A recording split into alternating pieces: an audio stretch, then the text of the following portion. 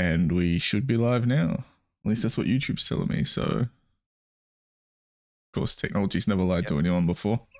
I just got a notification. Sweet deal.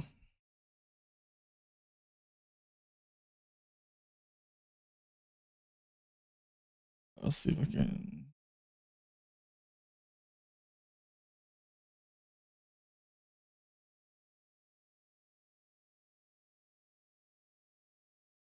All right. Why is that showing? Oh, and there we go. Stupid thing. That's better. Right. Should be able to see that now.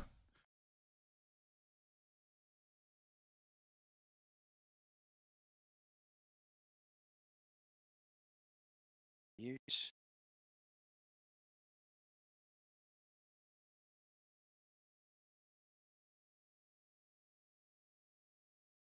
Yep, there we go. I can see it. All good. There we go. It's good fun.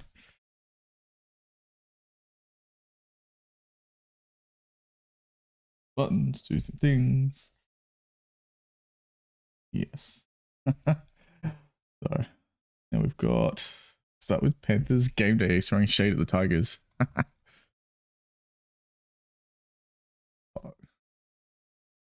As I said before, it's actually kind of a shame the Tigers haven't responded.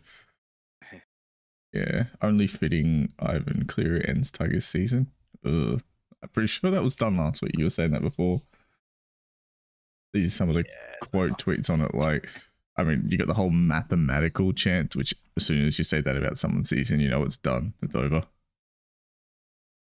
Well, if we're talking like that, we were like probably only a mathematical chance since that loss to the Warriors. That was the one that really put the nail in the coffin. Yeah, it was done. A Warriors fan. I hope you don't lose. That'd be pretty embarrassing, actually.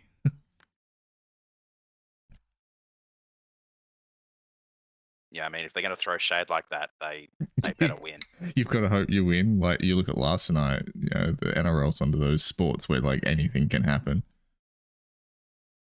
I mean, even though you guys are guaranteed, like, top 3 or whatever, regardless of whether you win or lose, and the Tigers won't play finals, the fans will rip the social team to shreds if the Tigers can actually pull it off. That is a given. Yeah. Given that post, if the Tigers do pull it off, the Tigers fans will rip the Panthers social media to shreds. Well, you kind of hope so. Like, you know, you can't throw that kind of shade out there and then not expect people to fight back. Like, it's all part of the game, and that's why I like this rivalry like better than most others. Most others are, oh yeah, we beat this team in a grand final, now we don't like each other. Whereas this one has like genuine emotion through it.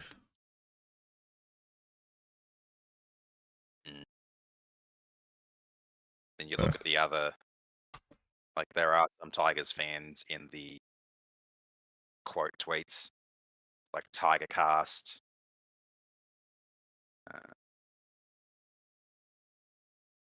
Where are we? Han Half Pie Tigers is her name. Tiger Cast. It genuinely appears that the round 13 loss to us upset the Panthers club fans more than their grand final one last year. T-Mac. Oh, what are the responses to this? West Tigers need to go out and replicate South season-ending performance, burying Sydney Roosters and net Parry Eels, demolishing Storm has reignited the final series. Fair enough. With T-Mac, hashtag illegitimates making its return. Oh, that was funny. What was it that Josh Robbo was it going on? Yeah, Josh Robbo. He lost his mind. Like, he absolutely lost his mind. Oh, yeah, Twitter blew up. Became a meme in a very short space of time. Like, our win was illegitimate because you had so many players out, blah, blah, blah. Well, technically speaking, does that mean because you guys are missing Dewey and Laurie that if we win today, it doesn't count? How many players, I wonder, are we actually missing? The ones I can think of our 17 that played round 1. Dewey, Laurie, I count Laurie, even though he came over later, I'm pretty sure. Just because he's your fullback. Like, surely no one else is going to be actually considered fullback. Tamo's missing. They're the ones I can think off the top of my head. I'm bringing up our round 1 team. Yeah.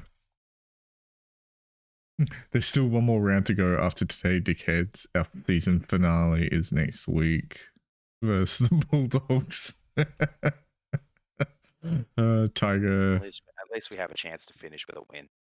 Have a bit of momentum going into next year. Well, we did that in 2019. We beat the Knights in the final round by like 50 points or something, and Nathan had like the best game ever in the world. I think he broke the club record for individual points scored in a game. And from there was just no looking back. Everyone said after that game, oh, hang on a minute, looks like there's something going on here. And it did, so... that's all we need to do. Wallop the Bulldogs by like 80 points next week and call it a season. Go out and do the things Madge has been telling you to do, and then it gives you something to build on. Give the fans some more false hope for next year. It's funny, you laugh, but there's so many Tigers fans that talk like that now. Like, it's really we don't have anything to believe in. There just isn't anything there. Like, you look at signings for next year, we've only made 2, and they're 2 blokes from over in the Super League. And we all know how much of a step up the NRL is from the Super League. It's like, are they actually going to cut it? Hastings has some NRL experience from his time at Manly. I don't know if he played anywhere else before that, but I remember he was at Manly before he went to the Super League. He had a falling out with DCE, I believe. Yeah. Major falling out with DCE. Wow. And Gildart, well, the focus for centres over in the UK is attack, not so much defence. Yeah. That's gonna be a big thing. So yeah, we have the money, but there's not really anyone out there that we could sign with it. Yeah, it usually ebbs and flows. Like, you'll have like, I think a lot of people seem to come off contract sort of around the same time. Like, I'm pretty sure coming up to the new TV deal, a lot of managers sort of worked out their player contracts for when that came in. It's because they knew there was going to be a big bump in the TV deal, so they could start working out contracts from there. So you'll find a lot of players come off contract around the same time. Okay, here's our 17 from round 1. So we had Laurie, Noffa, Roberts, Leilua, Kapoa, Mbai, Brooks, Tamo, Little, Offa, Garner, Luch, Twal, Talau, McKaylee, Vitoikamanu, and Packer. Huh. Just a couple of players. Yeah. Dewey was suspended for round 1, so... Yeah, but he's obviously a 5'8", I mean, or halfback, depending on what they want to do with him. It's the same as Laurie, like, he's there. He's your dude. Hey, this what this Tigers fan said. The final round. On half pie Tigers in a quote tweet to that Panthers post. This is a weird way of saying we sulked when you beat us missing players, so we look forward to rubbing it in when we beat you while you're missing players. I mean, it's a bit like that.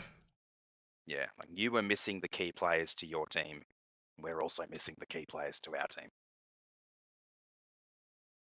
Which is actually kind of annoying. Like, we play each other at full strength. We had such a great game last year, that first game we played. Yeah, T-Mac, that must be the one you were talking about. With no Dewey, this victory will be hashtag illegitimate. Yeah, that's the one. Russ the Muss, cocky much? Saw that. Kurt Manis Stan account. I just love that name. That's a great name. I'm liking that just for the name.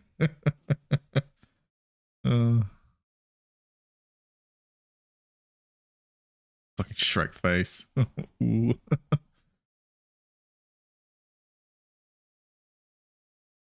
Yeah. I was hoping to see the Tigers had responded to it with something. No, I don't think they will. Typically, they don't respond to the other clubs. Which is a shame. I bet they would if they won, though. I'll be all over it. With a nice screenshot and some choice I don't words. think they will. Like, I don't think they will because obviously you guys are guaranteed top 3. We are. Yeah. They're fucked. I honestly don't think Tigers fans are going to care. They're going to have plenty to say either way. The Finals or not. the Tigers fans won't care, but the Tigers social media will play it chill. Yeah. Hi, Ash. G'day, Ash. Eels want Peachy. Yeah, he's all right. Just don't play him at centre. When he was for us, I always hated him at centre, but he's good playing in the middle. He doesn't have to, as long as he's not making like defensive decisions and stuff, and he just do his running game. He actually makes a good ball playing lock.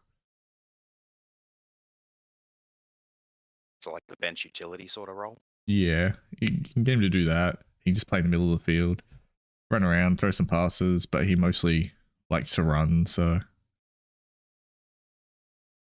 On an edge, he's really bad in defense. At least he was for us. I always hated it so much. But then you go back and watch when he played like off the bench for us, for example. We beat South with the last like minute try 1 year. He come off the bench and score the try like the last minute of the game. Yeah, it's just his strengths, I guess.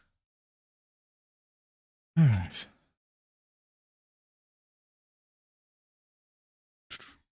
Where are we? Okay. So as for the game today, what do you most want to see from the Panthers? Like you're gonna win. Like that's almost 90. Like that's almost 100% guaranteed. What do you want to see from the team going into the finals?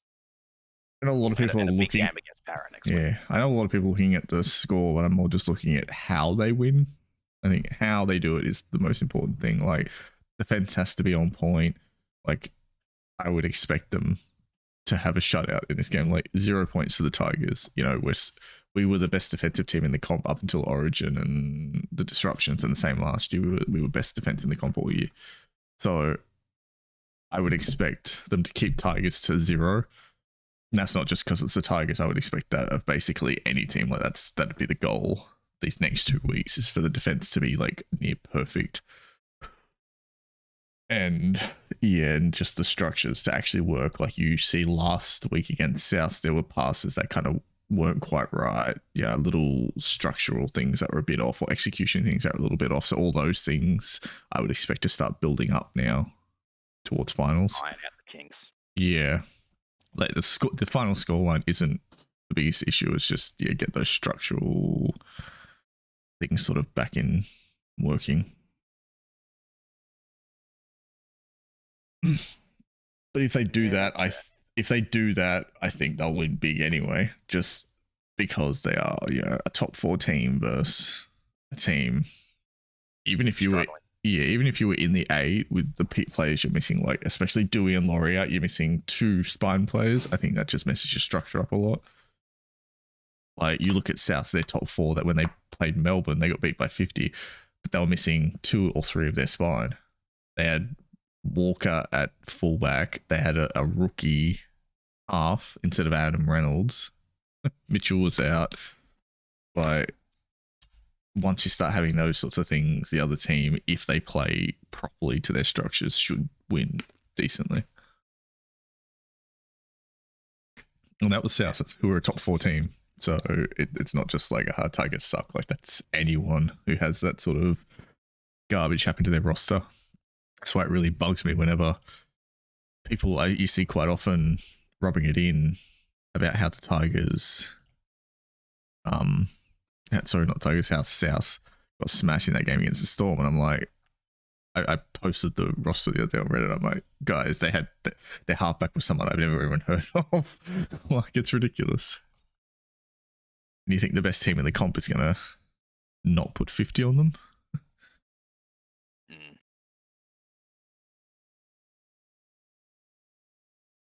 Ash is in the comments, like, giving us all the signing news, apparently. Ash is on it. Well on top of it. He's a who needs the mole anymore? We got Ash. Do our job for us. You don't need the mole. You don't need Hooper. None of these guys. Their scoops aren't nothing on Ash's scoops. Yeah. So what I've actually got here, which I will transition over now, is the article you put up. And Adam, why COVID is threatening to ruin the Tigers' 2022 campaign. Which, yay for them, I guess. West Tigers, who's by Christian Nicolucci on the SydneyMorningHerald.com. West Tigers future captain Adam Dewey fears he will be forced to wait months to undergo knee surgery because of Sydney's COVID-19 outbreak, which potentially pushed his comeback to the middle of next year. Jesus Christ, that's horrible. If he goes to the middle of next year, that could like kill your season again. Yeah, season once again over before it starts. Right. Dewey said his immediate concern is establishing exactly when he can undergo a second operation on his left knee to repair the ACL he tore against Cronulla last week. See, there should be no doubt he should have done it in Queensland. The 5'8". Sivo has. Yeah, blah, blah, skip that bit. Yeah, all elective surgeries in New South Wales have been put on hold, so public and private hospital beds are kept available during the latest pandemic. Let's see if we can find the Tigers wanted Dewey to consult with Sydney-based David Parker, blah, blah, blah.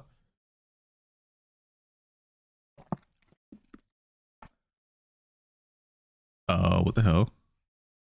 Hello? Are you there? The hell? Hear me? Yeah. I'm not sure. We were having some kind of weird technical difficulties there. I don't know what's going on. It might be my Wi-Fi again, being a bit temperamental. No, it was on this end. It said stream has disconnected, attempting to reconnect, and looks like the stream is back again now. Okay, cool. So I don't know if that's something going on in the area, because everything on my end is fine. So unless the internet is going crazy, which wouldn't surprise me, honestly. Gotta love like Optus. Thanks, guys. So I was basically saying I kind of wish whoever at the club made the decision to send Dewey home got named and shamed in this article, because they kind of deserve it, because it's an absolutely shocking, appalling decision. Yeah. It's like if he can't come back to mid next year, what the fuck? Like he should be coming back at the start of next year. Well, at the very least within the first 2 months. Because we're looking at 7 months from now, which would be what? Yeah. September, October, November, December, January, February, March. 7 months from now is the end of March, which is like 2 to 3 rounds into the season. So he'd probably be looking at like early to mid-April if he got operated on now and had the lesser recovery time frame due to it only being a partial tear as opposed to a complete rupture. Yeah. But if that's delayed, then obviously the more it's delayed, the longer before he can actually play, the longer before he can start even getting on the recovery side of things. So yeah, absolutely terrible decision by whoever made it. Yeah, whoever did that needs to be held accountable. That's disgusting. It's like you've basically just handicapped yourself in the most ridiculous way possible. At least we have Hastings, so it's not like completely crapping it to start the season, but obviously there's going to be some gelling between Brooksy and Hastings to work on. Well, yeah, that's going to be the only saving grace is that he's coming over, so he'll be able to just go into the halves for years. But obviously, Adam will be the preferred number 6 whenever he gets back.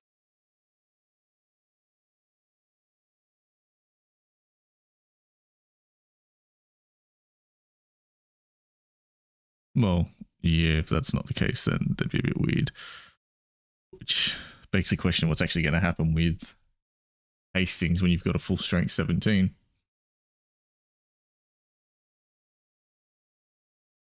Yeah, honestly, I don't know. Like, some people are saying he'll be like a ball playing lock, but yeah, that's exactly what I was saying, Ash. I don't know. I don't know if that's going to be the right call. Well, I've seen Twal play a lot of lock, so I don't know Yeah, a lot of what's. Tigers fans aren't keen on Twal at lock. You think he's more of a prop? Yeah. Well, he doesn't really have much of a pass. Like, he's great defensively, but he can do that at prop. Like, the things he does well, a prop, he can do. Yeah, he needs a bit more of an offload, but he's not that sort of ball playing lock that you see in a lot of teams nowadays. Yeah, the one that's being really successful is like your Yos, your Radleys, your Murrays, guys who can defend well, get a quick play the ball, and also are essentially another half in the way they play make as well. Even your hectic cheese. Yeah, like guys like that, like it's no longer just for a long time it was just an extra middle forward. Guys like Gallen who would just take a bunch of tough runs and be another prop. So it's not that anymore. Did Hastings play? I'm just trying to find his profile.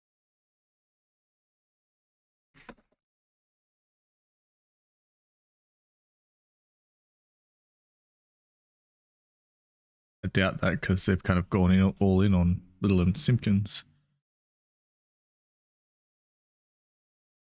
Yeah, I think going forward, that's what we need to have in the 9 is those two kind of, one for the first 30, the other comes on for the next 30, and then the one who was out there comes back on for the last 20.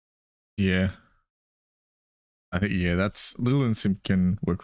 I think probably one of your best games was recently. They did it and they looked really good because they didn't lose that momentum when the dummy half gets fatigued.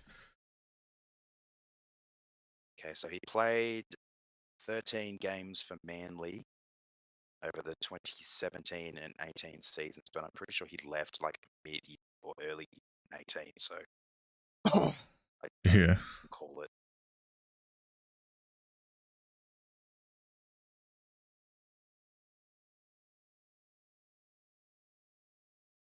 Three of 2017 he did.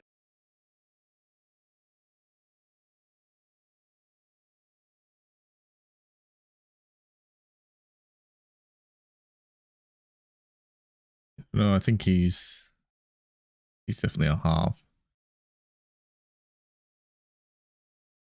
Apparently he came in off the bench and filled in at fullback for that game. Here you go. You can be a utility, I guess. Play off the bench and like what Mbai was doing. But then you'd have to go all in on either Simpkin or Little, and the other one's in reserve grade. At the start of the 2018 season, Hastings was involved in a well-publicised falling out with fellow Manly player Daly Cherry Evans. Yeah, that was a big drama, and he then went to the Super League, and Barrett looked like he wanted to punch himself in the face, and he was really not having a good year that year.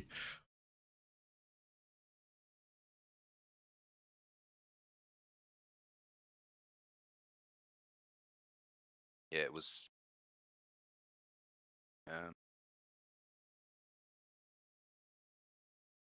round 6, 2018, I think it was. Manly versus the Tigers at Lotto Land. That was fun. Tigers fans had the Manly fans. A lot of them left at halftime. It was like my brother and I, where we were sitting, we were surrounded by Manly fans, but in the second half, most of them had gone, and the ones who had stuck around were just congratulating us. It was a great time. Yeah.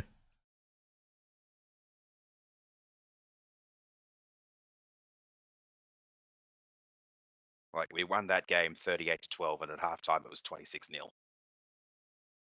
Yeah.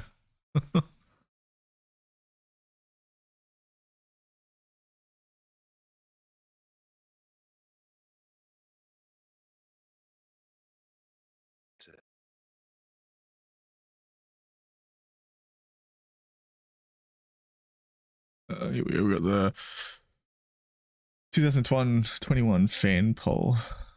Thought might be worth a shot.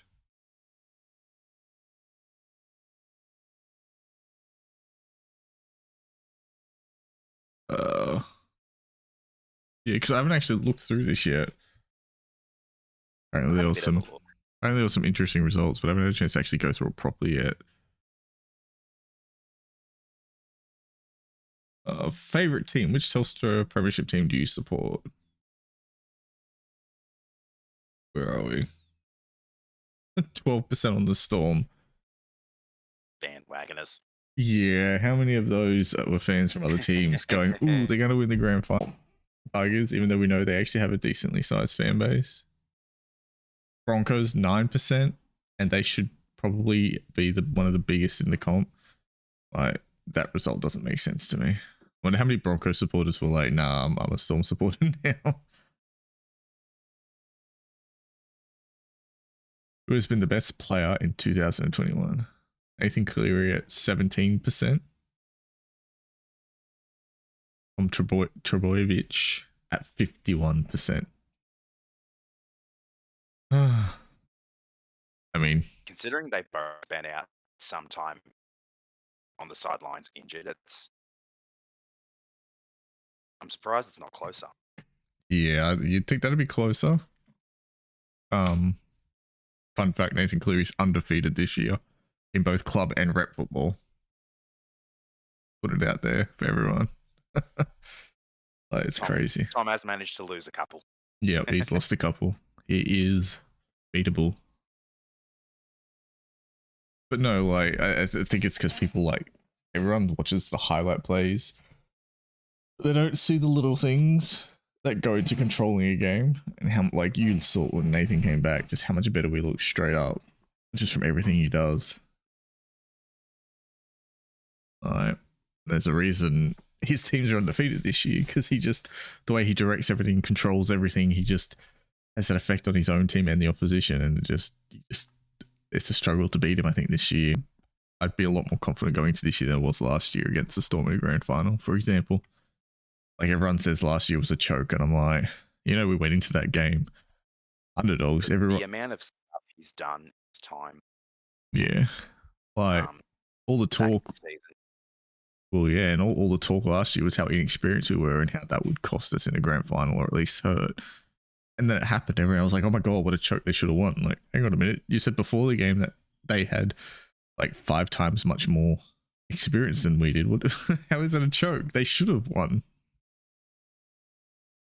But no, a grand final loss, they played Origins, like, he's at that point now where he's had all the experience he needs. Next job is to get back to the grand final and win it.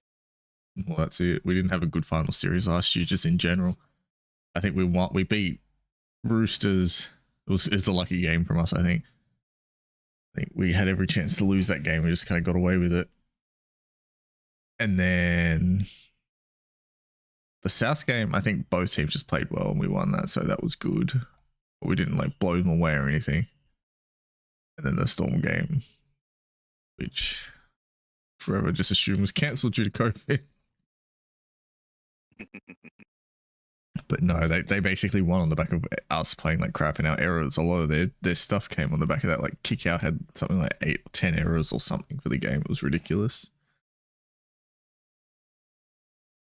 Holy crap. So best coach this year, Craig Bellamy's at 57% and Trent Robinson's at 12%. I would have thought that'd be a little bit closer. I mean, the Roosters have had the worst. Yeah, considering what he's done with that injury toll. Yeah, they're far and away the worst for disruptions this year. And you've got to compare like how the coach went in previous seasons. Like Bellamy, you know he's successful. You know he's going to be successful. Yeah, You know he's going to be a good coach. Like he's an amazing coach. have how have other coaches at other clubs turned their club around?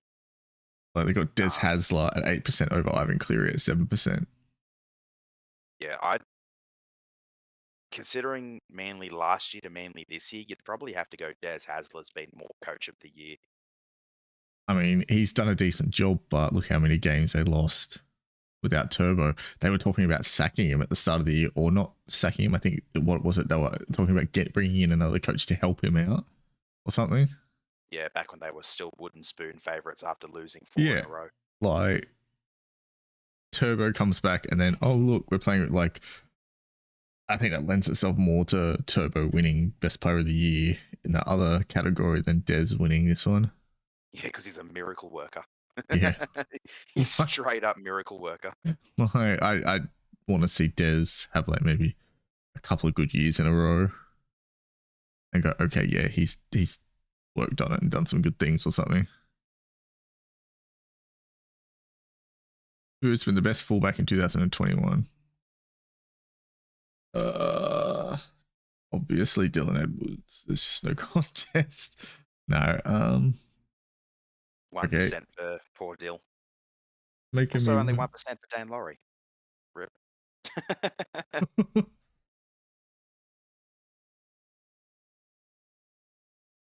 It's crazy to see the gap between Turbo and Tedesco. I would not expect it to be 62 to 12. Like, that's what I mean. Nico Hines is at 8%. Who's she got? I would not have Latrell Mitchell at 5% the way he's been this year. I honestly wouldn't. No, his best football was at centre for New South Wales. Like, he's played some good games, but you like look at the game against us. You would expect a guy like him with his experience and his talent when things were going a bit rough that he would step up and own that, but he just sort of left them to their own devices and he gets frustrated. Like, as soon as things get a bit tough and push him a little bit mentally, he gets frustrated and lashes out. It's just, I don't know, I couldn't put him anywhere near guys like Tedesco and Trebojevic. It's kind of annoying that Tedesco's only got 12%. Like, he's had an extremely good year. I don't understand how people can underrate him so much this year. Like, a few times I've criticized him because he runs in circles a bit, but he's practically working miracles out of that team to keep them in the top 8. Yeah, basically, like, he's probably the biggest reason why they are where they are. Basically, him and Like, Joey Manu. Like, they have played one more game than the Eagles, but they've both lost the same amount of games. And if the Eagles win today, like they're well and truly expected to, the Roosters and the Eagles are both going to be on 15 wins and 8 losses. So it's like, can you really split them 62 to 12? Is that a fair split considering No, not that how far. well the teams have fared? And you got to look at like the fortunes of the team and how the team's season has been. Like yeah, Manly came from last after 4 rounds to rocket up into the top 8 since. Let me have a look what round they actually made the top 8. The first round they finished inside the top 8 was round 10. Yeah. So after Magic round, that was their first round in the 8.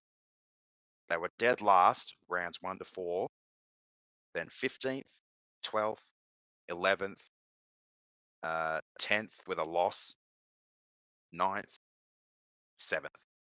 And they've been up in the top 8 since round 10. So yeah, you can look at that and say Tom deserves it. But in saying that, comparing that to Tedesco, he's become the captain of this team with their 2 most senior leadership figures well and truly gone. plus ACL injuries, concussions galore, everything else that's gone wrong for them. Yet they're still up there. They're still in this three-way battle for a top four spot with 1 and a bit rounds to go. Yeah, exactly. And like I said, it was on the back of him and Manu, who unfortunately got a really bad hit. That was poor bloke. I really felt for him. That was horrible. Yeah, and with that loss to the Rabbits, it's put Manly in the box seat, finishing top four, given their final two opponents are both bottom 8. Yeah.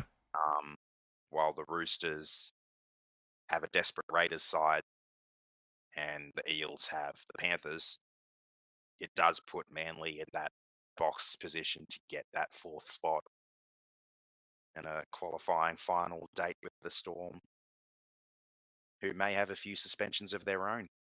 Jeez, imagine if they go into that game under strength and Manly beat them. Yeah, Manly find themselves in a prelim. That would be insane. Honestly, I wouldn't mind seeing that. That'd be crazy.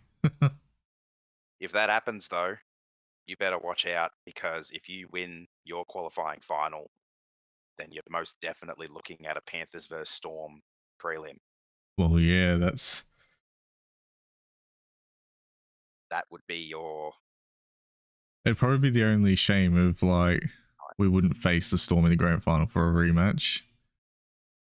I think most Panthers fans want to kind of see that, see if they can actually get that sort of the monkey off the back, so to speak. Like, I guess it kind of happens if you play them in a prelim and we win and go through to a grand final. Say that happens, I guess it kind of works, but it's not quite the same. Could end up looking at a rematch of the, was it 2011 grand final? Was that Manly versus Melbourne? I think so.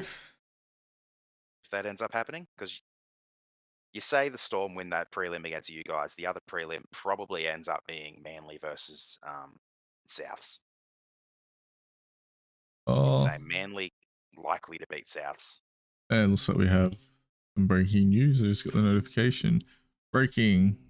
So we got Brent Reed on Twitter, which is now up on the stream. Breaking: South Sydney will take the early plea on Latrell. His season is over. Well, damn. I think that's it. That's them done. That is, yep, that's them absolutely goners. There you go. I don't think they can do it now. The other thing was that Liam Knight's also getting done for a hip drop too. So if he's out for a couple of weeks, if he gets 2 weeks, for example, they play us round one of the finals.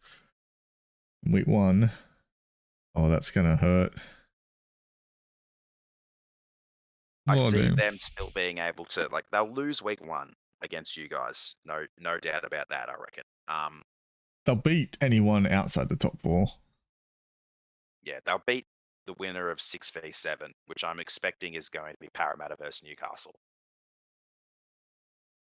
If they play Parramatta, that could be a bit iffy for them. As you saw last night, when the Eels are one of those teams where they've just got a shot with a good attitude and they have the roster for it. It's normally their mentality that sort of gets at them. So, I don't know. Have to wait and see. That's going to be interesting. Damn, I can't. Speaking of Parramatta, that raises the question. The commentators after last night were saying Parramatta are back. Do you buy into that? Do you think Parramatta are back? Or not after one game. They just had one good game. They've kind of capitulated, and they've had one game. So I mean, like one game, one and a half good games if you count the Cowboys. Yeah, over the Cowboys, but that's the Cowboys, and that was their 10th loss in a row before they won this week. Yeah, it's one thing to go up for a one-off game against a top team and get fired up. Like, it's easy enough for your coach to be able to like get everyone mentally up for that. It's another thing to do the week in, week out, which they'll have to do now till essentially the grand final if they want to be contenders.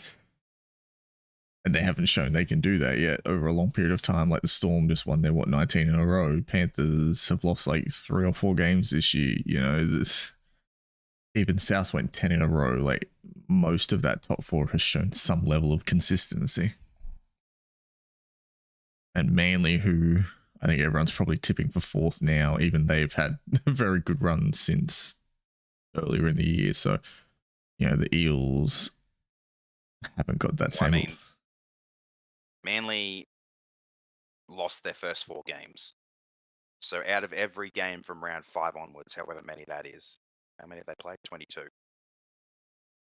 I can't do math. What am I thinking? 18? Yeah, something like that.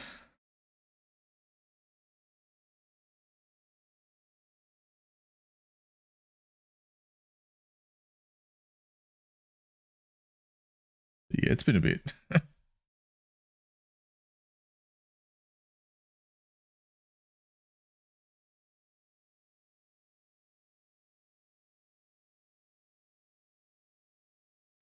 You there? What's going on? Have we lost him?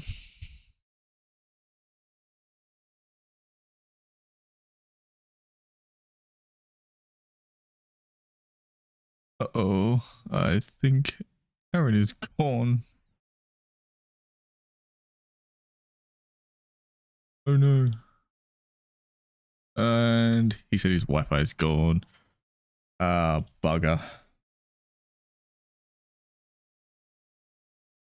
I'm all alone. There's no one here beside me. Oh dear.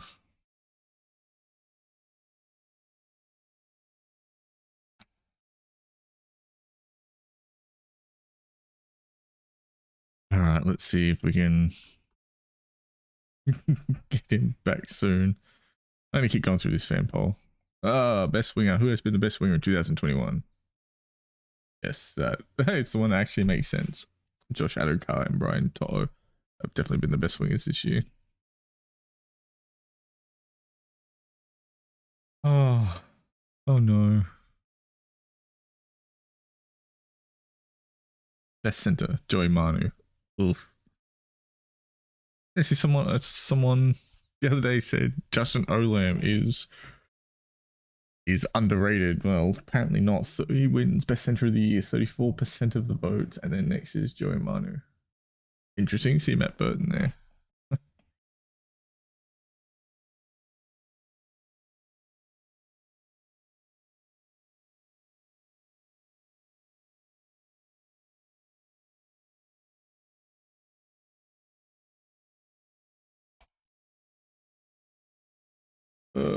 Best 5'8". Cody Walker 36%, Jerome Lua at 30%, and Cameron Munster at 24%. I'm not a big Cody Walker fan, honestly. Yes, he's had his moments, I guess. I don't know. It's interesting because against us, he completely lost his head and collapsed. They had that first spiffo between Naden and Mansour, and from there, South just lost all their discipline. I mean, Cody Walker he threw at least one pass over the sideline.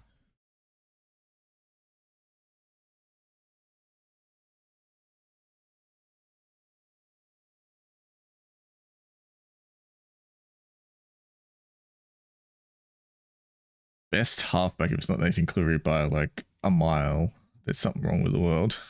Yeah, I thought so. Also good to see Jerome Hughes get a bit of love.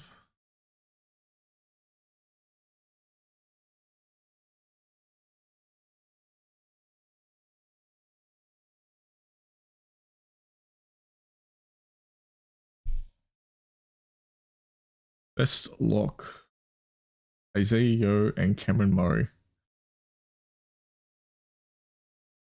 Yeah, I guess I can't be too upset with that. Only a % difference between them. I do think Isaiah Yeo's been better, but maybe that's just some team bias going on there. Yes, Ash Crichton's been probably at his best since he went to right centre.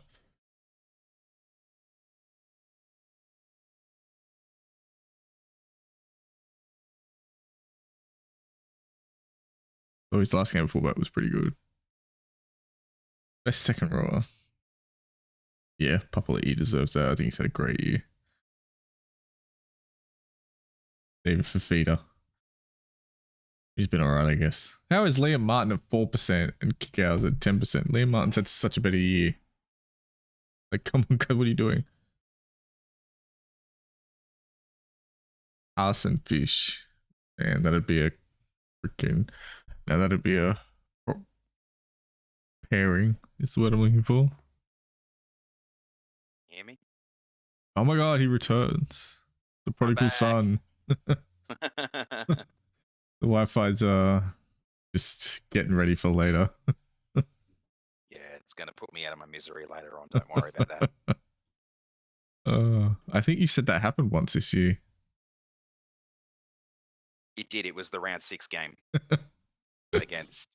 No, it's happened twice. It cut out during Golden Point in round 6 against the Rabbits. And then it also died in the ass repeatedly while we were getting walloped by the Storm. There's something to it. The Wi-Fi knows. It knows. No, I was just actually going through this list while I was here by myself. I'm at best. Yeah, I'm at best prop. You got Payne Haas and James Fisher Harris as the two best, unsurprisingly.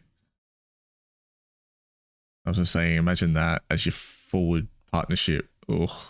And this is why the salary cap is the thing. Yeah. I don't think you'd ever really lose. Like, I'll just finish what I was saying about Manly when I was rudely interrupted by my Wi-Fi. yes. So I was looking at the like the ladder and their finishing and or their current position and all that, and it's basically a matter of, because we were talking about how comparing the Roosters and the Eagles. So yeah, Manly lost their first 4, but since then they're 14 wins and 4 losses. They haven't got on like any major winning runs, but when you look at that 18 games and to only have 4 losses in there, and I don't think they had 2 in a row at any point there. No, they never had 2 in a row. So they won 3 and then lost 1. Won 3, lost 1, then a bye. Won 3, lost 1, 3 and lost 1. So there you go. They're consistent at least. Yeah, and that's what I was saying. Like, yeah, they weren't breaking any records, but there's a consistency with those top teams that is what you need to see from the Eels. So probably over the next like couple of weeks, just go 2 in a row, 3 in a row, whatever it is. Pencil the Dogs in for an upset next week then. they keep the trend. They beat the Cowboys this week and then lose to the Dogs next week. Why would that not surprise me? Got to keep the trend going. Yeah, exactly. But that's what I mean with the Eels is they don't have that same consistency with those top teams, which is why, like, with the media saying, "Oh, they're back. That's it. They're good now." It's like, just at least go 2 in a row and show the same form over 2 games at least, and then going into the finals, right? They're kind of hitting their straps. Yeah, even if they don't go 2 in a row and they lose next week, just show what they did against the Storm. Yeah, because if they do it, at least if they back it up, well and truly off their game last night. Yeah, there's no 2 ways around it. Like, at least if they back it up, you can see, right, that's like an actually a coaching thing that they've done at training and they're implementing it. It's not a fluke sort of thing, because I mean, Addo-Carr went off injured and it was really off game for the Storm. That's why I said in our discussion on the Discord, I said they're going to be brutal next week when the Storm play, because they rarely have 2 bad games in a row. Like, Bellamy will look at that and go, right, that's not us. Fix this shit now. Because, like, compare that to the Eels. Here's the Eels season. So 4 wins, then a loss. 5 wins, 2 losses. 3 wins, a loss, and then a bye. 1 win, then 4 losses. Now they're 2 wins. It's the 4 straight losses that are hurting them bad. Yeah. That's when all the media were going on the doom and gloom and, oh, we're going to sack the coach and relocate them to Antarctica and all this sort of stuff. Because it wasn't just the losses themselves, it was the manner of them. Yeah, a 2-point loss to the Raiders, there's nothing wrong with that. Yeah, but they weren't 28-0 playing. loss to, They were not playing top 8 football. yeah, 28-0 loss to the Roosters, 40-12 loss to the Rabbits, and then a 56-10 pummeling at the hands of men. Yeah, that would have been rough to watch. They then beat a pretty dodgy team in the Cowboys and have now beat the Storm, who, yeah, let's face it, were well and truly off their game.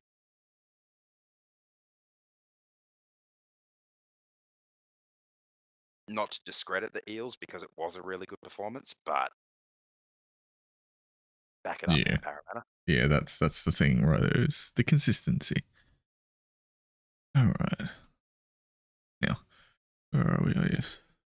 So we're up to Rookie of the Year. They've got Sam Walker in first at 35%, and then Reece Walsh is second at 27%. Do you agree with that?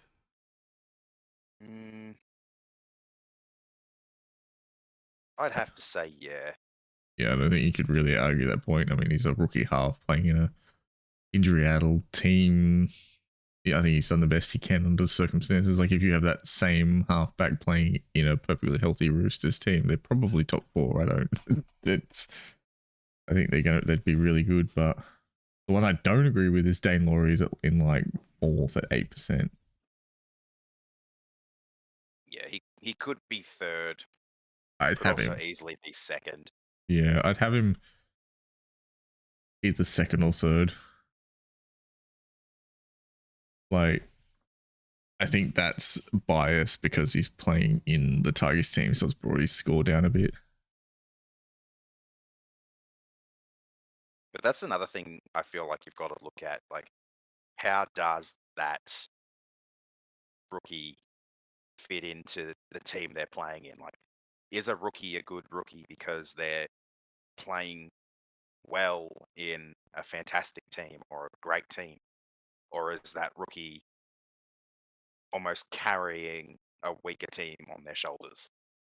You know, you look at it when you played the Roosters at the start of the year, he was one of the best on field, even though you lost by a decent margin. He was still fantastic in that game. Yeah. Yeah, I don't know. I'd have him probably second after Sam Walker, honestly. That's just me. Again, I think a lot of it comes down to general rugby league fans look at the highlight plays, so they're not looking at sort of everything and go, oh, all right, let's factor all the little details in. Best recruit, best buy of the year. How is Harry Grant on the list at all? They didn't buy him this year. He was theirs. Last year, he was on a loan deal to the Tigers.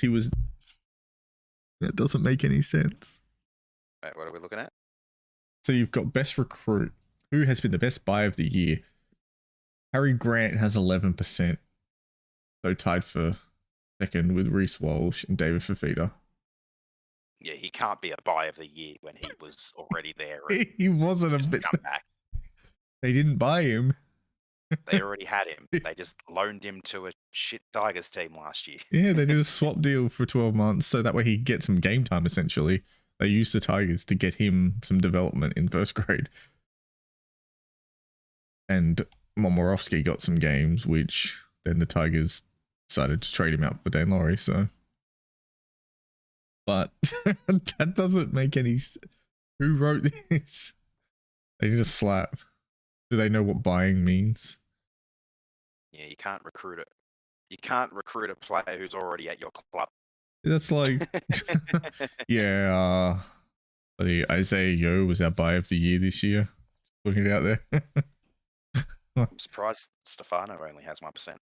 He's been really good.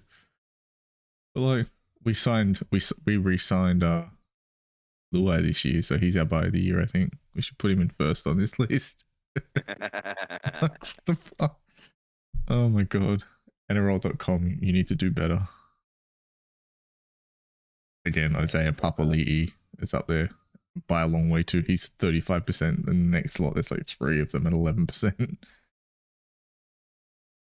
Best skipper. James Tedesco at 19%. Edges Cleary at 16. I can live with that. I think that's a pretty good indication of how the year's gone. I think Tedesco's had a lot more hardship to deal with. So I can live with that. I mean, he's the State of Origin winning captain, and considering what's happening at the Roosters, and he's practically carrying that team as best he can on his shoulders. Even with my team bias, I'm happy enough for Cleary to be second there. Yeah. Which, the funny thing is, Isaiah Yo's at 4%. Yeah, you have 2 captains on there, you lucky bastard. Yeah. Like, our co-captains actually have like one 16% and the other one's 4%, but they're captains of the same team. So how do you work that? Are they just going, oh yeah, their personal form is like, I don't understand. Yeah, how can you pick between, like, I think the better way to do it would have been like for teams that have co-captains to just say the team name instead of the individual captains. Or you'd have Nathan Cleary / Isaiah Yo or something. Like you'd put them together. How can you like split the two or define what work like one of them does as captain compared to the other? Yeah, like you're saying 2 guys on the same team with the same results as captains have a 12% split between them. Yeah, you can't exactly quantify what that doesn't make sense. What one of them does compared to the other. It doesn't quite work that way. It's like fucking what? That's so weird. Because I don't know how it's actually working. I would imagine that Yo captains while he's odd, but when he goes off, it's Cleary who takes over. Yeah, I think it's obviously you got one who's half, so he's already organizing the team anyway, which is probably why they made him co-captain, because he's got, no matter whether he's captain or not, the halfback has to direct the team, tell them what to do, be a leader anyway. That's why I'm a big fan of your dominant.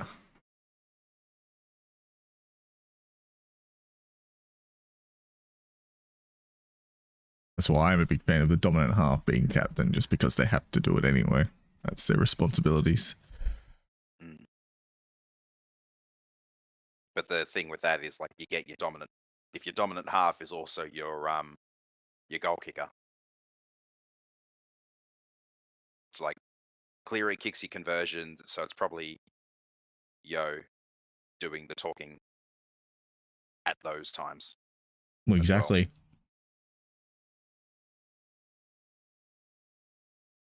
Because, yeah, when they get in that huddle and he's kicking the goals, someone's going to have to be giving them what for in the huddle.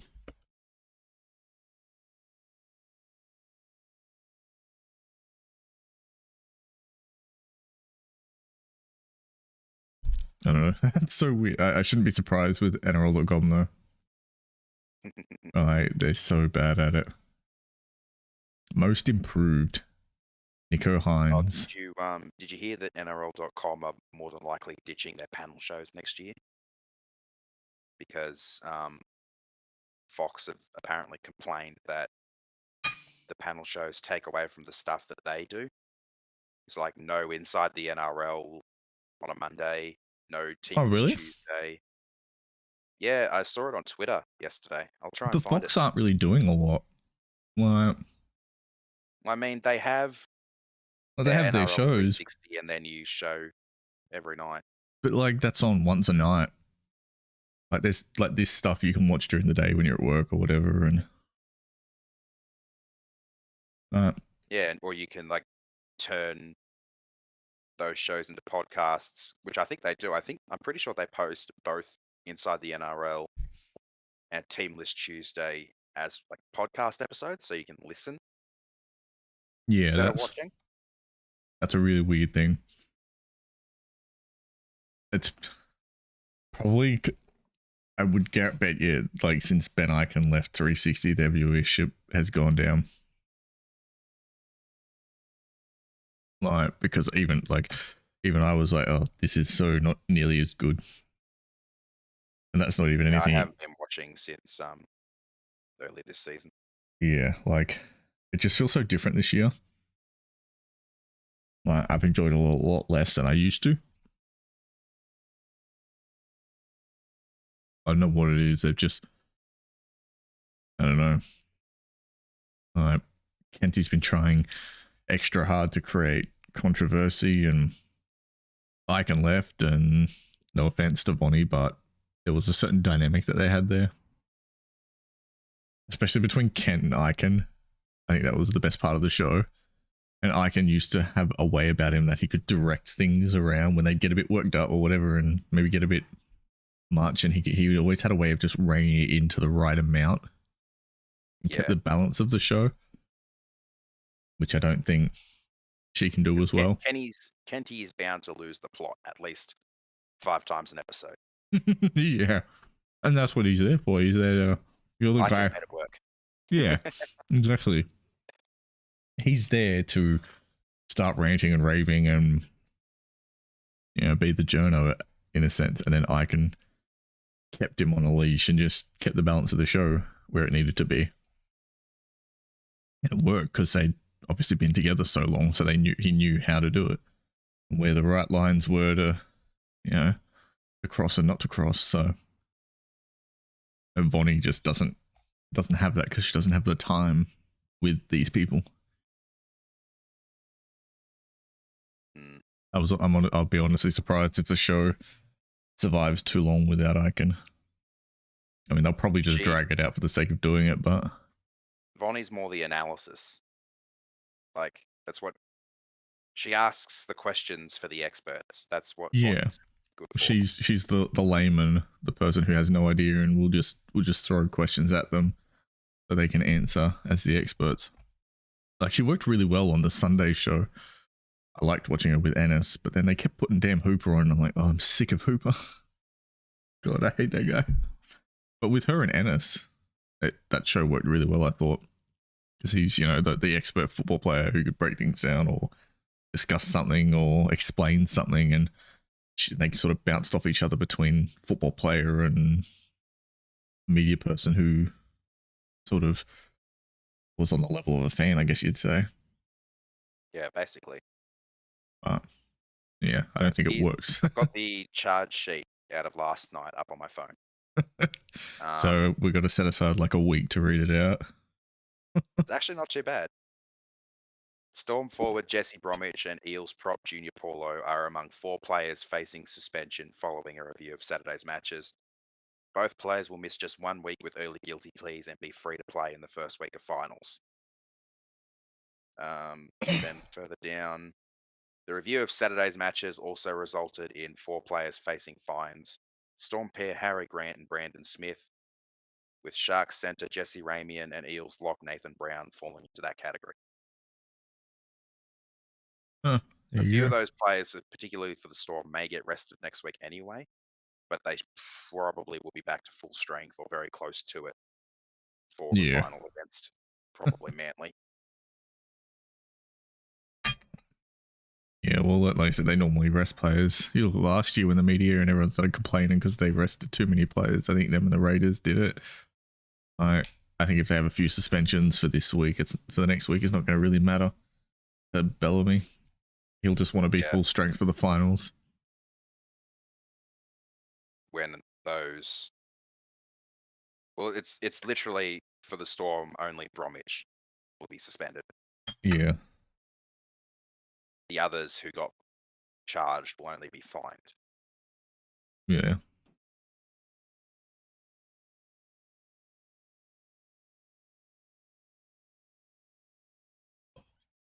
So it's not as bad as what some people were expecting, because there was a lot going on. Yeah. There was a whole lot of on-report stuff.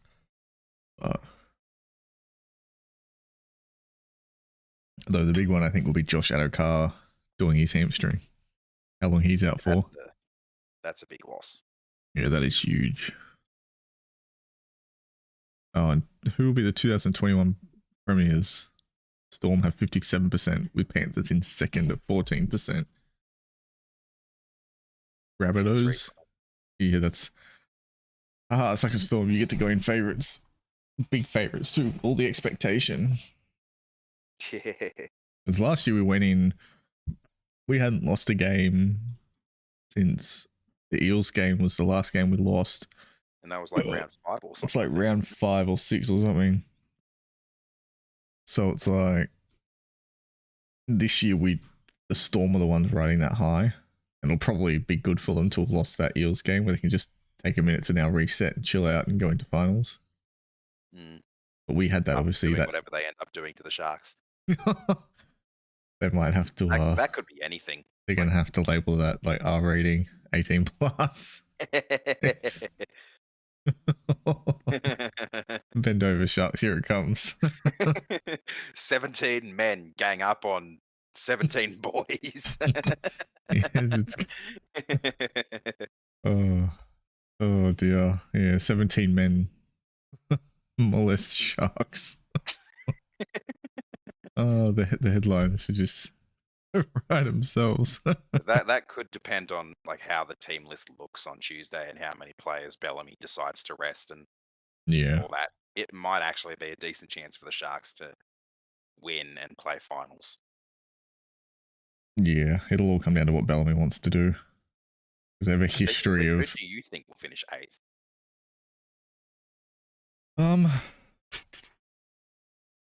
The ladder. Where are we at? So we've got the ladder up now. Or the Titans.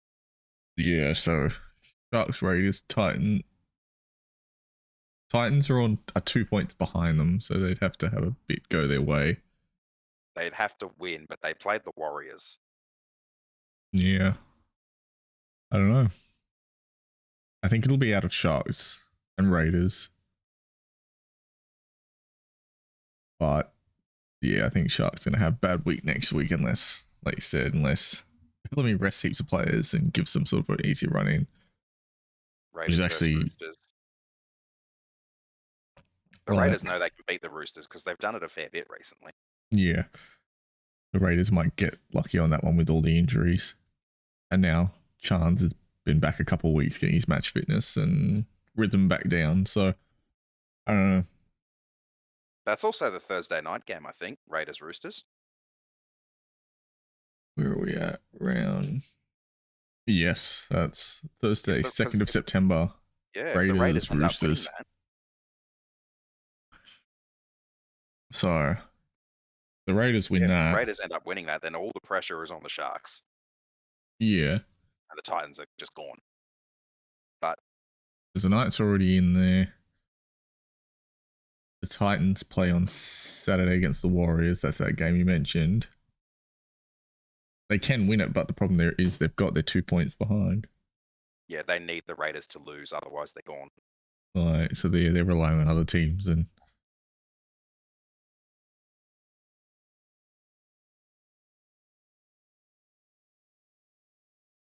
God, Manly, yeah, because Manly have the Bulldogs.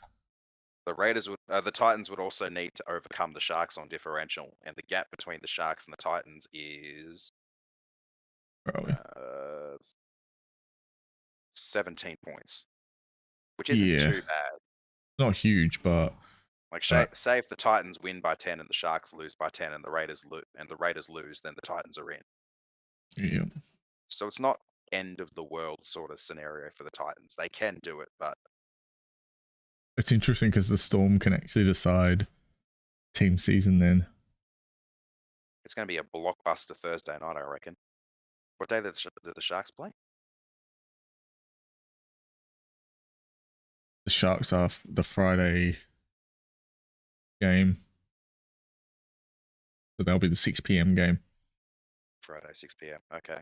The first game. Straight after the Raiders. So yeah, so you'll have Raiders and then the Sharks will go straight into their game Friday. And then it's us and Eels, so I guess, Broncos, Knights, which I think Knights are pretty first safe. 3 games of the final round. Yeah, it's not bad. I like that. And the Titans have to wait till the last game on Saturday. Hmm. Oh, no, sorry. First game on Sunday. Yeah, first Sunday game, sorry. So, I don't know. That's going to be an interesting round. It means the top 8's still not completely decided.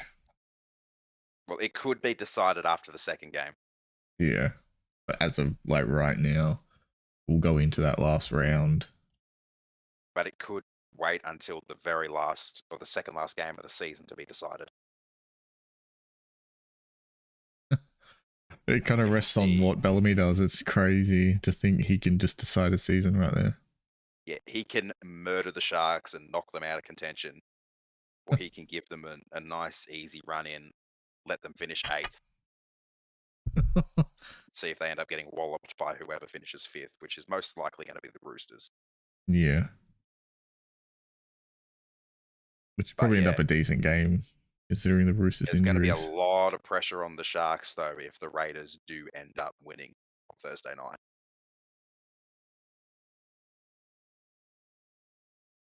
Yeah, I don't know. I think the Raiders might get it, but we'll see.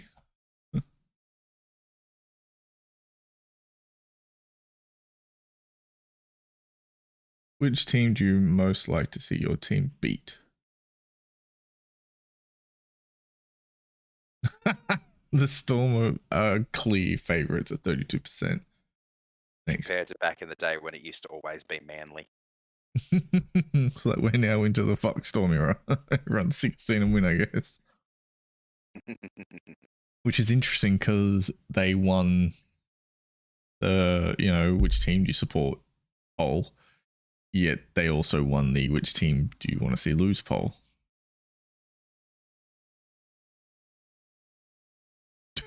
So I'm glad people don't seem to care about seeing the Tigers lose. Yeah, although 1%. According to social media, everyone cares when the Tigers lose because they're talk of the town. They're talk of the town when they lose more often than when they win. Yeah. That 1% is Josh Robbo there. Yeah, probably him and just every one of his mates that he could get to vote. But that doesn't. That's interesting. Franchise player. If you were starting a club, who's the first player you'd sign? Oh, what a coincidence! Tommy Turbo and Nathan Cleary are clear ahead on that again. Can you imagine them in the same team, like permanently, week to week? Jeez, that would be barely lose. Yeah, you would never lose. You would have to have like a reserve grade team around them, and they'd still be top 8. Yeah, pretty much.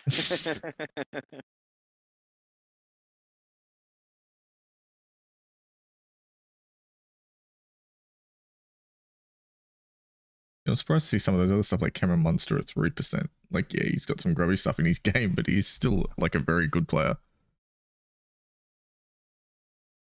Yeah. Oh, Jesus. Tommy Turbo, You can't Dally really M. start a franchise around a young player, though. Like, Yeah. Sam Walker, Harry Grant, Reece Walsh, Matt Burton, Jack White, and you can't really start the franchise around a younger player. It's got to be someone who knows what they're doing. Yeah.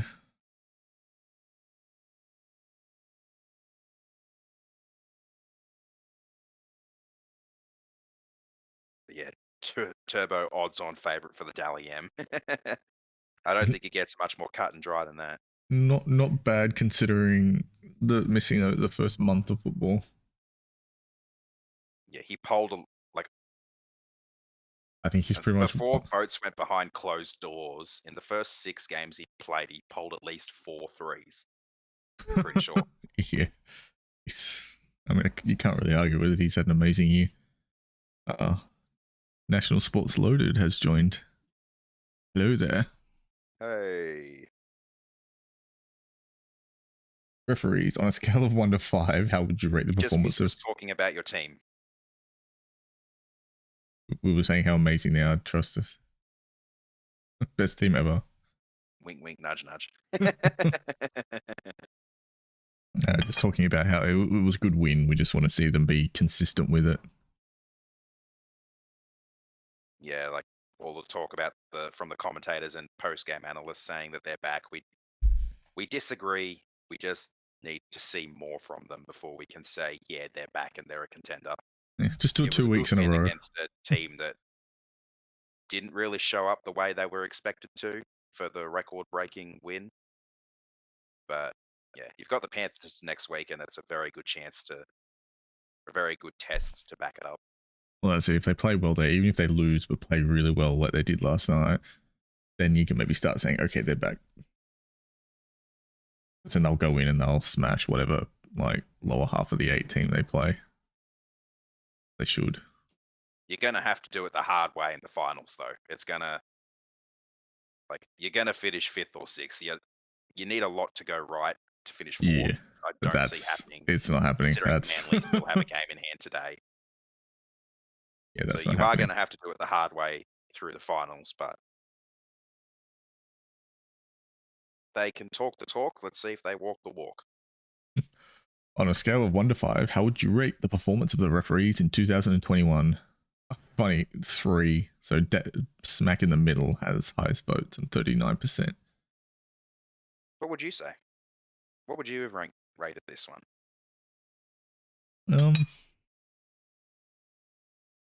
Well, they've split the referees in the bunker, so the referees I'd probably give maybe a 4. Okay. And then I think the bunkers had a worse year than the on-field refs, honestly. Oh, absolutely, they have. I think I'd be rating the on-field referees at a 4, and before I go down to look at the bunker, I'd be probably rating them at like a 2. And for me, it's worse because the on-field ref has a harder time. They're on the field. They don't have like the sort of camera angles and everything. They're on the field, obstructed view, everything's split second. Their job is twice as hard as the bunker. So I have a little bit of forgiveness for that. Like, you know, yeah, bunker should not be messing up the way they have. No, they have like 12 screens in the bunker. They've got every production camera angle available with high definition screens, slow motion, whatever they want at their fingertips. Realist and whatever time they need. They don't have a time limit where they're under, then there's no ticking clock putting them under pressure. So they should be getting like 100% of decisions correctly that they are making, unless you have a particularly obstructed view where they're like, you know, the vision's a bit inconclusive, you know. But at least they can say, yeah, the vision's inconclusive. We can't really make a decision. So there should realistically be no issues from the bunker. Yet they're making like absolute fucking howlers and making a mockery of it. Yeah. How often should the referee's bunker be used? Oh, they didn't even give it a like rating. The same 38%, less 52%, and more 10%. So 10% of people want more bunker. Okay. I would still rate the bunker as very poor this season, though. Yeah. Yeah. I thought they were actually going to rate the bunker. I didn't realize it was how often should it be used. No. I think the on-field refs and the bunkers should be split in ratings there because they're 2 different entities making different decisions under different circumstances. So then if you did have to rate the bunker and the refs as the same entity, what rating would you give overall? I mean, I'd have to, if it was just officials in general, the officiating, I'd have to lower it down to like a 2 or a 3. Yeah, if they had like 0.5s, I'd probably say 2.5. Yeah, if they had a half rating, but very average, to say the least. Which, like I said, is the dumbest thing ever. How is the bunker the one screwing it up? You'd think it'd be the other way around, where the bunker would be really good and having to chase after the refs and fix their mistakes. But no, you really don't get that. You get the bunker with all their camera angles and everything, just stuffing it up more often than the refs. Yeah, it's something like 12 high definition screens. So you can literally have every single camera angle available simultaneously at your fingertips. Yeah, it's then a matter of what do you do with it? Like, and then it's like they freak out. Maybe I think Ainsley should be there and be like, whenever they go to make a stupid decision, just be like, no, I have to answer this on Monday. Stop it. He's doing his NSL. Monday work early. Yeah. He's like, no, that's bad. Bad bunker. Just slap him with a newspaper rolled up or something. I don't know. Thoughts on Robinson losing it at the bunker? I actually thought it was really well done. I liked it. His point was spot on, because his point was not whether or not his player specifically needs special treatment. It was, his issue was that they went to play on twice, I think it was, if I remember correctly. So, and the bunker, and nobody made a decision until Manu got up with a broken face and tried to push and shove with Latrell Mitchell. And then they went, oh, there's something going on here, we better call it. And Robinson's like, how did we get that far? Why wasn't it called earlier? There was, like, they had perfect vision of it. You saw it in the replay. It was clear as day in the replay. So why wasn't the bunker making a decision in the moment there and then? Why did Joey Manu with a broken face have to get up and start a fight for the bunker to call that? I 100% agree with that, because it was ridiculous. And that comes back to, for some reason, the bunker's a fucking pile of crap this year. I don't know how. Like, we all saw the replay of it. Yeah, I could go pull it up now to be in the match highlights, guaranteed. Like, there's a perfect camera angle where you see Mitchell coming in with a sort of shoulder straight to the face, half swinging arm thing. It's like halfway between a shoulder charge and a swinging arm, and his shoulder just clicks him straight in the face cleanly. There's no way the bunker can't see that. Considering how many camera angles they had to look at it. Like, we saw, I think, at least 4 to 5 camera angles of that hit. Yeah, like, they've got it there. Before Latrell was actually sin bin. Yeah. No. I'm with Robinson. I don't understand how it took them that long to make the call. Like, if he didn't get up, it's funny, if he didn't get up and so Manu didn't get up, try and push and shove with Mitchell, which caused a stoppage, which then got things kind of going. If he didn't do that, the ref plays on. Thoughts on Kevin Nagama to the Bunnies? Is that a thing? Thought he was done. Well, I know he's returning from the Super League to come back to Australia for his family. I think he's going to be 32 or 33 next season, so he is getting on in years. But he was a pretty decent centre for us. I never had an issue with him as a player. It's just the age thing that you mentioned, I think, is the only part that you'd be worried about. I mean, you look at South this year, they got Mansour, and yeah, he's not anything flash, but he does a job. As for centres, who are they looking at for centres next year? Because they're losing Gagai. I haven't heard, actually. No, maybe Nagama as a centre for 1 or 2 years. Yeah, they might need that sort of transition to give them time to sort out their salary cap. Yeah, give them time to find whoever the new centre will be. Unless they have a young kid that they're looking at to take over Dan Gagai next year. I know they have a couple of young fine players, but anyway, should the NRL bunker rule on forward passes? 46% said yes. 34% said only for try scoring plays, which is weird, but anyway. No, the bunker can't look at forward passes. Unless you have some kind of fancy technology, I don't know, but due to the way physics works, when you're with momentum, when you're running and you pass a ball, even if you pass it backwards, if you're running at speed, the ball goes forward anyway. So it can be very difficult to decide whether a ball has actually been thrown forward or not. You'd need like an extra 2 cameras as well. Yeah. Both down both long sides of the field. Yeah. That you'd have focusing on the player's hands when they pass it. Like, it'd be very hard to manage. And on top of it with because also with the camera angle can make it look deceptive. So if you're looking at it like the main broadcast camera, which is on the side, so when they're down one end of the field or the other, the way the camera angle is can often make passes look forward when they're not because of the camera angle. So you'd have to then do what you just said, where you've got essentially a camera on each side of the field, like the spider cam or something, or the one they have on the Segway that runs down the side of the field, which then has to make sure it's perfectly in line with the play, or you're kind of screwed. Like they were trialing a new sort of camera at Bankwest last season, I believe. That they talked about their new camera angle they had, which I think was sort of what I was talking about. Like it's a camera down the side, like down the sideline, but it was on the same side of the field that the main televised camera is. Yeah.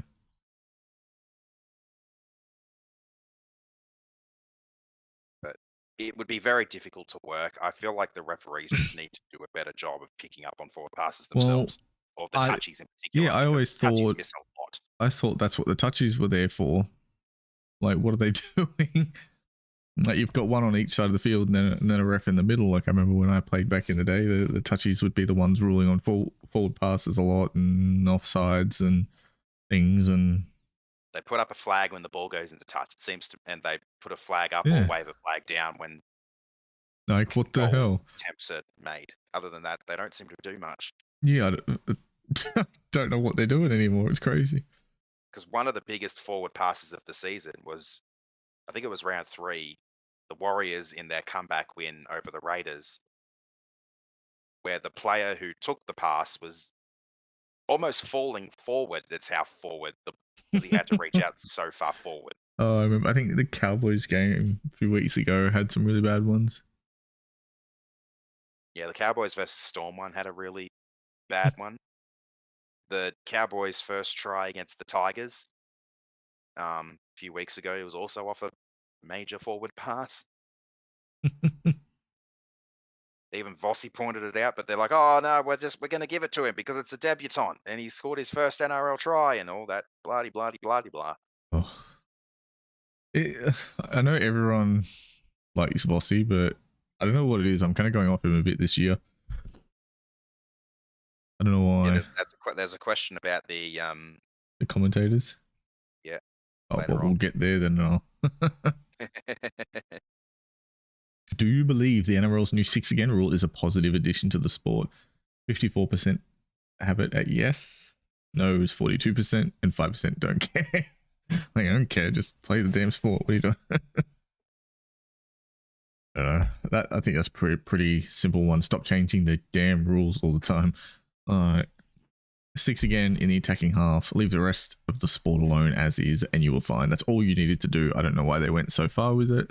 It bugs me to no end that they keep trying to change everything all the time. And then that recent one with the damn kicks into touch of 7 tackle sets is the most ridiculous thing I've ever heard. Trying to de-incentivize playmakers from kicking into touch. Yeah. But that's also, you're going to see even less 40-20s because if you miss it, you give your opponent a 7 tackle set. Well, the thing that'll happen is bomb to fullback. Every kick will be a bomb to the fullback because that's the safest option. Every single kick. You're not incentivizing creativity from the halves. You're actually disincentivizing creativity because they won't want it to go near the sideline or risk going out. Even a kick that's not meant to go out, but risk bouncing out, where you see quite a lot of those sort of kicks into the corners and stuff where they'll go out and the playmaker will get a bit shitty himself and be a bit cranky, be like, damn. Well, they won't even risk that anymore because it's too much of a penalty. It'll just be a bomb to the fullback. I'm like, okay. Good work, guys.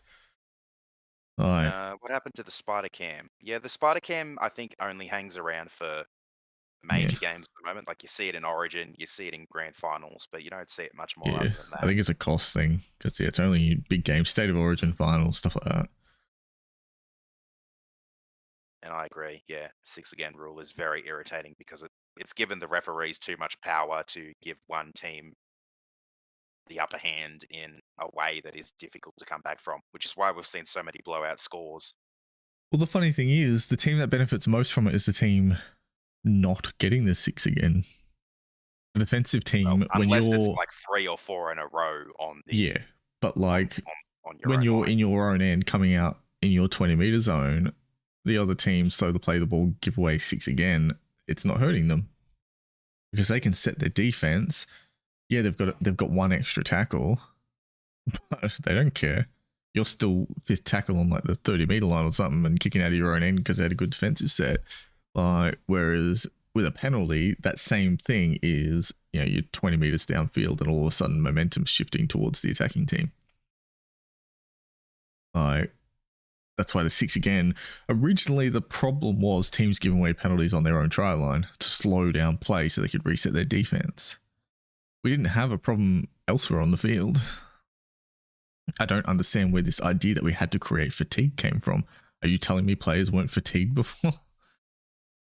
Yeah, like they're also still talking about potentially lowering the interchange cap, and I think that's just getting dangerous now. Well, you just look at the injuries and stuff. Like, you're just going to make that sort of stuff worse. Wait till you've got like more and more teams like the Roosters this year.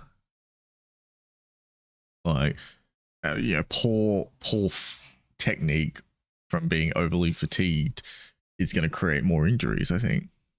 Yeah, like you look at that round 3 game where they lost so many players in that game against the Rabbits. Yeah. If there was a 6 cap for the interchanges, they probably would have finished that game with like 10 or 11 players on the field due to all the injuries.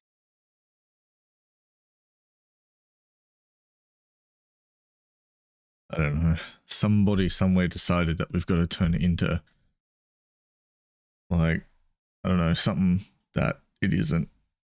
It's got to be go, go, go, go really quick, fast. No one has an attention span that can last for more than, 30 seconds because they're having a scrum, so everyone's going to apparently turn over to like a different sport or something. I don't think that's how it works.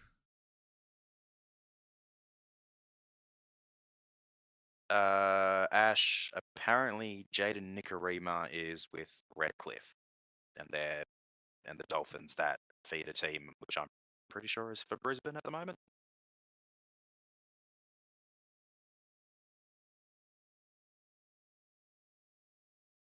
Captain's challenges. How many captain's challenges should each team get? 1 wins out at 47%, 2 at 41%. That's close though. Yes. It's close to an even split is, I'd call that 50-50. Just, we have, 23,000 votes, so that's not too bad for an almost even split. Which way do you lean for that then? I think 1's enough. Like, you already keep your challenge if it's inconclusive. So if you lose the challenge but the bunker can't quite make a decision because camera angles, you keep it. You kind of get a second chance there anyway. If you lose it because you were just flat out wrong, well, tough freaking luck. Be smarter about it. Don't just challenge because for the sake of challenging. Like, I don't want to have a situation. That was the decision. Yeah, that was the change that needed to be made after 2020. Like, allowing you to keep it if it's inconclusive. Like, that was the change that needed to happen. Yeah, and I think because of that change, 1 is good. Yeah, I think we're now at the point where Captain's Challenge doesn't need to be modified at all. It's fine.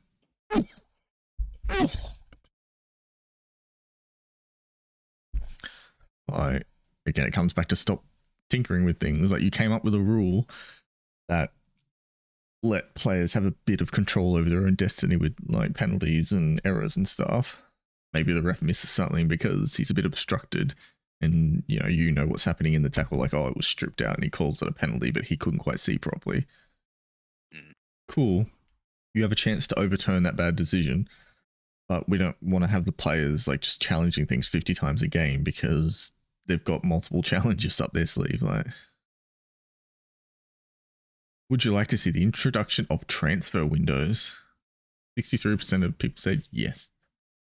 I guess it depends how it would work, but other sports do it. I don't see why it couldn't work in the NRL. Yeah, the AFL do it pretty well. Like, Americans.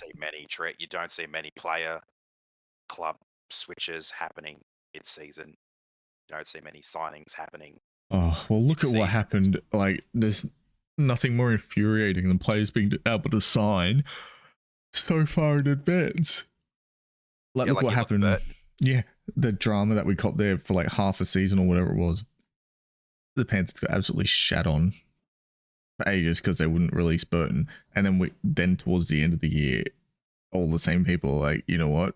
Maybe it was actually better that he stayed there because they're winning and actually letting him build some good form in first grade. Like, all the things our side said have come true. Like, it would help his development, which it is helping his development. Because he's actually playing first grade in a team that's going to be a top 4 team. Like, he's now going to go to the Dogs as a player who played finals in a top 4 team. And he got to play some halves around Origin time with injuries and stuff. So he got a few games. He didn't get just rushed into it and said, right, you've got to own this team. And if you lose, it's on you. He got to play some no pressure football in a top team in its position and then shift back to center and just enjoy some first grade and that intensity of first grade. Like, that can be nothing but a positive for him when he goes to the Dogs next year. But when did he actually sign for the Dogs? I'm pretty sure it was in the preseason. Because he could negotiate from November. Because at the moment, so you can negotiate from November 1 the year before. So players who are here with us next year can negotiate from November this year, like kick out, for example. You still have a full preseason and season at your current club, and you can start talking to other clubs about potentially going there the year after. Yes. So you can sign. Stupid way of doing it. Yeah. So say you played for the Tigers or whatever, or you play for Manly or something, and you're like, man, I really want to play for the Tigers because I love the Tigers. And you've got a whole preseason and then a whole season of football, but you sign with the Tigers, so you've got to have that preseason and that season knowing that you're not there next year and knowing that you want to be at that other club. That's a recipe for disaster, like we saw at the start of the year. Everyone was calling Penrith like the scum of the earth because we wouldn't release Burton. Well, how is that our fault that the system is set up like that? Like, he's our player. He signed that contract to play with us. We re-signed him after he made his debut. I'm pretty sure. I don't know. But yeah, because we upgraded him, to the top 30, I think, from or whatever. But the point is, he had that contract. His management knew he had that contract. They approved the contract with us. But then they want to break the contract because, well, this other team wants him, which is worth more money. So the manager's sitting there rubbing his hands together going, hey, money, money, money. I want money. I like money. Please give me money. Which is exactly the problem that the Tigers have had with many of their players like Mitchell Moses, Aaron Woods, James Tedesco. Yeah, it's Ryan Madison. It's like, hey, I'm going to get an upgrade to go to this other team. My welfare needs looking out for, guys. Yeah, don't remind me. It's like, and part of that is the system. If they don't, maybe they should, I know they talk about players having to quite often move. Like, say if you sign with the Roosters, you say you play with the Roosters and you sign with the Warriors, you've got to then move across to there and stuff. But maybe it'd be better if you had half a year instead of like a full 18 months or whatever it is at the moment, or 12 months or whatever. Because most teams go back for their pre-seasons in November, I'm pretty sure. Like late November, early December. I think sometimes the grand finalists don't come back until the new year. Yeah, well, I think last I heard, their enterprise agreement that was negotiated, they get 6 weeks of essentially annual leave. So they can have a 6-week break. And then they also get another 2 weeks around Christmas time, I believe, and then they come back in January. Yeah, so they got some decent holidays in there. How is that even a question? Sorry, what are you saying? But yeah, so 6 weeks for the teams that don't make finals. That's what they go on their they have their Mad Monday or whatever, and then they go on their holiday, which means they come back. Their 6 weeks is done mid-November, so they can come back from then. But then the teams that do make finals make it all the way to the grand final, play for an extra 4 weeks. So it's another minimum 4 weeks before they can come back, which takes them through to mid-December. Yep. And then as well, in a normal year, without all the COVID stuff, you've also got the club challenges against the Super League clubs too. So then they're coming back that little bit earlier too into actual games. And there's things like World Cups happen every now and then. Oh yeah, it gets really disruptive actually. The next question on here, I don't even know how they're asking it. Finals format. How many teams should contest the NRL final series? 8 wins at 75%, then less is 21%, and more is 4%. How is that even a question? I mean, I guess. People were picking on the Tigers, saying the 4% for more are probably Tigers fans. Let me guess that. Let's hope 9th place can get in so the Tigers can make it or something. Or 9th and 10th with that whole wild card thing.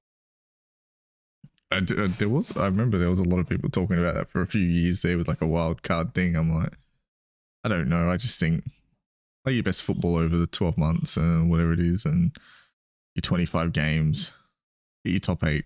It works. Like I don't see why you need to change it.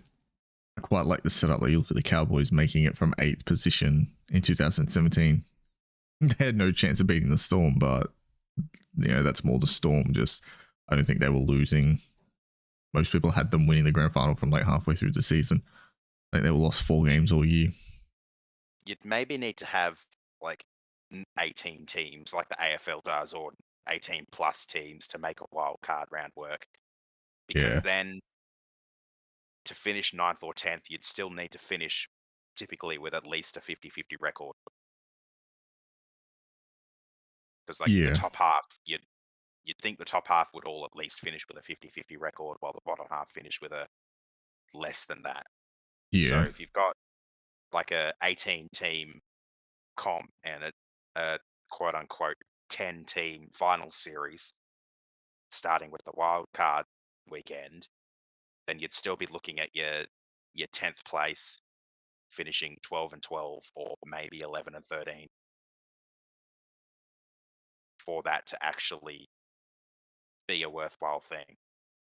But as the comp is now, with the 16 teams and possibly a 17th one in the next 2-3 years, keep it as is with 18.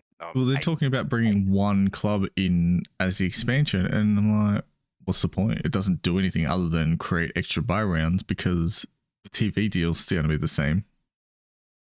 Mm-hmm. Like one extra team doesn't create any extra games. You're just going to have more buy rounds. Like every team or every round will have a bye. Yeah, someone's going to have to, because of the way it works. So they need to really go from 16 to 18 so they can have the extra game a week if they're going to do it. Yeah. Where do you think they'd put that extra game? Like if the format you draw just stays as it is, where do you put that 4th game? Do you add it onto the Sunday? Well, yeah, you'd just mirror the Super Saturday format on the Sunday. I mean, that'd be the most practical way to do it, I think. Yeah, but you've still got to have your 4 o'clock game to keep Channel 9 happy. Yeah, so you'd set it up like, if you look at today's games, you've got Manly Dogs at 1:50, Panthers Tigers at 4:05, and then you just have your 6:10 or 6:15. Yeah, you maybe have a 6:30 game as your final game of the round. That'll give you a couple of minutes into the next game if, say, it goes into Golden Point or whatever like that. Mm. And then that'd be your 3 games on Sunday, so then you've got your extra game a week there, your 9th game. Because I don't think... can't really put it anywhere else. Because, I mean, I guess you go back to having Monday Night Football if people would want to watch that. I don't know how popular or unpopular that is.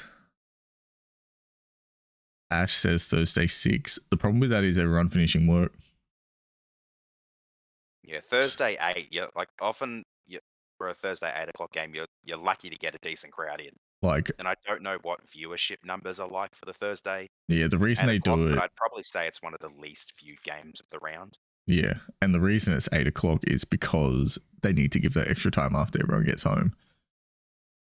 That's why it's not earlier. Like, a 6 p.m. game would rate horribly both at the ground and on TV. Yeah, because you still see that with the Friday 6 o'clock game. It's usually not very popular. And for a very long period of time, particularly while the Knights were getting their 3 spoons in a row, they were more often than not the Friday 6 p.m. game. Because, yeah, Newcastle went to go watch them play. Like they got decent crowds, but they weren't very well viewed games because it was the Knights, because they weren't going so great. Yeah. So it's, yeah, no, it'd have to be either the 3 games on Sunday or you'd have to have a Monday night game to finish off the round. If, like I said, we used to have Monday night football and then they moved it to Thursday. So if people were willing to have a Monday night game, yeah, maybe have 7:30 Monday night or something. I don't know. Or what they could do is a bit of both, because you know how typically the first 5 or 6 rounds,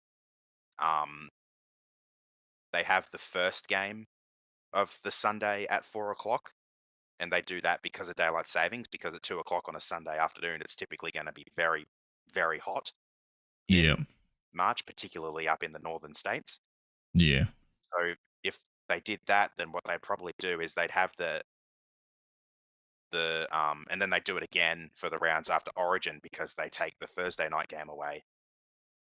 So what they could end up doing there would be, during daylight saving, like during those first 5 rounds, have that extra game on the Monday. So you've got 5 Mondays of Monday night footy before you go back to having the 3 games on the Sunday. And then for the Origin game, the Origin rounds later in the season, you just add that Monday night game back again, because you've already got the 3 games on the Sunday, because they get rid of the Thursday one. Yeah. So logistically, it could also work that way, which I'd say is probably the way they'd more look at doing it, as opposed to having a whole season of Monday nights. Yeah.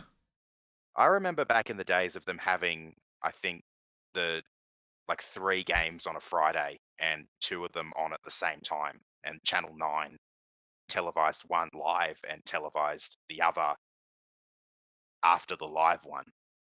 Yeah. These I it's remember going that back a being bit. for a while. Yeah, that makes you feel old when you remember all that stuff, all the shenanigans. 7 want to have State of Origin now, do they? Well, I they have saw AFL. it, but I don't think you want that. They had a lot of messing around with the cricket stuff. There was a big drama there where they tried to mess around the cricket and everything. I wouldn't want them to have it. No, and they have the AFL exclusively as well.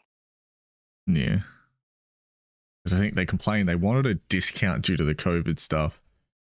And I think they got offered one and they said it wasn't enough. And then they made an official thing about it. And I can't remember the exact process. And the independent, I guess, whatever it was that looked into it, said, okay, this is the discount you can get. And it was less than they were originally offered from Cricket Australia. And then they basically spent a while bad mouthing them on Channel 7, and it was just a big shit fight. I wouldn't want them to have the football. No. Especially being the home of AFL. No offense to AFL, but I'm pretty sure they direct rivals to the NRL. They would love to see them absolutely crushed. So, yeah, no, thank you. There's no way in hell that would work, ever. In any way, shape, or form. Yeah. And the big question is now it's 1:30. We've got 20 minutes to Manly game starts. So whether we want to stay on while the football's on. Yeah, we stayed on for a little bit last week. I don't mind. Comes in, I can play it on my phone. I got Bluetooth headphones, so I can play it on my phone and still watch while we stream and everything, and even react with the game and that. But Depends what you're willing to do. Well, I've got KO, so I can on my phone that I can connect HDMI to my TV, so I can literally have it playing muted in the background as well. Yeah. So, an interesting one. We could do that. It'd be fun. Ash says he'll stay. And honestly, I think that I don't know. It's really weird. I'm actually kind of looking forward to the Manly Dogs game because either way, it's going to be fun. Either Manly like break all-time scoring records and beat the clock, or the Dogs play really well and shock the crap out of everyone. So either way, like I think us as neutral viewers win. Yeah, and then I'm a big loser later on. Well, like I said, come 6 o'clock tonight, I'll be the big loser. it's kind of like that. The para game. It's like, yeah, they just showed a bit of mental strength and energy and that good body language and everything they did, and look what happened. So it's just, I mean, there's nothing saying the Tigers can't do it if they switch on and actually try hard. It's whether they mentally now are going, oh, our season's over. Well, we've got some players injured. We'll just go on to next year. And it's like I keep coming back to all the time, is they pushed us last year. We started our winning streak and the Tigers were one of the teams that actually pushed us harder than pretty much any other team. But there's something in there. Madge as a coach has a little something he can get them going. It's whether they can make it happen or not. And then you look at the way they played in the win against you guys earlier this year. Like that's a top 8 team. The Rabbits. That's why they're so infuriating. It's not that they suck, it's that they can be good. They just don't be good often enough. Yeah, it's like a worse version of the Eels' consistency problems. Like, what the hell? I don't understand how they manage it. Use today's game to show us that you are going to be up for the fight next season. Yeah, even if you don't win, just put in that 110% effort for 80 minutes. Like, I think Tigers fans will come away from that pretty happy. I mean, I don't know. You tell me you're a Tigers fan, but like me personally, I would be pretty happy if my team went away with a tough loss against the top 4 team. Yeah, I'll give a shout out to the West Life Pod here.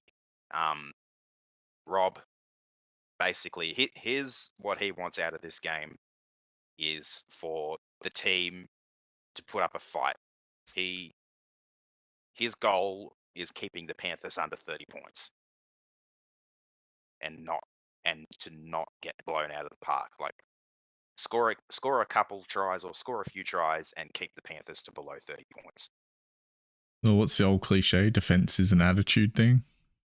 Mm-hmm. Like that's what it comes down to. If you have a good attitude and defend, even if we win, say it's 20 points to 6 or something, that's not embarrassing by any metric.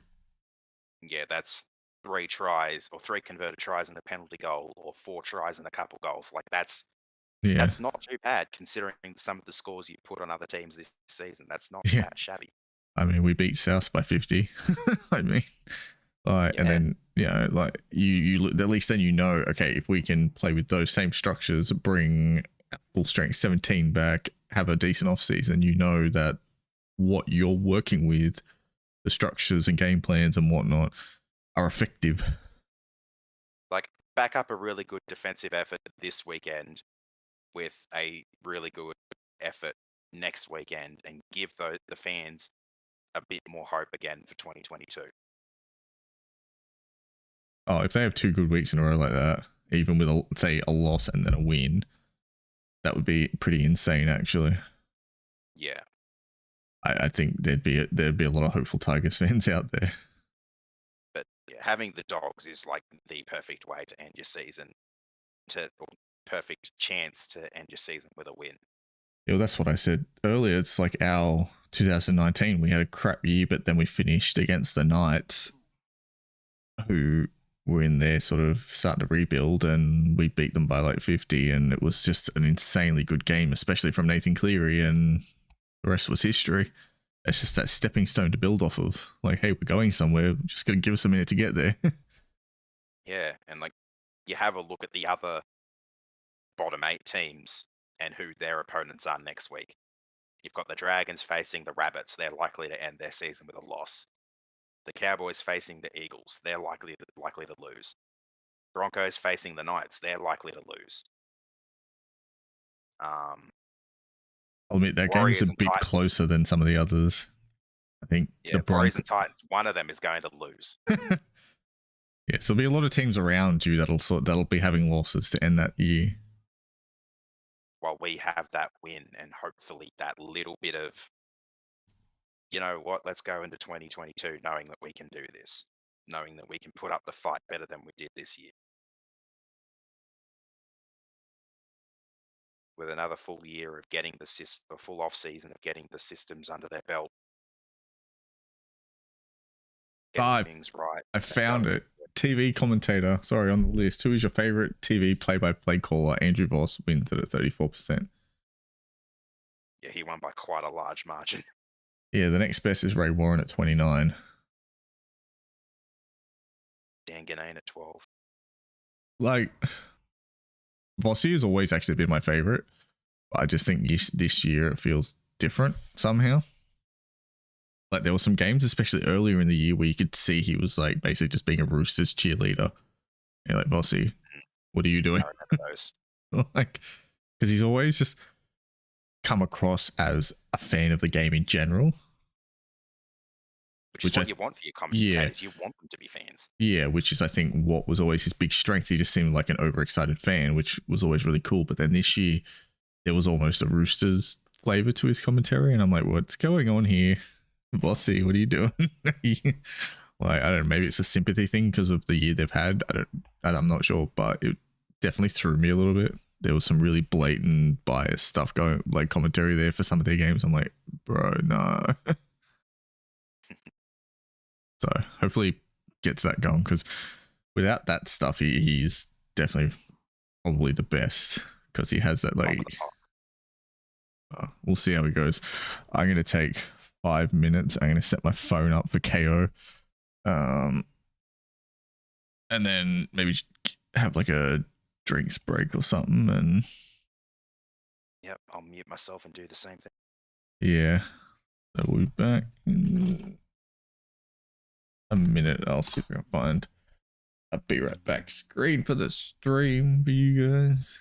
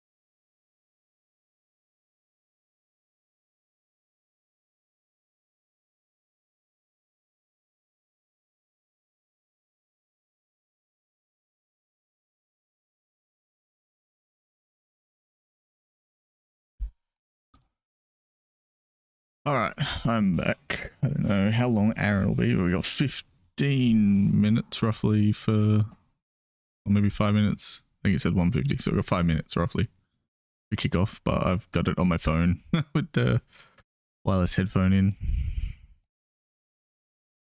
G'day NSL, how you doing? What are your tips for today, guys? Because today's going to be such a difficult tipping day. Obviously, big heavy favourites today. You'll probably see a lot of complaining about the blowouts. Yeah, I think most people are saying Manly Penrith. What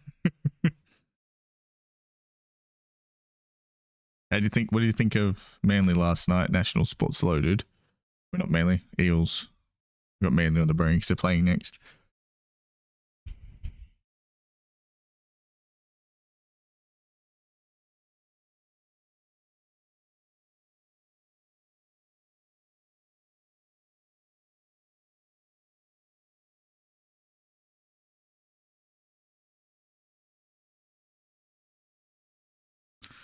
Yeah, I don't see the Dogs beating Manly. That's not going to happen. It should be. It was a good game. Like, we weren't obviously having a go at them. It's just a fact of the competition that you need to be consistent over multiple weeks.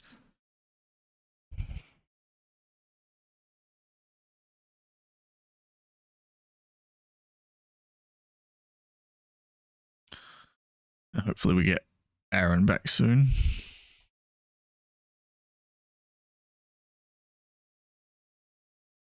Oh, Fox League promo. I do like their finals promos. They're pretty good.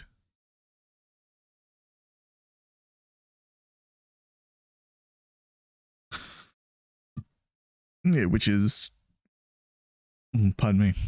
why you lost like 4 in a row. They switch off too easily. Oh, here he is. Had a quick snack and a stretch of the legs. Yeah, I did the same thing too. I had a toilet break and stretched my legs and saw the kids, and I was promptly back when the little one had pooed her nappy. I'm like, no, that's a you problem. Good timing. Yeah, I'm like, oh. My wife's like, hey, way out of there. Yeah, my wife's like, good timing. You can deal with this. I'm like, no, that's a you thing. Bye. I'm like, oh, I'm on a time limit here. I have to go. I would otherwise, but keep dreaming, woman. I did one last night. It was horrible. I'm like, what are you feeding these children? Like, holy crap! Like, they come out looking like they've been eating grass or something, and like it's like freaking mushed up grass and milk or something. It's like, what the hell? I don't know what the hell these things have been eating. The stadium at Redcliffe does look pretty bloody nice though, doesn't it? Yeah, I'm hoping they're the ones who get in. If Redcliffe go into the comp, then there's finally a team in the NRL which I actually played against at one point in time. Well, that sounds cool. Which is a cool little thing, yeah. When I played up because I spent a lot of my youth, my childhood times, about an hour or hour and a half away, maybe, not quite, from Redcliffe. So I know the place very well. And when I actually played 1 or 2 games against them. So I can say that a team a club at least that I played against is in the NRL. But it looks like we've got another mini win stadium where the change rooms are behind the frickin' posts at one end, and one team has to run all the way to the other frickin' side.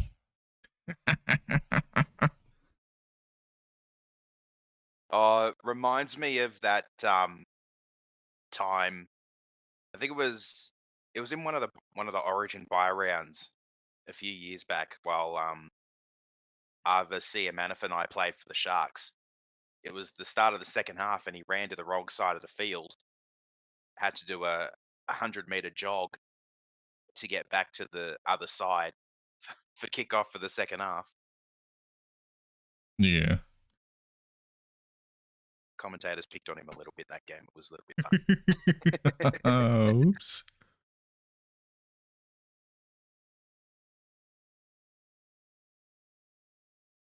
Yeah, it looks like a beautiful stadium. Yeah, it's a really nice stadium, really nice place. Another suburban sort of ground.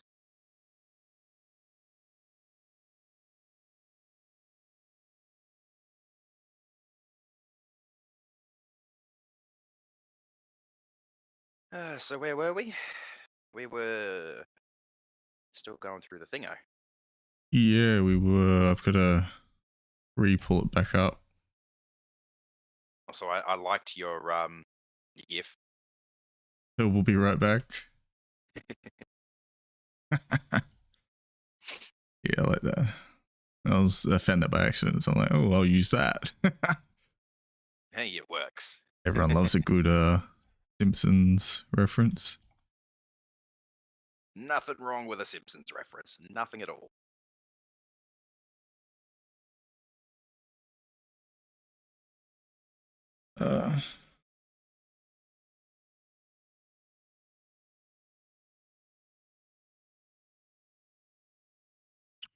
Where are we?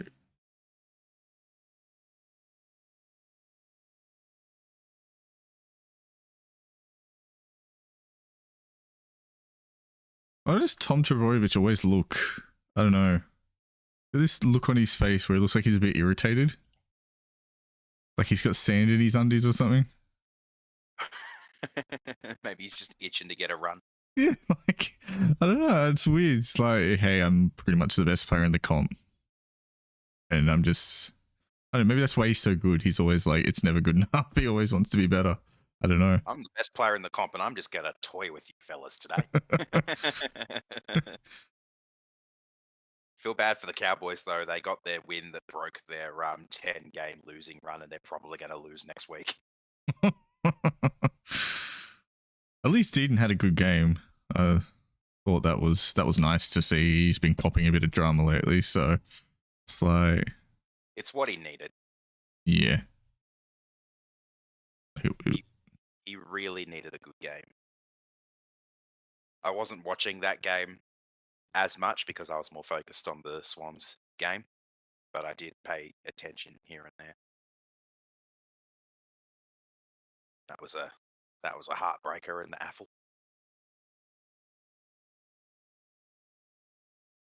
Anyway.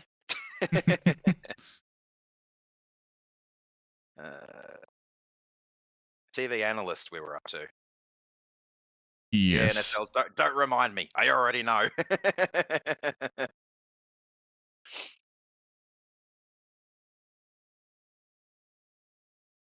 Cows can still win next week, though. Their side against the Dragons was pretty good.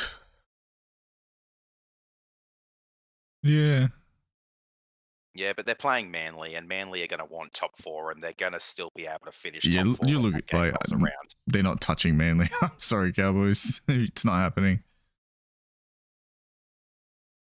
Like, I don't mean to be a downer or anything, but it's just not happening.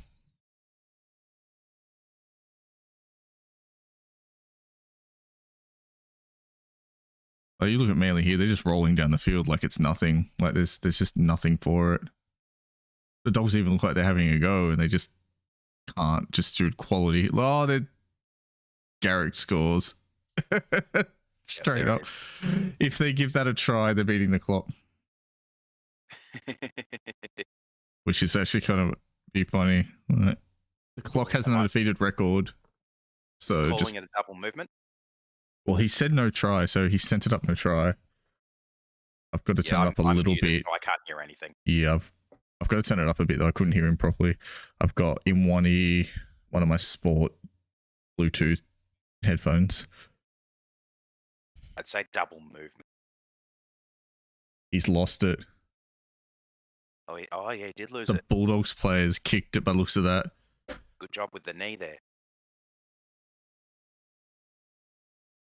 It's very much like Gutherson's earlier in the year where he used his sort of knees to save a try.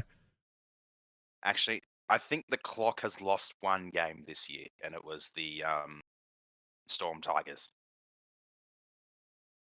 Yeah, but 'Cause was that was that 80 something both? points.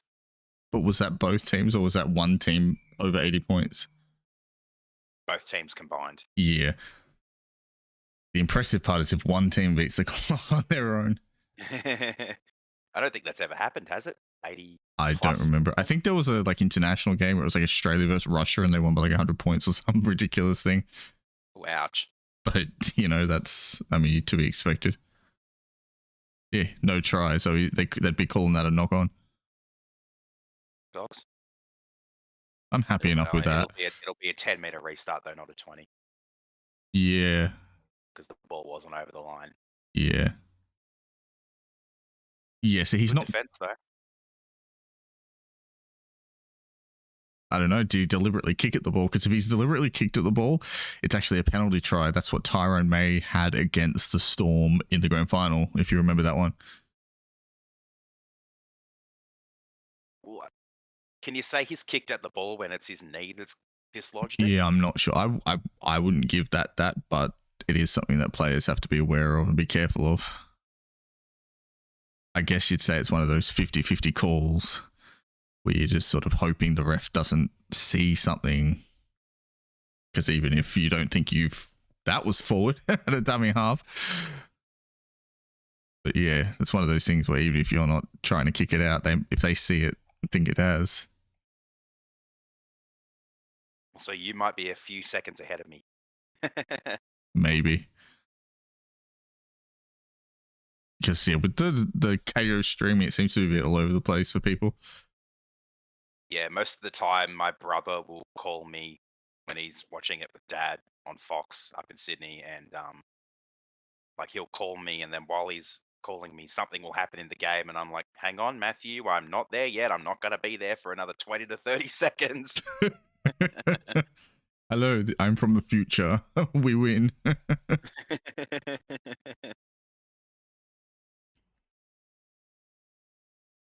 Yeah, they had the TV commentator list. Andrew Voss won at 34%. I'll admit, I like Dan Ganan's goodbye thing. When he does it, when he commits to it. Goodbye! Yeah.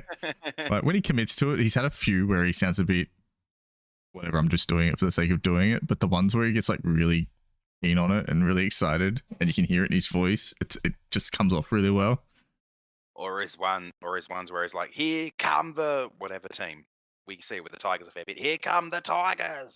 Yeah, he's got a good excited voice. Oh, looks like a high tackle penalty. Yeah. Oh, that's. Oh, Oh, there's nothing in that. Yeah, that was pretty close to nothing. Oh, look at that. Shifts out of their own end. Throwing the ball away at the opposition team like that probably wasn't necessary, but Yeah. you do you. Do you?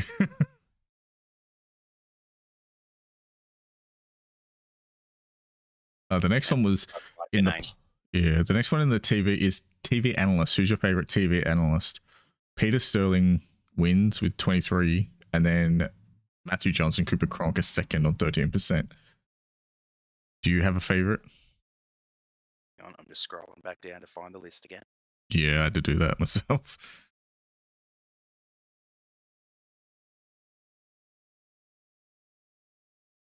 NSL doesn't like Ganan when he says goodbye. He says it's annoying.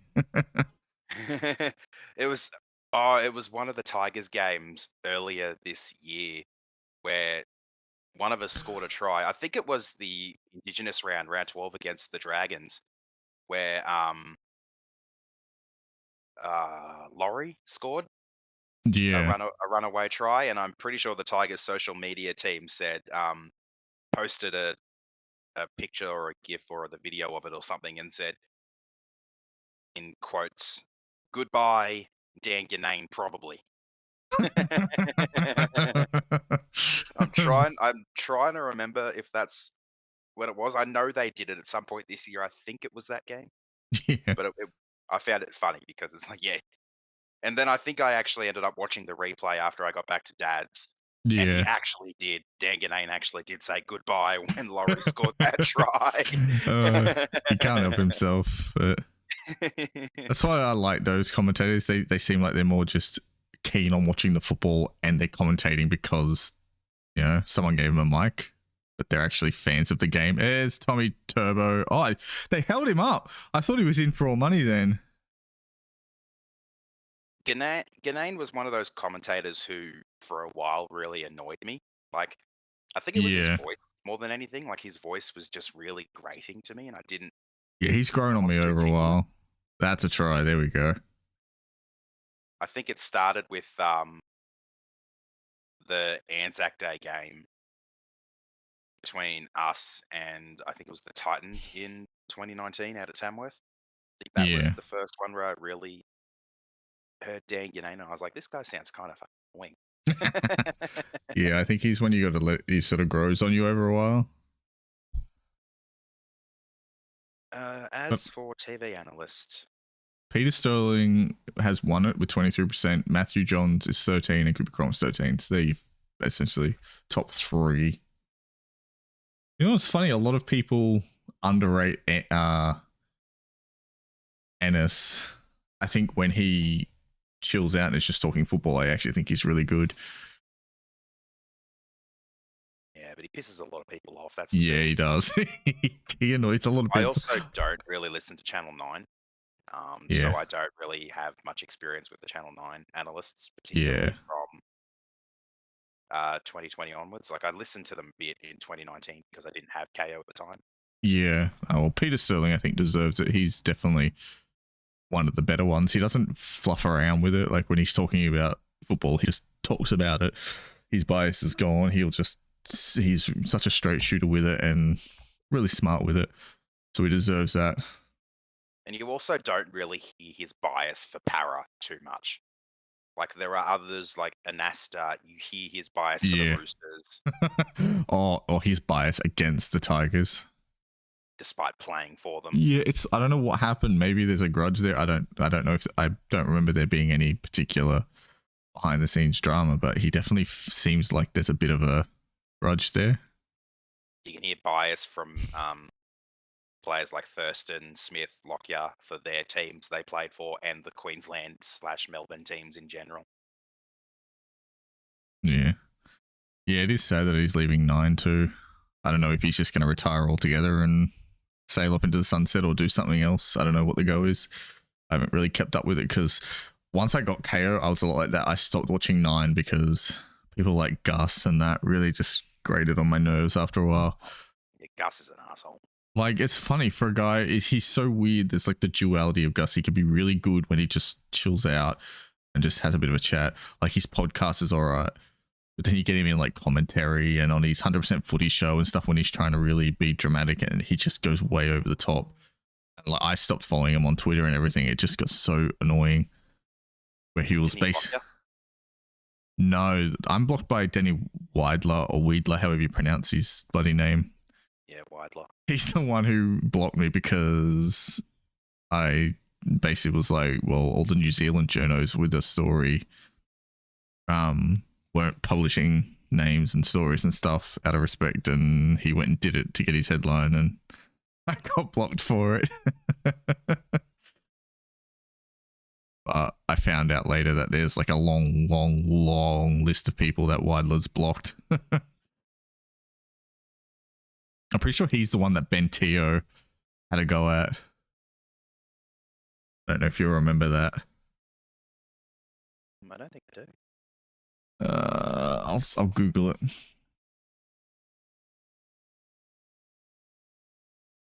Yeah, Ben Teo fires up at Denny Weidler.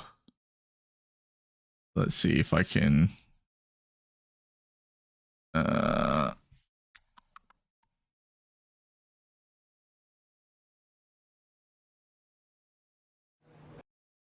All right, so I will pull it up on. Where is it? We'll go there.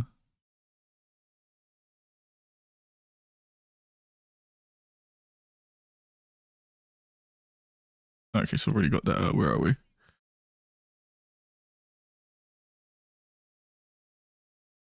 All right.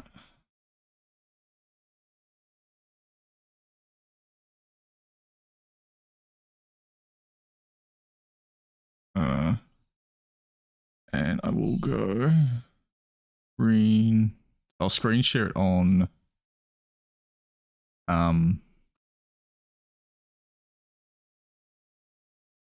Discord, and I'll also have it on the stream too, so everyone can see it. So you should be able to see it. There's a YouTube video. Here we go.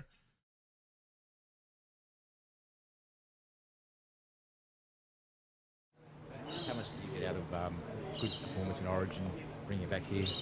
No question.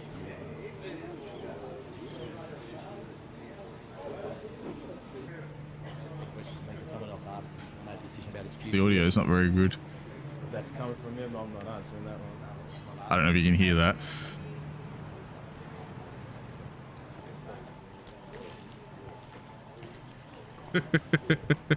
Surely you know not to come ask me any questions.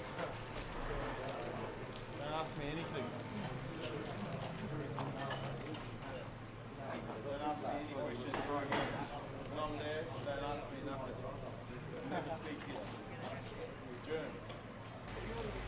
Yes, he called him a germ. What was the question? I didn't quite hear it properly because I've got the actual game audio in my ear as well. But He just sounds and looks really smug too, doesn't he? oh, so much. It was so annoying. I just thought, I don't know, there's something about him that's just so irritating. Yeah, it was so good to see like a player actually go in, because he's probably the worst journo, I think. He's just horrible at it. Like, I don't mind Brent Reed. He seems to just tell the stories and be at it. Yeah, he's not. It's like 9 times out of 10 at least, he's not trying to stir up drama.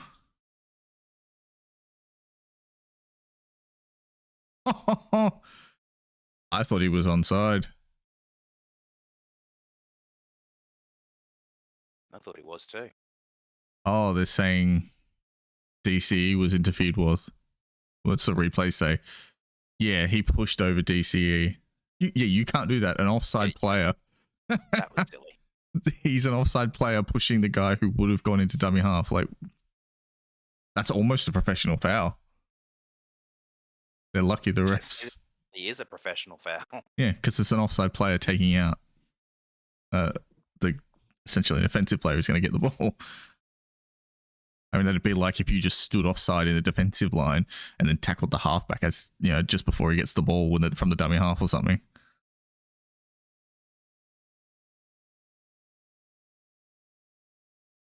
I wonder if there's like a betting market on how long Hetherington lasts before he gets sin-bin.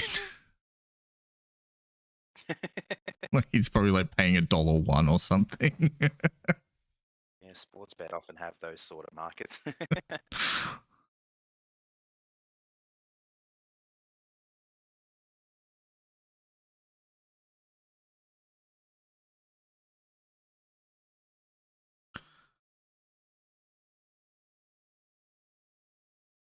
Here you go. So in the next category in the fan poll is speed of the game. What do you think is the speed of the game? Just right is at 65%. Too fast is 32%. And too slow is 3%. Who the hell said it's too slow? Trolls. Is it like the Flash from like comic books or something? Like from the Justice League? Just like, guys, you're too slow. Speed up. Like, what the hell? Get shit together already. Like, that has to be trolls, like your first response, because there's no way this is too slow. No. We've already got like way more ball in play than normal. Yeah, you look at those stats differences in previous, like in the last few years, and it's miles different. I gotta admit though, the Dogs are really, actually, this is better for the Dogs than I thought it would be. They're digging in. We're at like 17 minutes, it's 4-0, and their defense has been pretty good. They've actually stopped a couple tries, like right on their line. I think they stopped both Garrick and Turbo with last minute sort of efforts.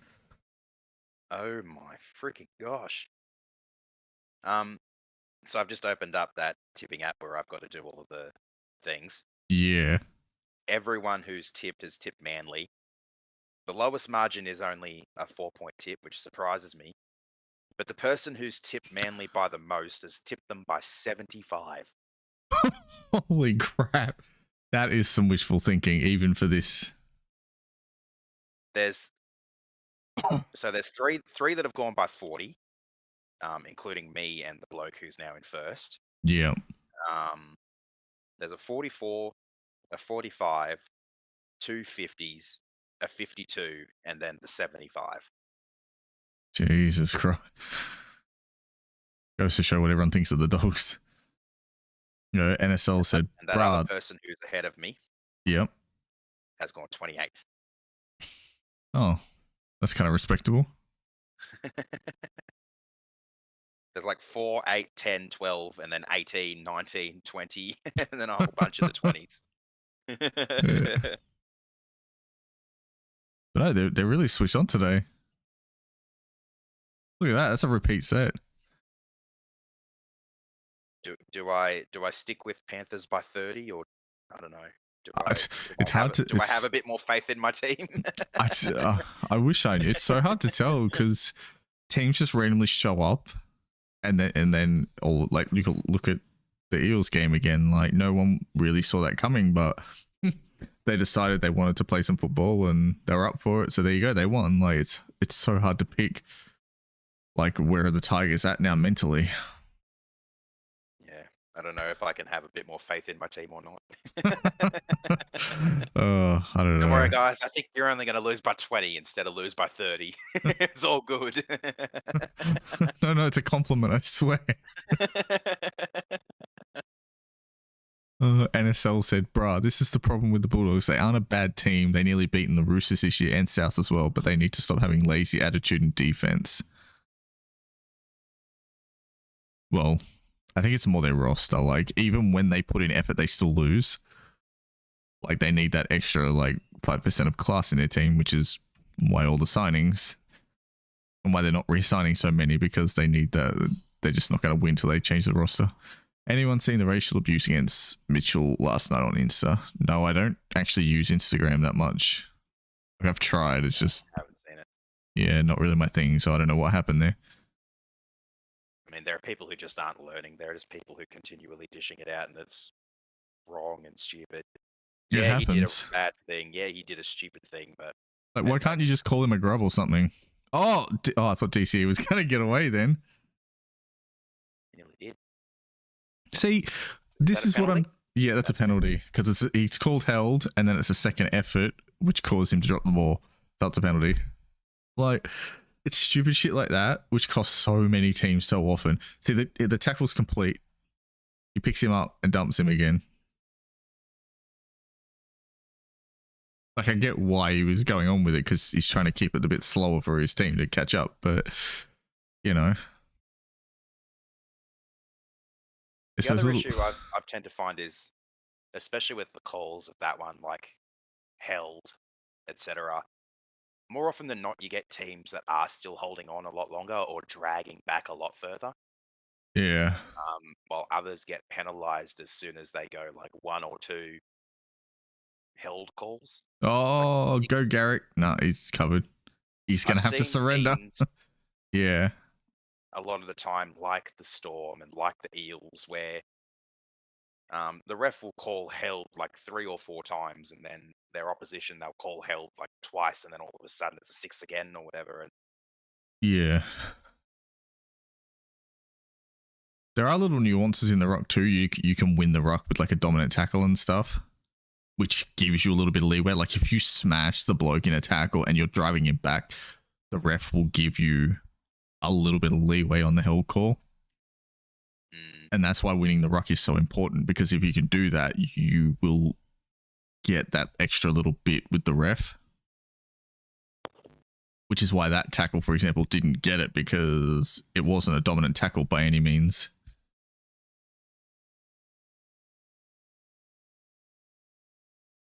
If the Tigers want to compete, all they need to do is show some pride and great attitude. That's what Maguire's been trying to do with the players who struggle with their mindset.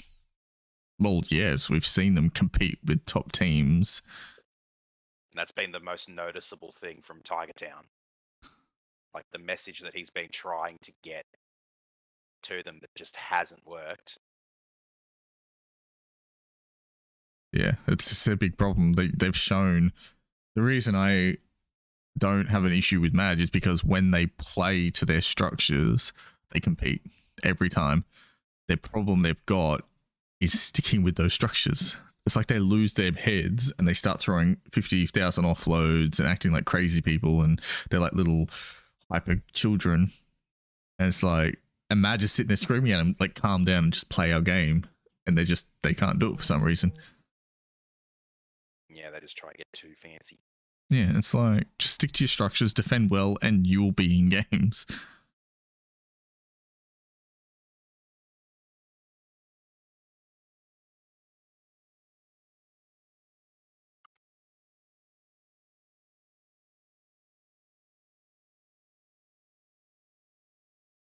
That's another try. So it might start blowing out a bit now. Probably. The Dogs will possibly drop their heads. They're one of those teams. Come on, Manly, just keep it to 40-0, please. That'll do me. So you need exactly 40-0. Well, I'm not going to close the gap on the guy who's now in first because he's got the same margin as me. Oh, really? Butthole. Actually, let's have a look at how far behind I am because I've slipped a little bit further back now because of he's had a brilliant round. So I'm just under 2 points behind second, which is now Von. Sorry, NSL, the Dogs are not winning this. It's not happening. Hang on, has he dropped that? The replay made it look like that he'd lost that. So I'm just under 2 points behind second. Yeah, the ref's calling this. He's checking it. This is going to the bunker. 2.5 points behind first. Well, you've got another week to make it up, but the teams are sort of settled, so next week will probably be easier to tip. I'm also... He has lost that. He's lost it. He bombed it. He's completely bombed that try. I'm also nearly 2 points ahead of fourth. Yeah. So as long as I don't lose my shit, I should finish at least third. Which, considering the start of my season, I reckon it's a pretty bloody good achievement. Yeah, that's not too bad.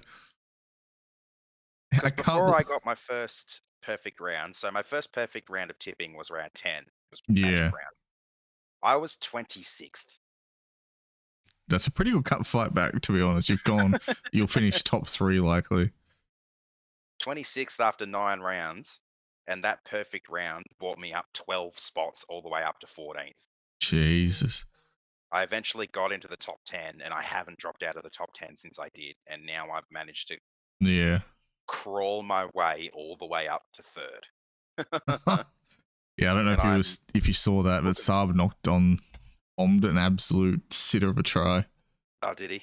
Yep. He did a little dive into he wasn't really under any pressure, and he just dived and dropped it. Well, Manly have their work cut out for them if they want to beat the clock now. Yeah. They're going to have their work cut out for them if they want to beat the Dogs at this rate. The way they're playing, the Dogs are rolling downfield. They almost look like they're saving themselves for the finals. I don't know. It's so weird. It's funny. Manly could lose this and still finish top 4. Yeah. Because they've got the Cowboys next week, while the other 2 contenders have drastically tougher games.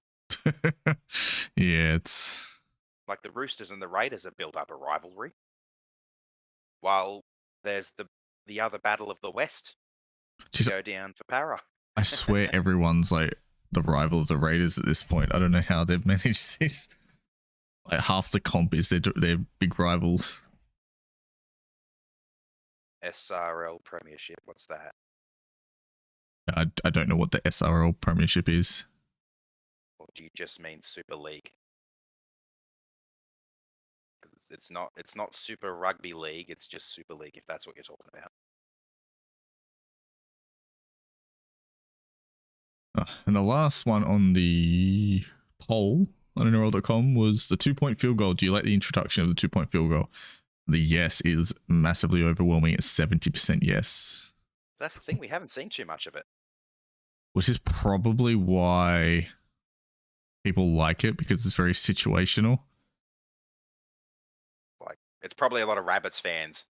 Oh, we love that 2-point field goal. It's so good. Probably a lot of Rabbits fans saying, yeah, love it, keep it.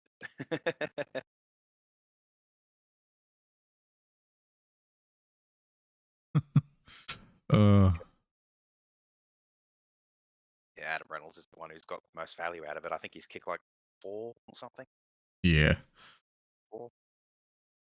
But even then, like, it's not massively common. It's like, oh my god, we do need 2 points here. We're going to have that sort of risk versus reward play. And it is really well balanced. Like, because you have to do it from so far away, and you're risking that 7 tackle set. So it actually provides that really nice balance between attack and defense that the game of rugby league is supposed to have. So I quite like it. It's also a lot more risk versus reward. Holy moly! Gee, tell me you saw that. I saw that. Holy moly! They absolutely, What on earth? they bamboozled Manly off the scrum. That was nuts. Let's Okay, take Manly, scrums out of the 40, 66 game. now, please. Yeah, let's take scrums out of the game, and then that happens. Come on, guys. That must have been a set play. Yeah, look at what he's done. That must have been something That's an reversed. inside ball. Yeah, inside ball back to someone who was in the scrum. It's second rower too. Yeah, he's just gone. that was good. I like it. Keep an eye on that one for next week, Tigers. Oh, lucky they confirmed the try. Lucky they didn't check and make sure he wasn't holding on in the scrum too long. Yeah, he should have taken it off. I think I saw one of those props holding someone there for a second. Yeah, because you're not allowed to hold in the scrum. Gets you penalised. No, that only counts if the half scores. See, it's the rule. Tigers score. Yeah, it's a nuanced rule in the rule book. They got a little asterisk next to it, and down the bottom in fine print it says only if the Tigers. That was frustrating. Like that was the game right there. It's the dumbest call I've seen in my life. They tell them they have to lock in. They lock in. The guy still has a perfectly normal tackle on Tui, and for some reason they don't. Apparently, gotta look in Discord. Create a rate the halfbacks. All right, I'll click on it and see what it does. Like that was the game right there. That stumped the comeback. Probably a whole, and because they ended up scoring a try after that, the Sharks. So, like the very next bet. Ash, were you putting the players in there, or was that like someone else to put the players in?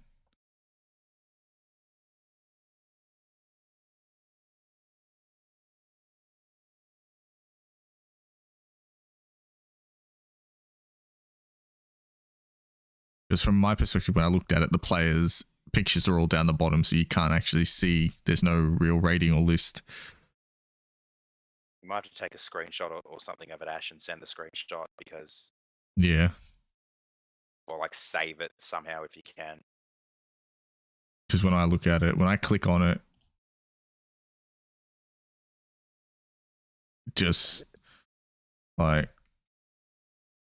Your server. I'll post a screenshot to the Discord and show you what it's coming up with. The dogs are taking it to him. Did you see the kickoff? It was a really weird, shortish sort of kickoff. I was looking at this thing that Ash said, and that's a try. Oh my god. Ockenborn. Yep. So Manly, what are you doing? That's not 40 points. You're going the wrong way.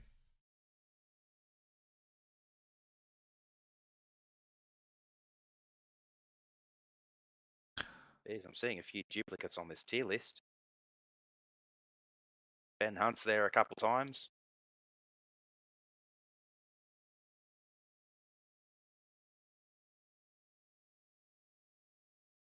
The old bounce the ball to the winger. That play.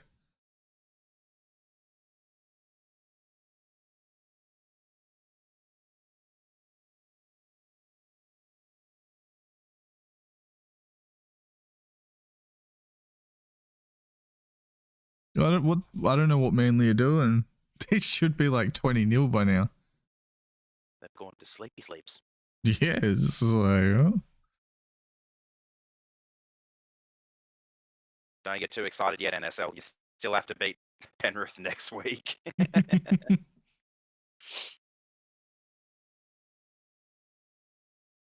While Manly only have to beat the Cowboys.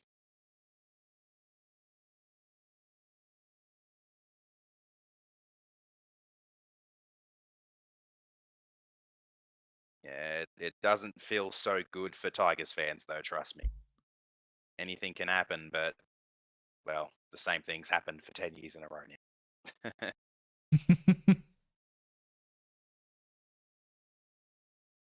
But they always do this at the end of the years. I don't know what it is. It's like, oh, we'll play some football, I guess. Like, I don't... Like, they look like... Yeah, it's been the thing that saved them from the wooden spoon most of the last, like, 4 or 5 years. Yeah. Only reason they avoid it is because they come good for the last, like, 4 to 6 weeks. Tell me about it. They beat us at the end of 2000.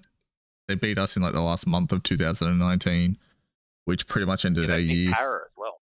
Like, why? They beat Para, the Tigers, and the Panthers all in the last like 6 weeks of 2019.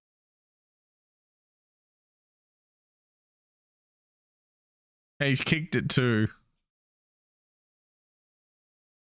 Not the most convincing kick in the world, but it worked. Rate your tier list. The problem with rating your tier list is it doesn't, like, they're all at the bottom. So, like, elite is empty, quality is empty, does the job is empty, not that great is empty, and unproven is empty. So it's hard to rate it because they're not actually in their tiers. You'd need to send us a screenshot or something of your completed one, Ash. I posted it on the general discussion in the Discord, and yeah, they're not they're not actually in the list.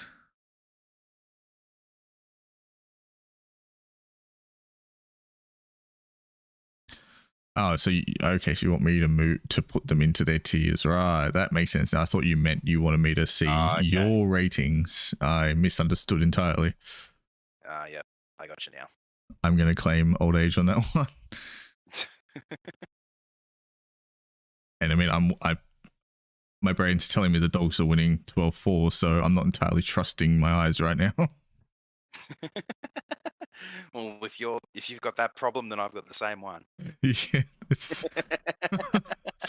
like, I think there's something in the water in New South Wales at the moment. We're gonna have to check for contamination. We're all a bit high right now, I think. I don't know.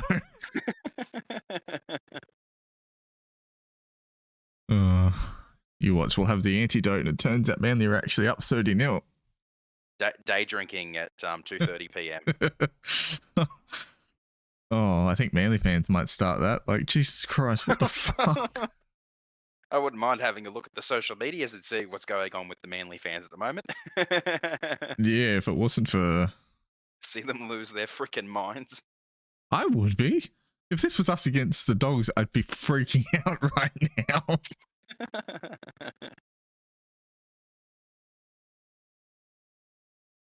Don't worry, Manly just trying to lull the comp into a false sense of security. They're going to come good by the end of the season.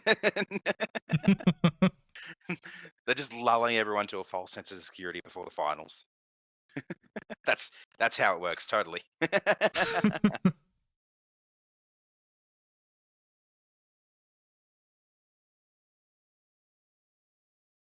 Yeah, someone put up Josh Howe, NRL Bulldogs, be like, call the ambulance, but not for me. I'll see if I can pull it up. Here we go. It's on the stream, so I don't know if you can see it properly. Oh. Yep, I can see it. Like, that's kind of what it's like at the moment. This is what the hell? Call an ambulance for the fans that might be having a heart attack. I would be. Like, honestly, if this was Panthers Dogs, I'd be like having a stroke right now. There we go. Maybe fans of both teams are having strokes. I wouldn't be surprised. Dogs fans are like convulsing in their chairs. It's like, what? And Manly fans with their brains just exploding. Oh. All right, well, I need Manly to win 52-12 now. Well, there you go. They just scored, so there's their first. Come on, Manly, get your shit together. Oh, that was a really well done try. 52-12, please.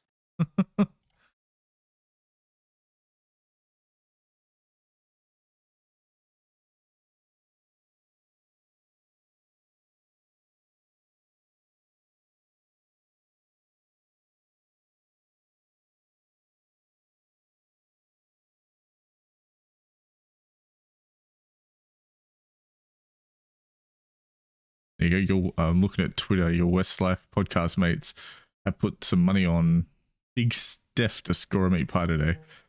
You reckon he can get in?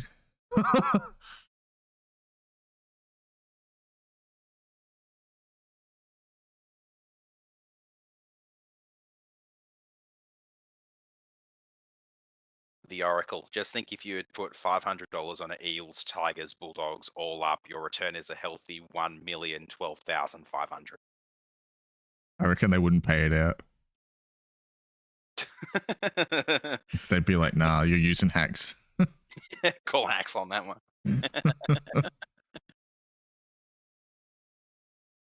Here's another one. The username is just Dot, but it's name a loss that hurts a club more than Penrith at Leichhardt. Boy, oh boy.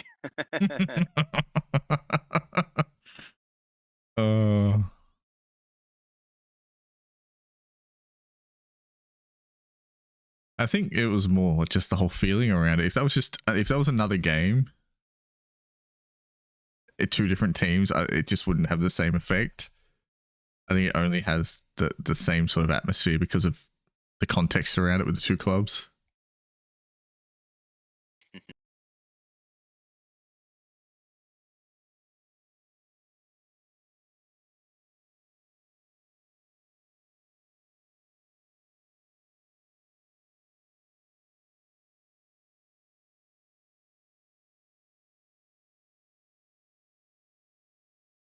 I wouldn't be overly confident that you're going to get your margin in this one. Oh, Turbo just dropped the ball and got smashed for his trouble. Jeez.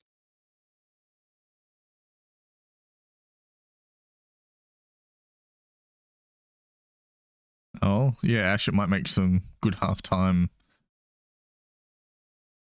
stuff. Tier listing action. Because honestly, there's nothing worse than listening to the commentary at halftime. I usually like turn it over or mute it and go and have tea or whatever, or talk to the wife or whatever I'm doing at the time. Like, the halftime stuff is so annoying. Got to give the wife some time, eh? Well, it's either that or listen to the fucking Fox guys at halftime, and I know which one I prefer. Is she going to be watching Panthers Tigers with you? It depends if we're still out here doing this or not, because my computer's set up out in the garage out the back, so I can do this. So if I do go back inside, then yeah, but if I'm still out here and we're on stream, then no.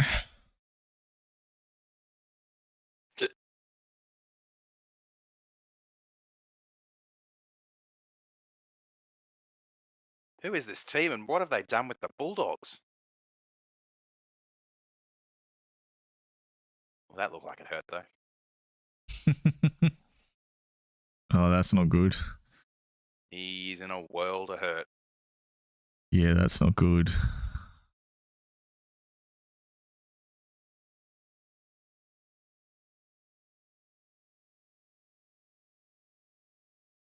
He just jarred his leg.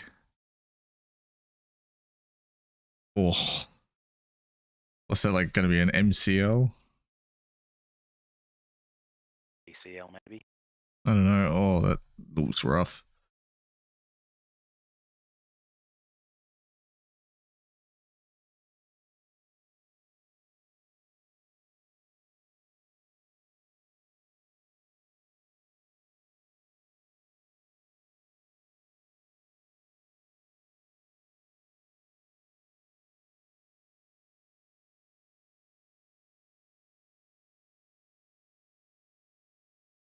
Jeez, I hope he's going to be all right.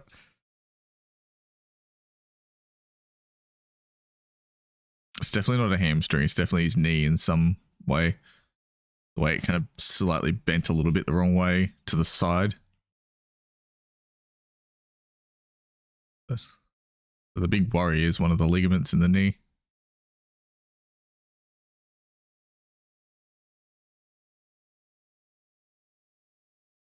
Yeah, he's signaling that he's done. That sucks. He's the one who scored the try off the scrum. Yeah, he was. Dory. It's a shame. He was having a good game. It's a big boy too. Look at him next to the trainers. Yeah, you never want to see that. Nothing worse than seeing players get injured. Hate people who wish. He's also at the wrong end of the field to get back to the sheds. Yeah, no, now he's got to go all the way around. That's a long bloody way to go. Poor guy with like a fucking beer gut and everything trying to carry this big footballer. Poor bloke struggling. He's going to do a knee on his way back.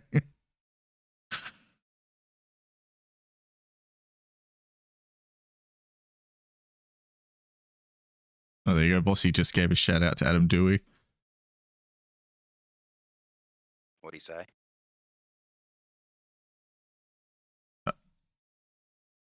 Just talking about, mentally getting through like injuries and stuff. Like he's had an ACL before and everything, and just a nice little moment, giving him some love, I guess.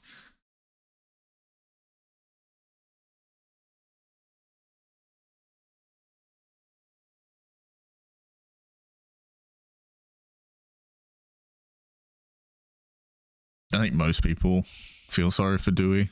He's pretty well liked among the NRL community in general, not just Tigers fans. He's earned himself a lot of respect and love.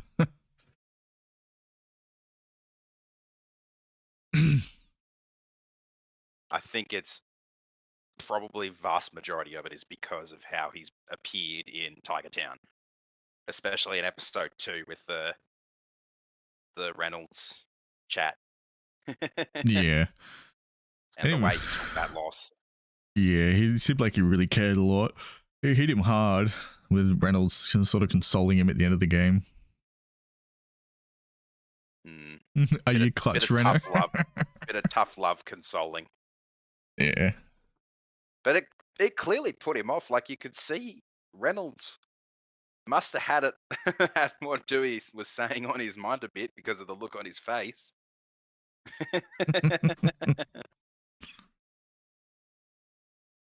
What's that penalty for?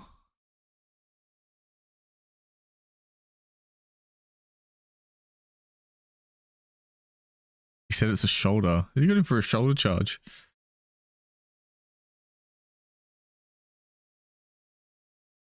I don't know. I'm not sure. I can't see anything in the tackle. Yeah. But must have been because he went down. Might have been a bit of a crusher in there. Yeah, there was nothing too obvious. It hasn't been put on report though. Maybe they're calling it like a really minor crusher. I don't know. That's really unusual.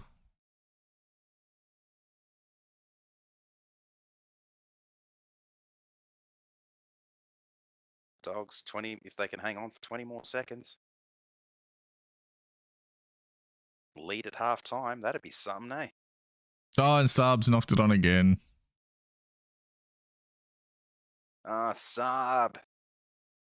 You blew it. The ref Dogs are going into halftime with a lead. Yeah, so the ref's called it forward, and then he scored it. So even if he caught it and scored, it was going to be a forward pass anyway.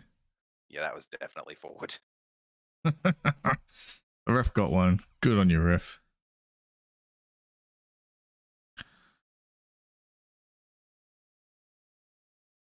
There's the halftime, and the Bulldogs lead. Yeah. Yeah, this is backwards lean. It's crazy talk. All right, Manly, 7 converted tries They can do that. in the second half, please. But it has to be exact. 7 converted tries, no more, no less. That's a 52-12 win. Yeah. All right, let's have a look at this. Rate the 2021 halfbacks NRL list maker. We'll see how we go. I'll have a go at it. Got elite. Well, I'm gonna put Hughes in elite. I don't know if you can see it, but yeah. I think he has gone to that level now. Any team would be lucky to have him. Do you want to share with me in the Discord as well? Yep. Where are we? I will go screen there. So now I'm sharing the screen in the call. Can you see that? Yep. Do you agree with that? Hughes into elite. Yeah, definitely. Yeah. We got Renault. He's definitely going elite. If anyone argues with that, they're a strange little man. I can't see. Like, Renault is so good. Well. Like, you see that 40-20 he kicked against us. Like, that was ridiculous. Yeah, Cleary obviously has to go up there. Who else do we got? Now, do you put Cherry Evans in elite or do you put him in quality? I don't think Mitch Moses has proved that he's elite yet. He's definitely in quality. Yeah, NSL, that try wouldn't have been, even if he caught it, that try wouldn't have been a try because it was a forward pass. The ref, I've got it in my ear, my left ear. I'm wearing a Bluetooth earpiece thing that goes with my phone. Yeah, the ref called it forward anyway, which is why he wouldn't have been able to catch it. He had to get it too far out in front of himself. DCE. Yeah, I don't know. It's hard to pick because he is really good, but at the same time, I don't know. I mean, I lean towards putting DCE in elite. But then you look at Origin, and I didn't think he was particularly great in Origin, so yeah, I'm watching it on KO as well. So does he lose a little bit for his rep football?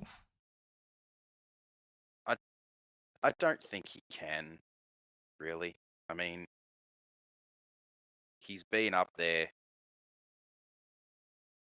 for quite a long time. Like, he's had a couple of dodgy years, and he's really needed Tom. Yeah, so we'll put him on the quality list.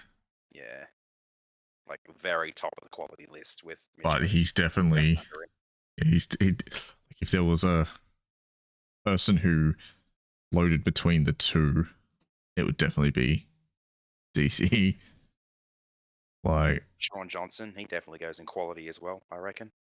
Yeah, his issue's been injuries rather than form, I think, at the Sharks. Brooks, I'm putting Brooks in quality. Really? I would have put him in does the job. Yeah. I guess my thinking is, I mean, we'll put him down there. We'll put him there. But with the kind of like DC with elite, I will say, I think a lot of his stuff depends on the team around him. Yeah. His best is quality, but his worst is not that great. Yeah, he's one of those guys who floats between the rankings, probably. And that's why I think putting him as does the job is. Yeah, that's probably a good rating for him. Like, you're looking at the Roosters, where I think he put 2 kicks dead while you were still in the game, and then they ran away with it. But at the same time, he's had games where he's been really good. He needs to start grubbering more. Like, he doesn't trust his grubber enough. Yeah, like, it's like since that game, he's been in fear of it. halfback. Why is Nico Hines on the halfbacks list? He's not a halfback. Tyrone May Benji's is a bit of a tricky one. Tyrone May is going into unproven. Benji's more of a 5/8 than a half, but Well, he does yeah. get put in the halves a fair bit. or So in- you've got Nico Hines, who's basically playing fullback. You've got Benji, who's a 5'8". You've got Jerome Luai, who's a 5'8". Matt Burton, who's a 5'8". Like, they've played at half here and there to fill in, but they're not guys you're going to pick at halfback by choice. So, like, if I was picking them on how they've played at halfback, they wouldn't have a high rating, but I don't think that's fair. So I might leave out the guys who I don't think are actually halfbacks. Brody Croft can go into not that great, unless you think I'm being unfair to him.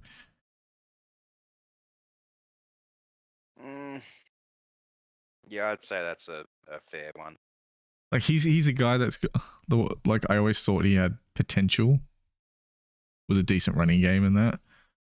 He reminds me of like a lesser version of Luke Brooks. Like, where Luke Discount Brooks. Brooks. Yeah, like, imagine being a discount Brooks, but like where Brooks he has moments where he can execute and whatnot. Has his like- moments where he looks brilliant, but Yeah, he has his moments where he looks quite good. has all the garbage that goes along with it. Yeah. I just don't like Croft hasn't had that.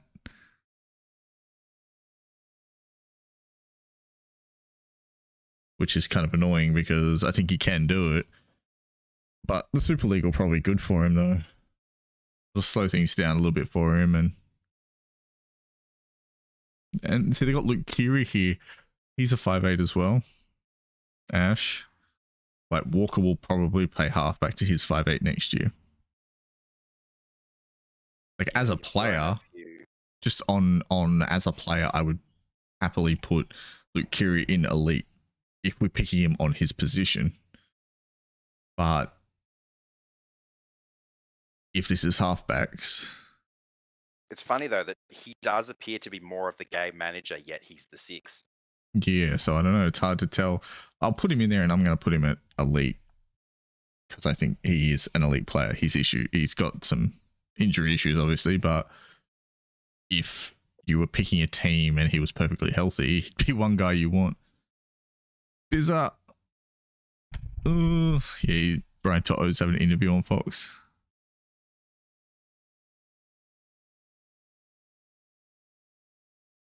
Who else have we got in here? So Benji. Do we want to even rate some of these guys, or do we want to leave the part-timers out? Guys like Benji and that. Yeah, I'd say leave the part-timers out. Because, like, he's a 5'8". Like, Because, like, Luai's in this list as well, and he's a 5'8" Yeah. as well. like, is that Chad Townsend? It's the top of the face has been cut off. I can't tell. Is Townsend anywhere else? What about It's like- Sam Walker? It's Sam like, Walker, you'd probably have to put him in quality, hey? Even though he's a young kid, he's doing well for himself. yeah, I'm definitely gonna put him in quality. Like this, he's one of those guys who, as he gets more football over the next couple of years, he will end up in that elite category, I think. Mitch Pearce in quality as well. Yeah. What else have we got here? Mitch We got- Moses, quality. Yeah, I'll put him in the quality. He hasn't proven himself to be elite yet. Like, Yeah, he's one of those guys who needs to. disappear in the big games. Yeah, he's got to go up a level. He can bully the weak teams, but he disappears in big games. Yeah. He epitomizes the Eels flat track bully name, the little tag they've earned. Like, he's the perfect representation of that. See, like, you got Walker from Manly here. He's not a halfback because DC's their half. Schuster from Manly, again, he's playing second row. Well, there's 2 Ben Hunts. We only need one of them. Where would you put him?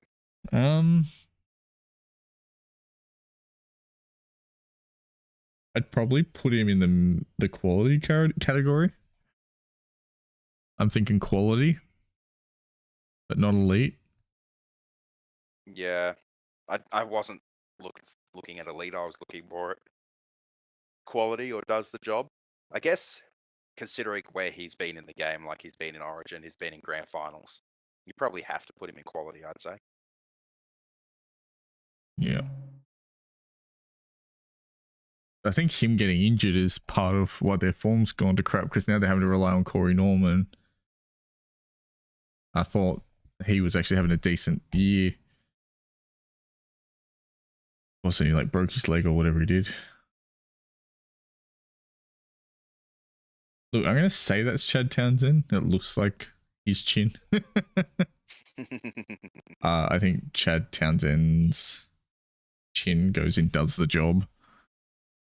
Ash said, "Yeah, it's him." I brought the stream up. I brought the stream up on my phone now, so I can see the chat while I've got the. Yep. All right. So Chad Townsend's chin does the job.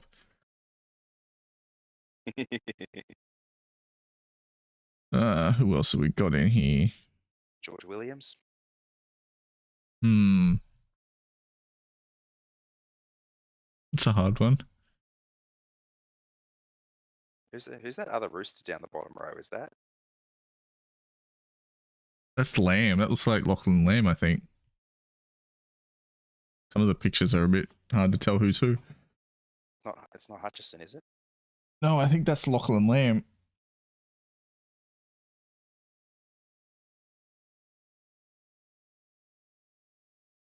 I mean, I guess if we were rating him, because isn't he 5'8"?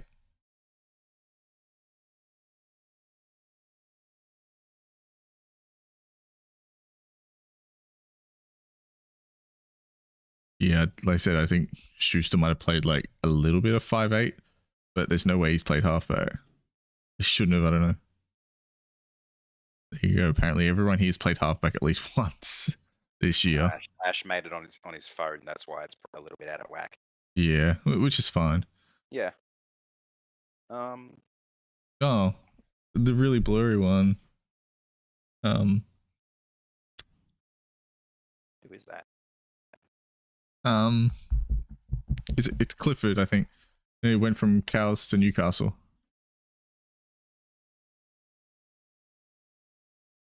That's the one I'm thinking of. That other Bronco in the top row, is that Dearden? Is it Gamble? Not Dearden. Gamble? Don't think it's Gamble. I think Gamble's only played 6. I don't know. Because he's included everyone who's played it. If they've played even one game this year, they'll be in there. I think that's old matey who went from Cows to the Knights. I'm going to put him at does the job for now. Clifford. Yeah. No, you don't need to prove it. That's fine. It's just, it can be hard to rate them if they've played maybe 1 or 2 games there as a fill-in, because they don't have like consistent game time over multiple games to sort of see where they're at with their form, sort of thing. But you look at Jerome Luai, he filled in there for a couple of games. Yeah. Benji Marshall, he's maybe filled in there here or there. But Adam Reynolds is their halfback, so it's hard to judge them fairly. Like,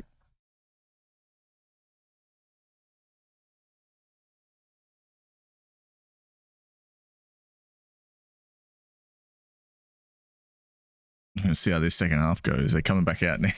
Let's see if your margin comes right. Is that Burton next to the other Ben Hunt?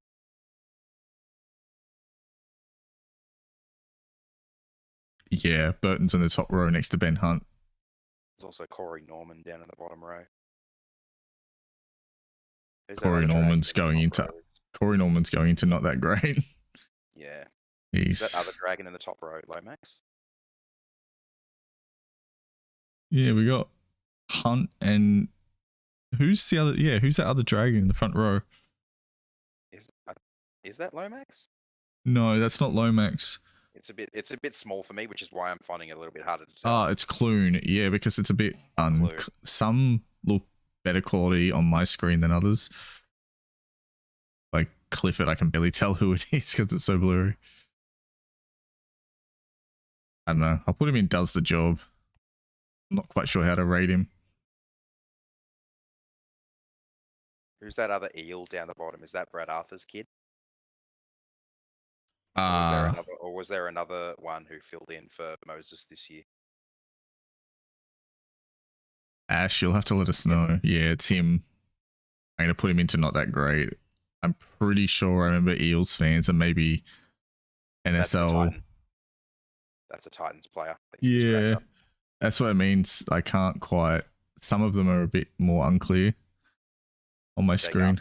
Yeah. Put him into not that great. If I remember correctly, some Eels fans weren't too happy with how his form was. Yeah, but he only played a few games. So who's this Titan? Sexton, who made his debut the other week. You have to put him in unproven, I reckon. Yeah. I'm going to put Tyrone goes into not that great. I'll put him into unproven because I don't know, honestly. He's one of those ones where you just need to see him play a few more games. I assume he'll get more game time next year and we can actually have a proper look at him and see what he's about. Yeah, the other Titan in the top row is Fogarty, but yeah, that one that we've dragged up was Sexton.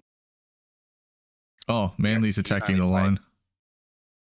He's only played one game, so it's a bit hard to judge him on just his one game. Yeah. Bloody brilliant game though for Sexton, but yeah, it was only one game. I'll put him in does the job. Yeah, I just feel unfair, like saying, hey, you're not very good after just debuting. Like, Jesus. cut him some slack. Like, sorry, man, you suck. You're not playing ever again. Wow, that was a terrible pass from dummy half, and they still got a set restart from it. Like, what the hell?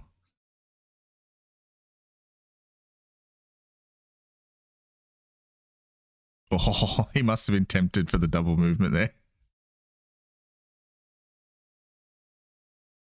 It's probably one of the biggest temptations in the game, the double movement. That's got to have been a penalty.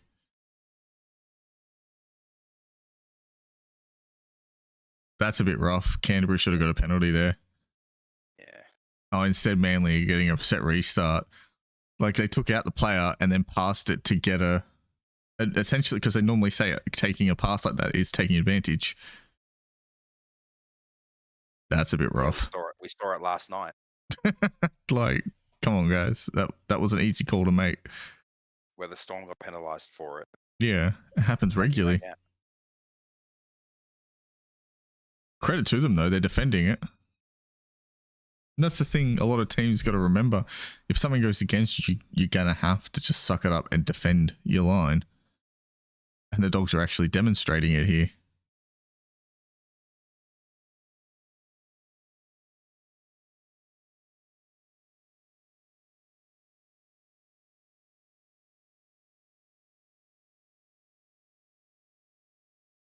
There we go.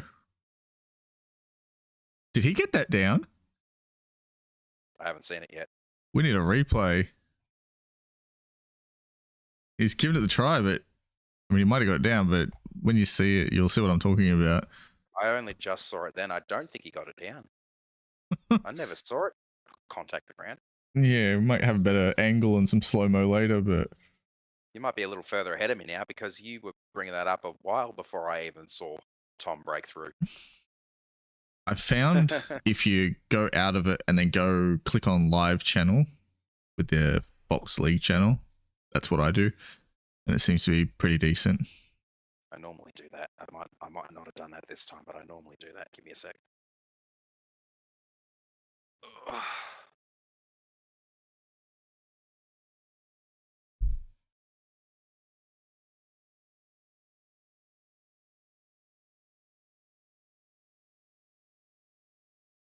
He looked like he knocked that on.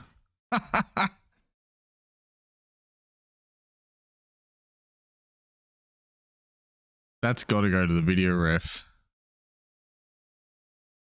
He saved that try.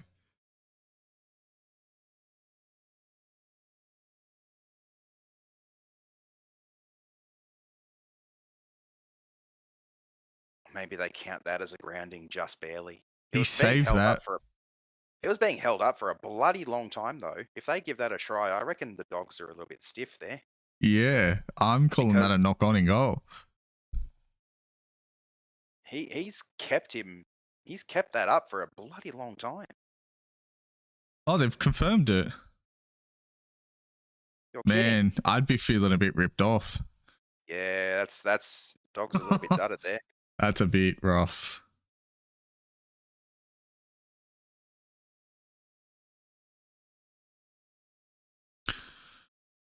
Yeah, sorry, Dogs fans.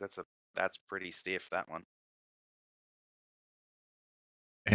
His teammates should be patting Hetherington on the head and, giving him a hug, because that was a hell of an effort to save that try. And I think he got a bit, ripped off. Effort, that one. Like, there's your front row who's putting the effort in the middle of the field on one of the best players in the game, and the call's gone against you, but the effort on its own is fantastic. I love seeing that. All right, well, 6 more converted tries now, Manly. Come on. But look, he lost control of it. Surely that's touching Hetherington's hand when he loses control, so that should be a knock on anyway. Because look, there, he loses control of it, and Hetherington's hands are all in it. And then he kind of rolls it down his side. Yeah, and scores. And grounds it. I don't know. I'd be feeling hard done by if that was my team. How about Albert Kelly from the Broncos? How would we rate him? Oh, Biffo.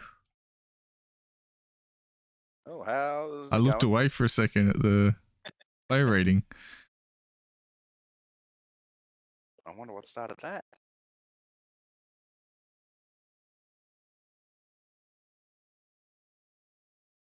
Give us a replay. What the hell happened there?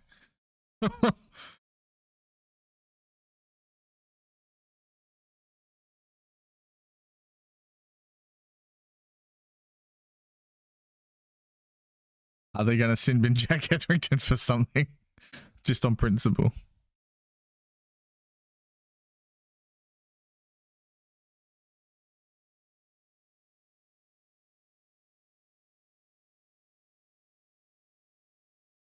Oh, he's kicked Jackson in the head.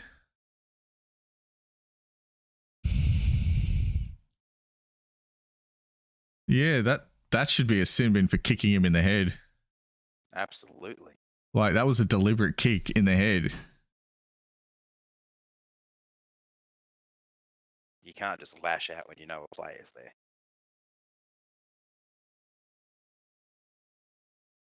Like, Jackson was well away from the tackle and done. He was getting up to go back to marker. He'd let go.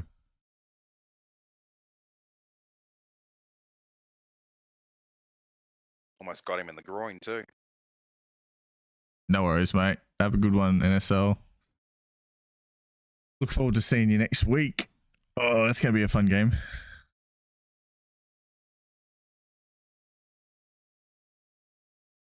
Thanks, NSL. Have a good one. See you next time.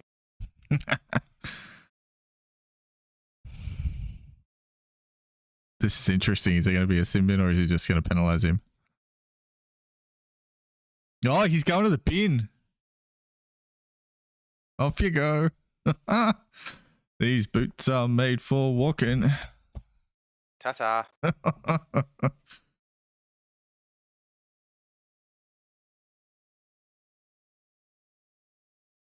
Who is that? You're like that. The boot has come into contact with the head. You just can't do that. Yeah. That's just stupid. Like, that is bad. That's Aloye. Oh. I didn't even recognize him. Yeah, I didn't recognize him. Well, being Aloe is very out of character. Not his go to be a grub. Yeah, well, he should have got binned for the cannonball on Seafarth. That Fuck, that was like how that didn't get a bin. That was disgusting. Ended a guy's career, not career, his season. well, actually, no, it hasn't ended this season. He's back. He's named today. Oh, he came back. So, yeah, Seafarth has been named today. I didn't keep up with the updates or anything on the injury, so it's all I knew is that he'd done his knee on that. Something like that could have been like a pretty bad ligament strain. So I remember at the time, a lot of people were saying it could have ended his season, but I didn't keep up with it after that. It's good to see him back. The fact that he didn't get binned for that is pretty disgusting. Like, it's a deliberate, dangerous tackle.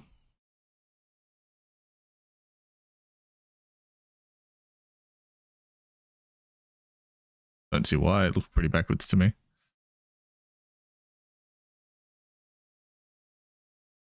That was a pretty bad end of set. So there's been a few changes for your teams. Tigers are 1-17, but you guys, Capewell, hang on, whoever your number 11 was. Oh, Kickow and Capewell. Actually, no. Kickow's gone to the bench. Capewell and Liam Martin in the second row. And Tyrone May's been brought onto the bench for you. Thanks, I hate it. At the expense of whoever was your number 14. Mitch Kenny, probably. So he would have been our utility with Appy starting at 9. Mitch Kenny's in the outs, yep. Should have seen that coming.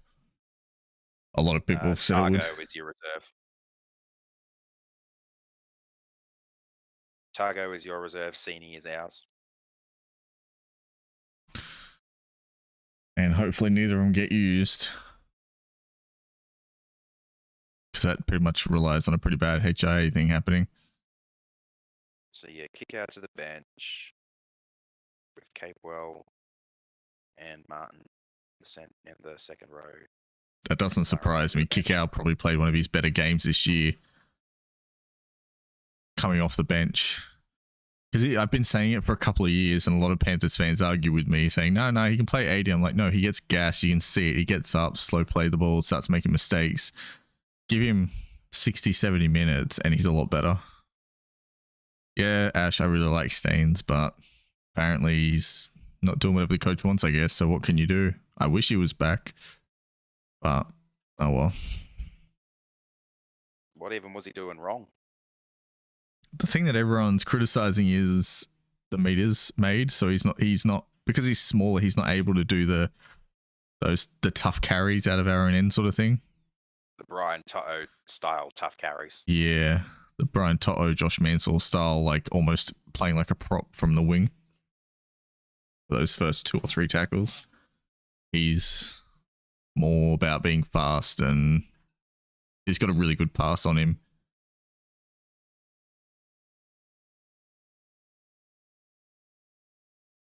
So what can you do, I guess?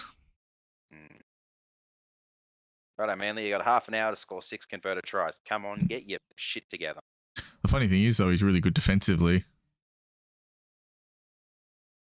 Like he was making good decisions and tackling guys twice his size. That's just an attack. It wasn't really happening. What are you doing? Is he playing for a penalty, or is he actually hurt?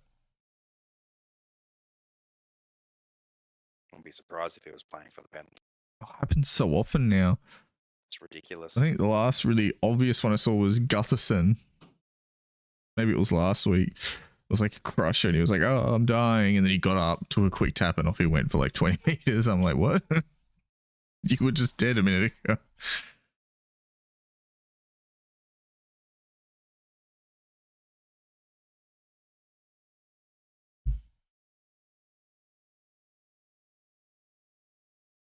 Who's that bulldog on the top left corner of the tier list?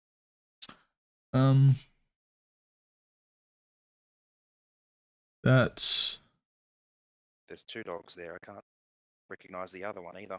Ash. Who are the dogs on your list here? Oh yeah, Flanagan. I forgot all about that him. is Flanagan, is it? There you go. Put him in not that great, I think, is where Dogs fans would probably want me to put him. Avarillo, I'm gonna put in does the job with potential to go upgrades as he gets more game time. He has a really good running game. I don't think he's really a 7, but he's really actually played really well this year after he got moved into the halves and had especially like the last couple of weeks. Is that Reece Walsh, Warrior?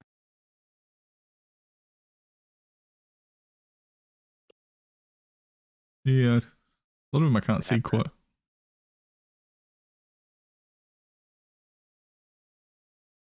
I mean, if that's Reece Walsh, we probably leave him out because he's not halfback, he's a fullback. Oh no, it's Harris Tavita. You can see he's got the start of the name there. Oh, yeah. Oh, okay. There you go. Chanel Harris Tavita. Oh, where would you put him? Does the job, maybe? Yeah, because I don't think he's played a lot of half. How many games has he played at half? I'll put him at does the job, so I'm not ripping him off too much, but I think because they've got Townsend as well, and yeah.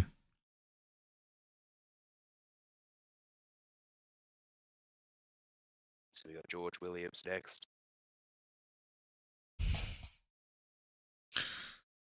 He's such a tough one.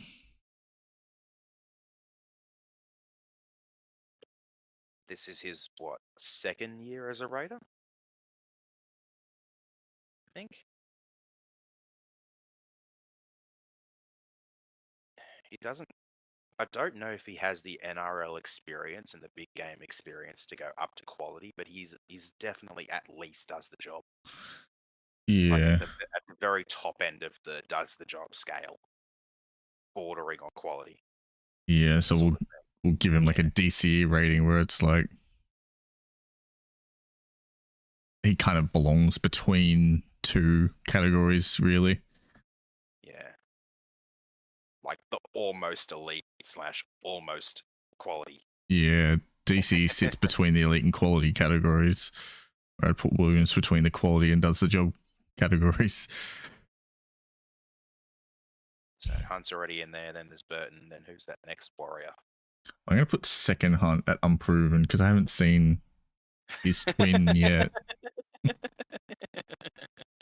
Like, I mean, he could be really good. It's just I haven't seen him play yet. Ash will be back in 5 minutes.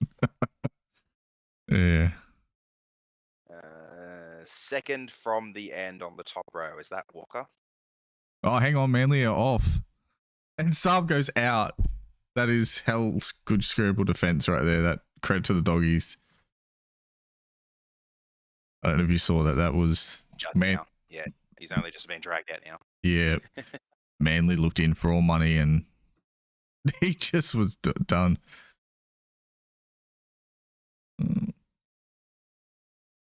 That's not how you get 6 more converted tries, Manly. Come on, get your crap together. It's like it's funny though because this definitely looks like it's more the Dogs keeping the score close than Manly. Like Manly just playing their game, but the Dogs are just so full of effort right now. Is round 24 the bad round for all of the top teams? Because most of them are having the stinker. Storm had a stinker last night. Manly are having a stinker now. The Panthers turn to have a stinker next. Don't mind me. For the social media team to really regret their post. If the steam dies suddenly, it's because I'm sweating all over everything. Freaking out over here now.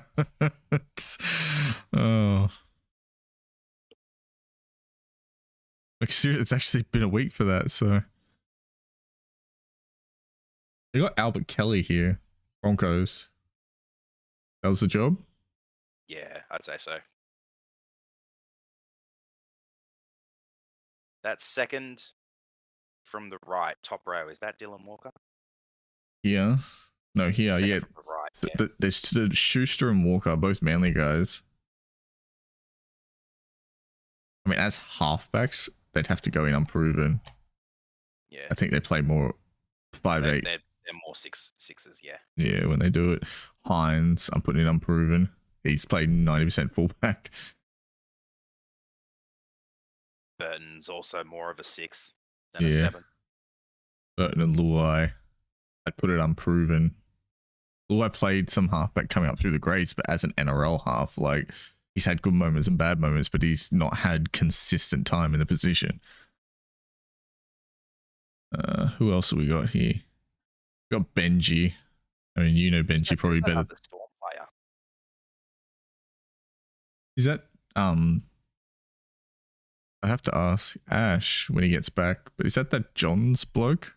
The guy who plays backup? Oh, fucking yeah, maybe. I think he's played maybe once or twice. I can't remember exactly how many games, but it's not many. Ash, who's the Storm? Ash is back.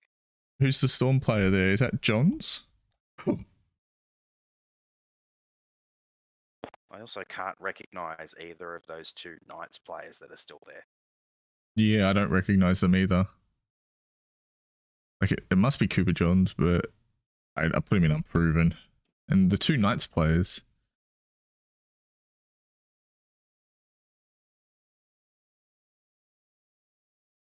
Oh, that was a good try. Man is one I of haven't them. seen the try yet. Well, I'm putting them both in unproven. There it is. There you go. Because I don't think either Man or Crossland have played much halfback, so they're in unproven. Yeah. What would you say about Benji? You know him better than anyone. As a halfback? Oof.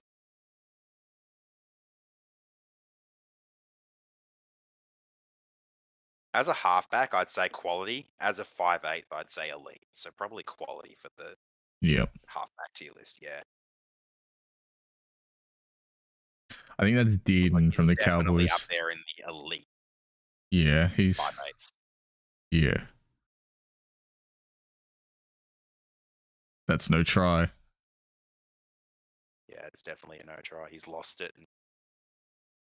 Well, he's grounded it, and then it's kind of The Bulldogs. If you watch the Bulldogs player Bulldogs pushes it. help him. Yeah, the Bulldogs player scores the. Scores the try at the wrong end. Is that an own try? Is that like an own goal in soccer? To Manly get the try for that? Turbo is still in contact with the ball when it gets to the line. Yeah. But it's the Bulldogs play. He's definitely lost possession, and the Bulldogs player like rolls it over the try line. Just do that at the other end. So there's two Cowboys there. Who are the two Cowboys? Is I that think this Dearden? one's Dearden. How we put him? Oh, you probably have to say not that great so far. Yeah, not that Hasn't great really done. with potential Yeah, definitely with potential. and game time. Again, he's not like he's the most experienced half, but I think he won his first game the other night in like 12 games or whatever it is. I don't know. Needs to gel with his teammates. Yeah, he's one that's gonna give him an off season at his club, at his new club, and see what happens. Hampton's the other one. I mean, I don't know because I can't imagine. I'd put him on unproven because I can't imagine he's played much halfback. Just their halves now Dearden and Drinkwater. I'm having mental blanks on all 5 of the others. Ash, do you want to name all 5 of them for us? Left to right? Yeah. I'm pretty sure that's Lachlan Lamb for the Roosters. I'm like 99% sure. And you think the Broncos gamble? Yeah. Which Gamble would be unproven at halfback and Lamb would be unproven at halfback. Oh, Sam Williams. Well, he's going into not that great.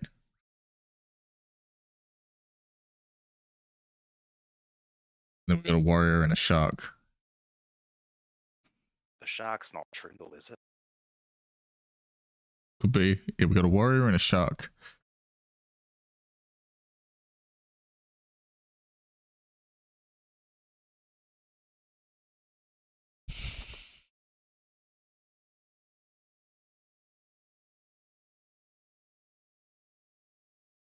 Is that Nicarima? I don't know. How would we rate Trindle?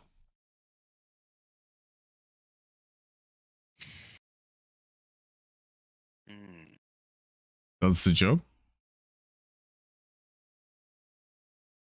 Yeah, I'd agree with that.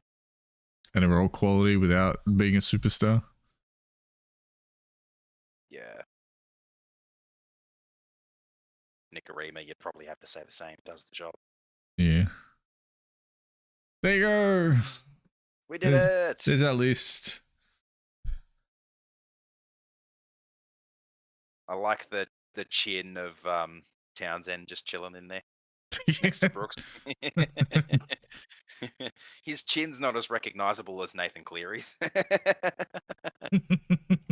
Well, that's why we couldn't tell who it was.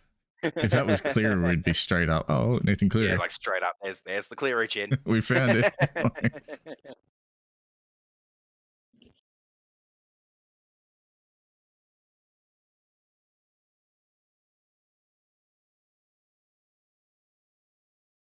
So.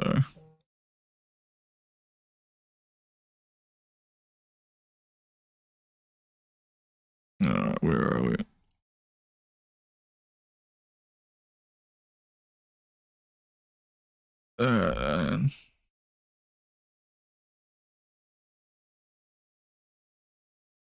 Where is it? Is it downloaded the picture? So I'll see if I can gotta find it.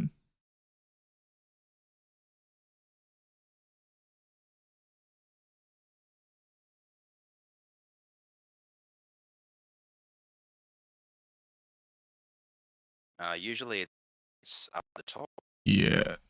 So I've got it now, and I'll just insert it into the stream in a second.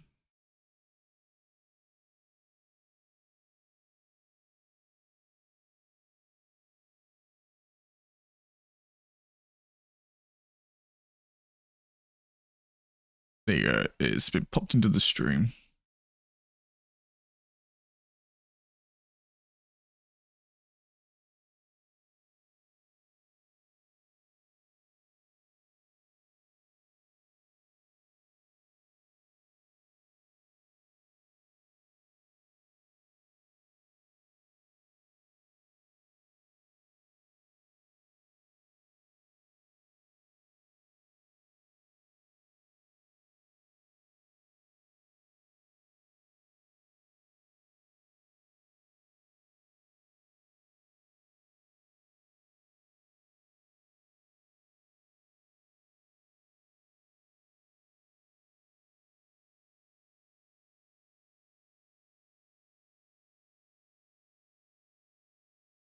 All right.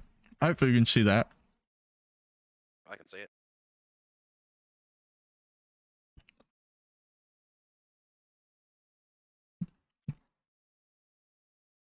Oh, I've got bloody 36 more minutes to enjoy before the massacre begins. Yeah, sorry about that, Ash. I'm sitting here choking on my tea. So if you don't hear from me again, I died. Die quietly, please.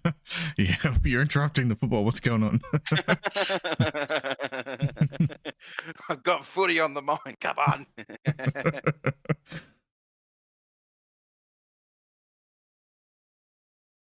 Oh, he's pulled his hair. Wait till it comes up on your end. That's kind of hilarious. Oh, the dreadies. The dreadies got a touch. He didn't mean to. It looked like he was grabbing the jersey. Yeah, he was going for the jersey, but missed and got the hair. Like, look at that. Like, you can't blame him for that. Look at that hair. I mean, with Tapau's hair being so freaking long. There are probably players who have long hair like that deliberately. Like, you look at Afoa for the Warriors and how long he's let his friggin' bushy mop grow out. No, I don't actually remember that now.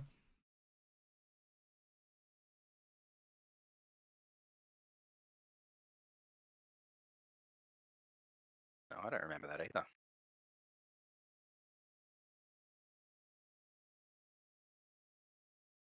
All right, well, I can forget about getting my margin now. Yeah, like the dogs have just shown up. Just as long as Von doesn't get any bonus points for the margin or anything like that, which means I want them to win by less than. Now, I've shared the list. I've got it screen sharing on Discord just in case. But so in our elite category, we have Hughes, Reynolds, Cleary, and poor old Almeida with his concussions.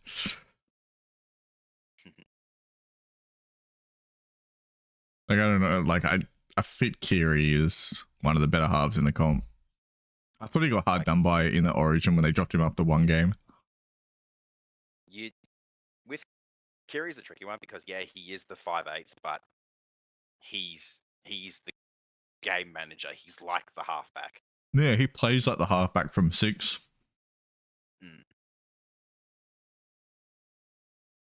So it's like, I'm pretty comfortable putting him like elite for halfback anyway. Like if you put the 7 on his back, he won't change his game much. He'll just do what he's doing and keep rolling on. Okay, so for Von to not get any bonus points here and get further ahead of me, I need the Manly Seagulls to win by 22 or less.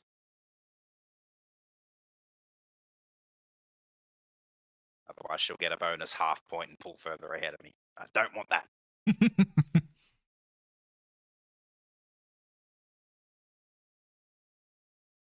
The one in the quality, obviously, that would be hard, like argued by fans, would be DCE. But to be fair, there is the addendum to that, which is, you know,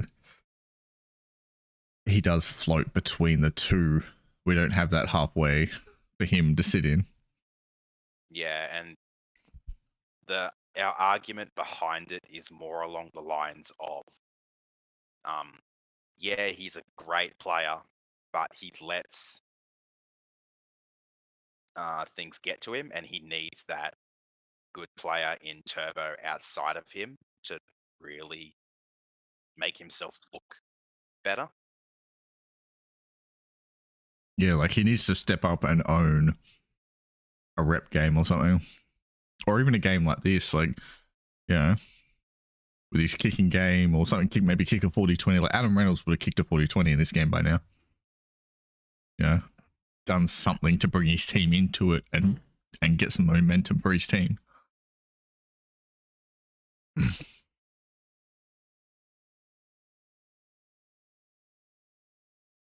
A curious thing is running that short side play where they often either score off or they're going 30 meters downfield.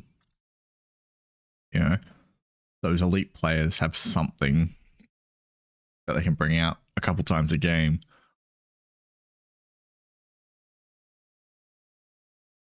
Where DCE's bag of tricks are more often than not give it to Tom and see what he does with it. Yeah. He has a good 40-20. He does. Literally just there. Yeah. Gave it to Tom and see what he does with it. He's like, all right, score a try, bro. But he can kick a nice 40-20. But and he does have a very good kicking game on him in general. He just too reliant on that good player in his team. Like this game here would have benefited probably from at least one 40-20 from him. Tigers versus Panthers at Penrith 2019. Yeah, I remember that. That one makes me sad. There we go. It was a golden point loss. We have a horrible golden point record. Yeah, you guys can't do golden point.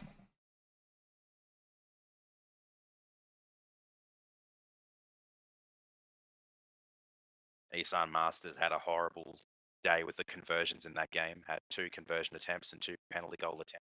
Both missed all 4. Yeah. Panthers got a penalty goal, a try, goal to get it at 8-all, and then Cleary kicked a field goal in golden point. From our side, it was really good, if that counts. like Common Point's one of those things which are both annoying and exciting at the same time, because you know it's just going to be a field goal shootout. Yeah.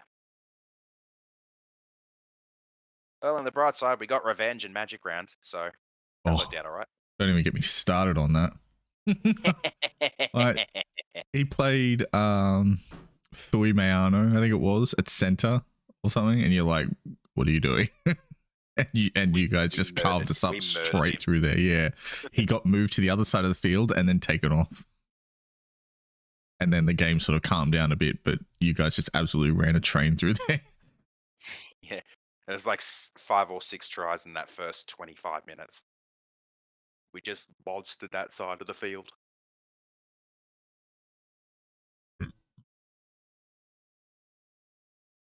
I don't think you're getting your margin. No, but I really would like the margin to stay under 22. Please. I don't need to slip even further behind these two than I already have. Does it go into finals or does it finish next week? Yeah, it goes into finals. Well, at least it gives you a few games to catch up. Yeah, but most of the tips are probably going to be the same way for most players. It'll be the margins that make the difference. Yeah. So in the finals, I'm like, next week is really my last week to close this gap between them, and then hope I can get a couple of really good margins in the finals to pinch it. Come on, guys. 11 minutes. Ash, I'm in a tipping comp that started at the start of the season with some money on the line, and after having a shocker last year and finishing like 24th or 27th out of 30 something, I'm currently in third, while the top 5 at season's end all win some prize money. So I'm pretty invested in the rest of the season just for this tipping comp. Just because I want this money. Oh, there you go. Dogs knocked it on their line. First prize is $1,000. That's not a bad prize. That's pretty good. I'm a little bit behind it. First is 1,000. Second is 500. Third is 300. I've been in that third spot for about 3 weeks now, so I'm hovering around at 300, but I'm trying to push up.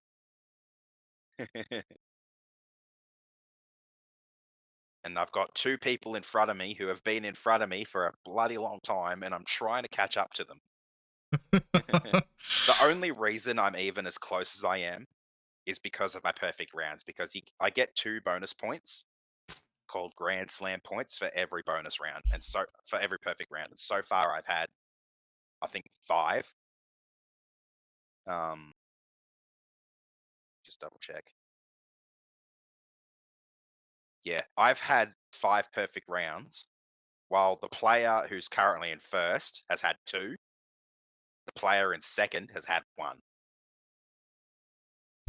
That's insane, actually. You've got more perfect rounds than them. You'd think, just hearing that, you'd think, oh, yeah, you're the better tipper. But I've been horrible with my margins. You get half a point for every margin tip, right? So the player in first has gotten the margin point 40 times. The player in second has gotten the margin tip 45 times. While me in third, I've got the margin tip 34 times.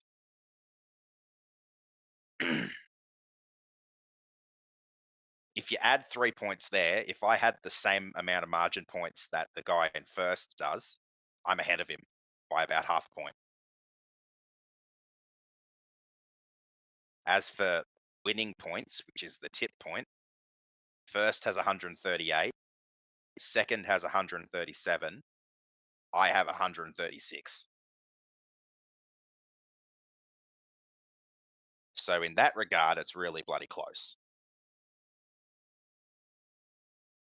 Fourth also has 136.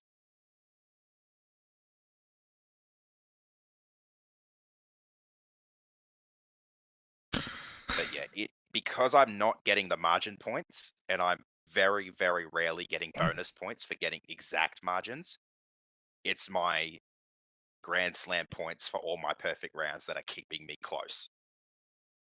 That is literally the only reason why I'm still in touch.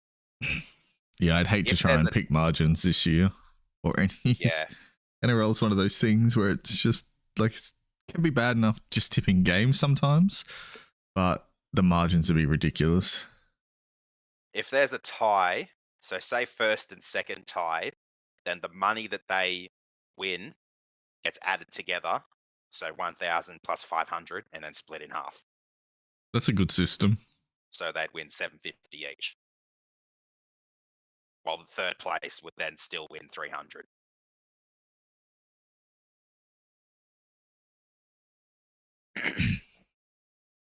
But it's very unlikely because of bonus points and how they get split up.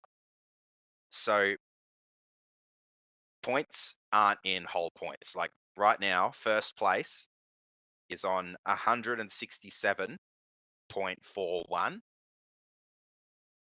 Second is 166.66. And me in third, 164.99. So ties are very unlikely because of that.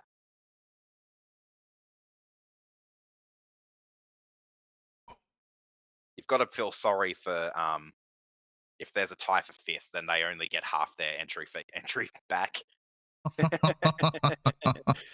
Oh, that'd be If there's a tie for disappointing. fifth because six doesn't get a prize. If there's a tie for fifth, then those two people have to split the $50 prize for fifth place.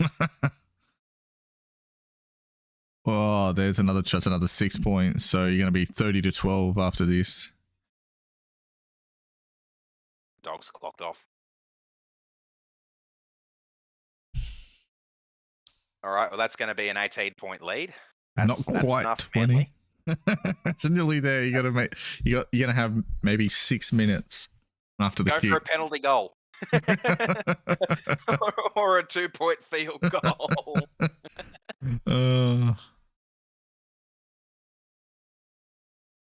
Oh dear. I just want to hurry and get it over with now. We know what the result is. So it's like, get on with it. I want to see the next game. I'm stressing out now because all the big teams are kind of been a little bit off this week. It's like, oh no. I think they're thinking of finals already, so they're all like, okay, yeah, this is where we're going, and forget to play this week. So now I'm worried. Nah, I think you're still going to be fine. I think you're still going to pummel us. I think I'll keep my margin at 30 because then I can get bonus. I get the margin point anywhere from 25 to 35. Yeah, see, that's a good way to do it. The few times I've picked margins here and there, I try and pick one where you got that little bit of buffer.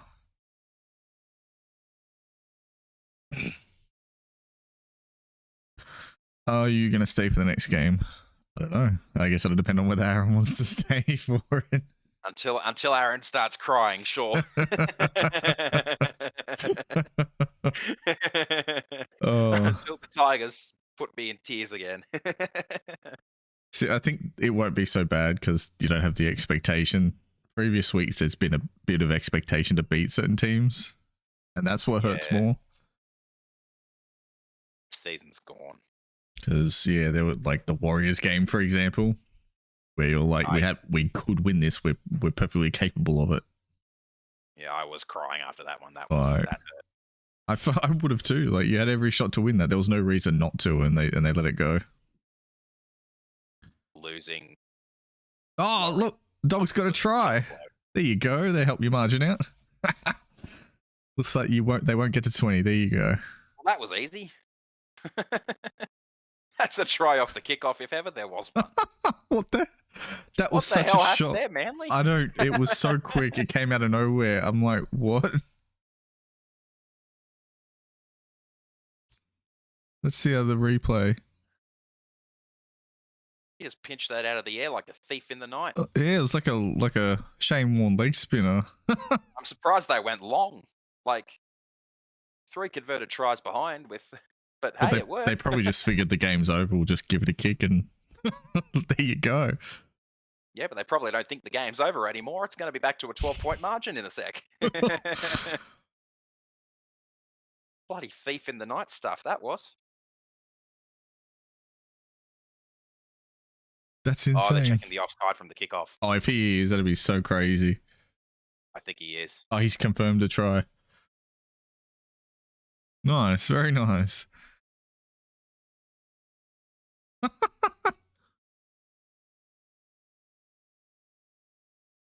It's Jackson Tapine. There's a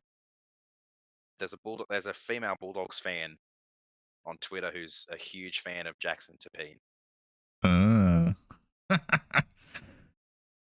Very She's nice. gonna love that. Oh yeah, it's gonna be going off. That's crazy. That's one way to score your debut NRL try, don't you reckon? Yeah, he'll be showing that to everybody. Thief in the night from the kickoff, and all of a sudden, 4 minutes left, and they're back to 12 behind. At least you get your margin. Like, that's crazy. Or at least you don't get over 20 that you wanted. Because they're not going to score 2 tries in 4 minutes. Well, any 22 or below is fine. Yeah, they're not scoring 2 more tries in 4 minutes. I think Manly are going to be happy just walking away with 2 points now. Yeah, a very ugly 2 points considering what they should have been doing to the Bulldogs today. Making them roll over and play dead. Yeah. But yeah, so she went Sea Eagles by 28. So anything that's 23 to 33 is what gives her Yeah. the points there.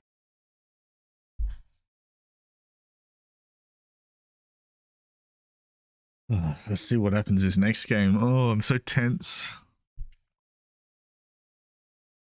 If they did end up winning by 33, that would suck because then she gets the bonus point and I just barely miss out because I went 40. Yeah, so close. It'd be funny though, if the final margin was 34, then both of us would just miss out on getting that margin point.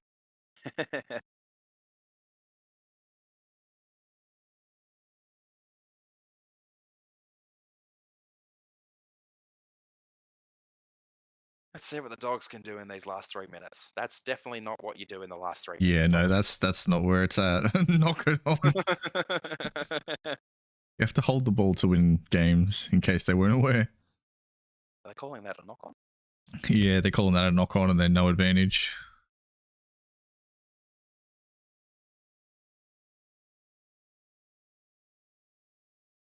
Well, someone went Dogs by 12, so they might be a freaking genius at this point.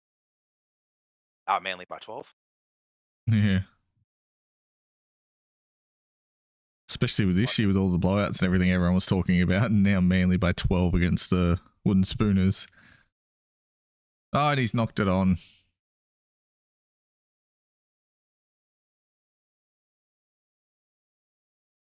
There it is. There's the knock-on. Bloody Fozzer. I think they're just waiting for it to finish now. Yeah. They all know the result. They're all done. All right. Well, I am no further behind second, and I am no further ahead of fourth. So we're going for the status quo now. let me check who is fourth.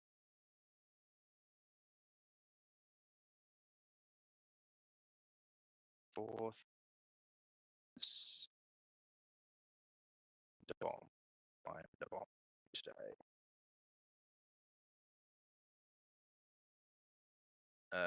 Yep, they said Seagulls by 32. So I'm all good There you go. So at least it keeps the status quo for you.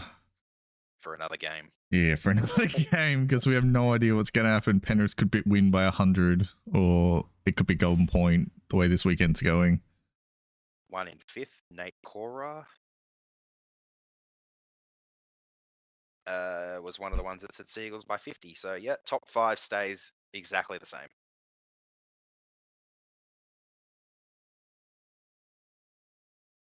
Come on, let's get it over with. You got a minute left. Let's get on to the game of the day. For you. Well, for both of us. There's going to be emotions one way or the other. The one that's going to leave me fucking furious. Oh, don't challenge it. Can we just be done with it, guys? Still 14 minutes until we kick off anyway. Yeah, no.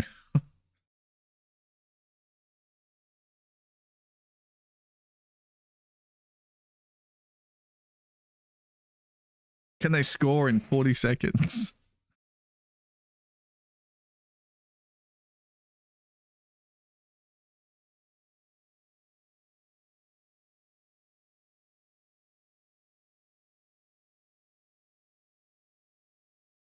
They said the guy who's not even playing did it. They penalized the ball boy for stripping the ball. Oops.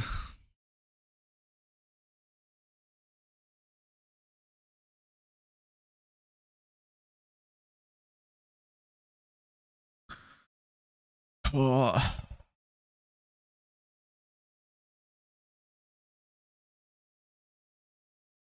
Oh, doggies, let's see if we can get another one before full time.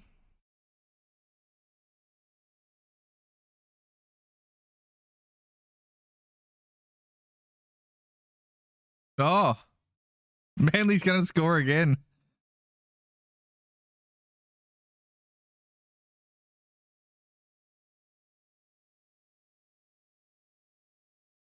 Make sure Saab actually puts it down this time. Yeah, I'd be making sure. Just really carefully. There you go. At least they got another one without pushing it over. Yeah, it's not up to the 22/24 region. An 18-point win is fine. All right. Congrats to the person who tipped the 18-point win. Welsh. Yeah. So someone actually picked the exact margin? Someone said 18, so they get the full 2.5 points for this game. Oh, nice. Anya. Let me see where they are currently on the rankings, Welshman.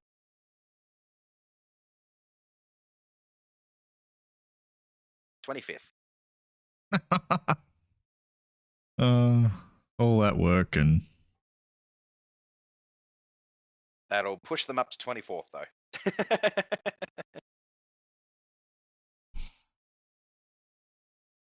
Welshman Down Under is their name. Anya Welshman. Tipping god right there. Supports the Cowboys. So it begins. And is ranked 304th out of 665 in Cowboys fans. Huh. There you go there. Doing all right. What am I ranked in the Tigers fan? Can't be too bad if you... Oh! Can't be too bad if you're third. Holy crap! Out of 563, I'm 17th. That's pretty decent. Globally, I am 373rd out of 12,842. I'm in the top 3%. You've had a good year by the sounds of it. A shocking start, but I've turned it around. Yeah. Imagine if I didn't start so crap. Geez, you'd be right up there.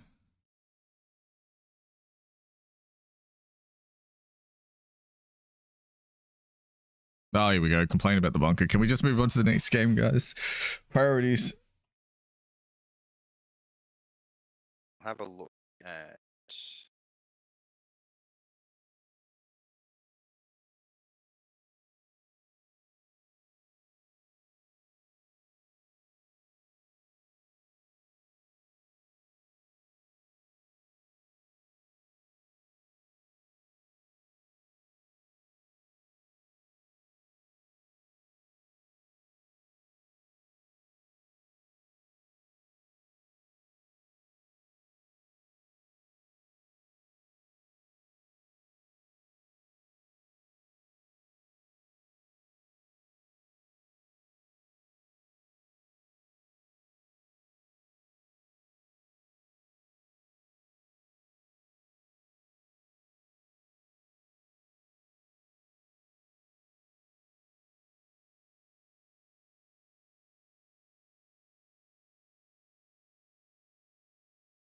All right.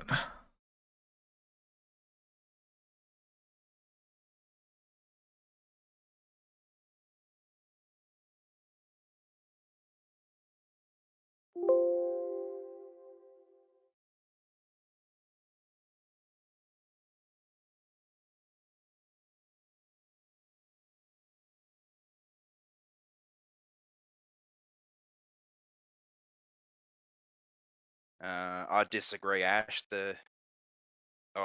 Dominic Carranza. I disagree. The dumbest penalty is the one the Tigers Some of got those from the like scrum last week. KFC ads are really obnoxious. Yeah, some of them are really freaking stupid.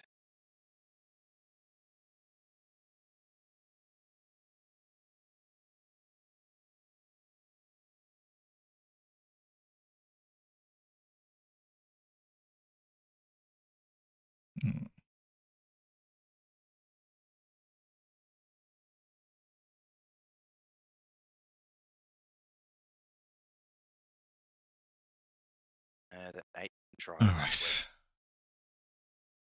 right. week.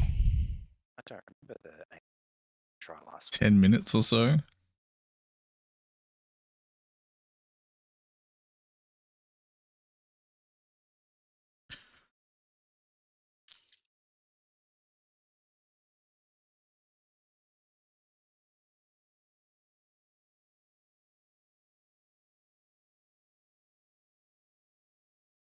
All right. While we're waiting, what else can I?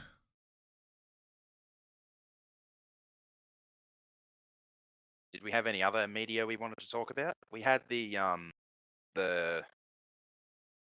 suspensions since the crackdown picture.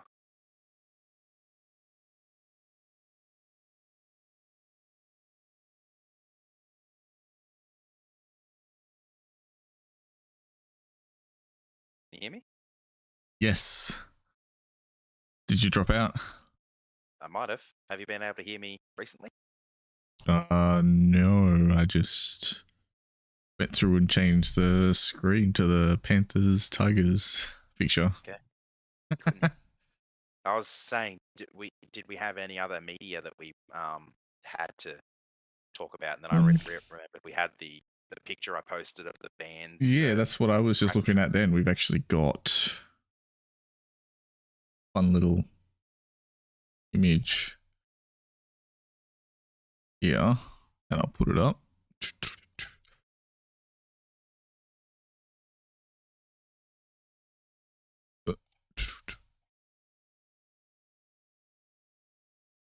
And it is banned serve since round 10. A fun So little. thanks, Ash. Good luck to you too, but you don't really need it. You're going to kick our asses anyway. So there you go. That's up on the stream. I'll try and be a good sport about it, but this is going to frustrate me greatly. There's going to be a lot of carrying on. But the interesting part is you've got Panthers by 30, so now you're going to be conflicted between your team and your margins. Are you going to yell at Tigers because they score? You're like, no, my margin. I'd rather the Tigers win. Yeah. I would much rather the Tigers win. Well, I can't imagine that'll hurt you too much. How many people would pick the Tigers? I doubt anyone's going to. Maybe I don't think anyone. Maybe a few diehards. Yeah, get ready for the rage, Ash. It's coming. Yes, but you haven't heard me raging in some of the other games this season.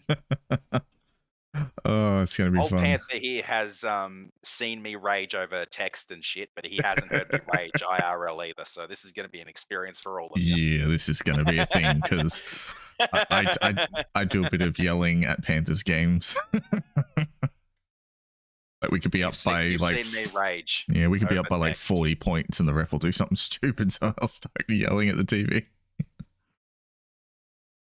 Yes, the graphic on screen. Banned serve since round 10. Looks like a Channel 9 thing.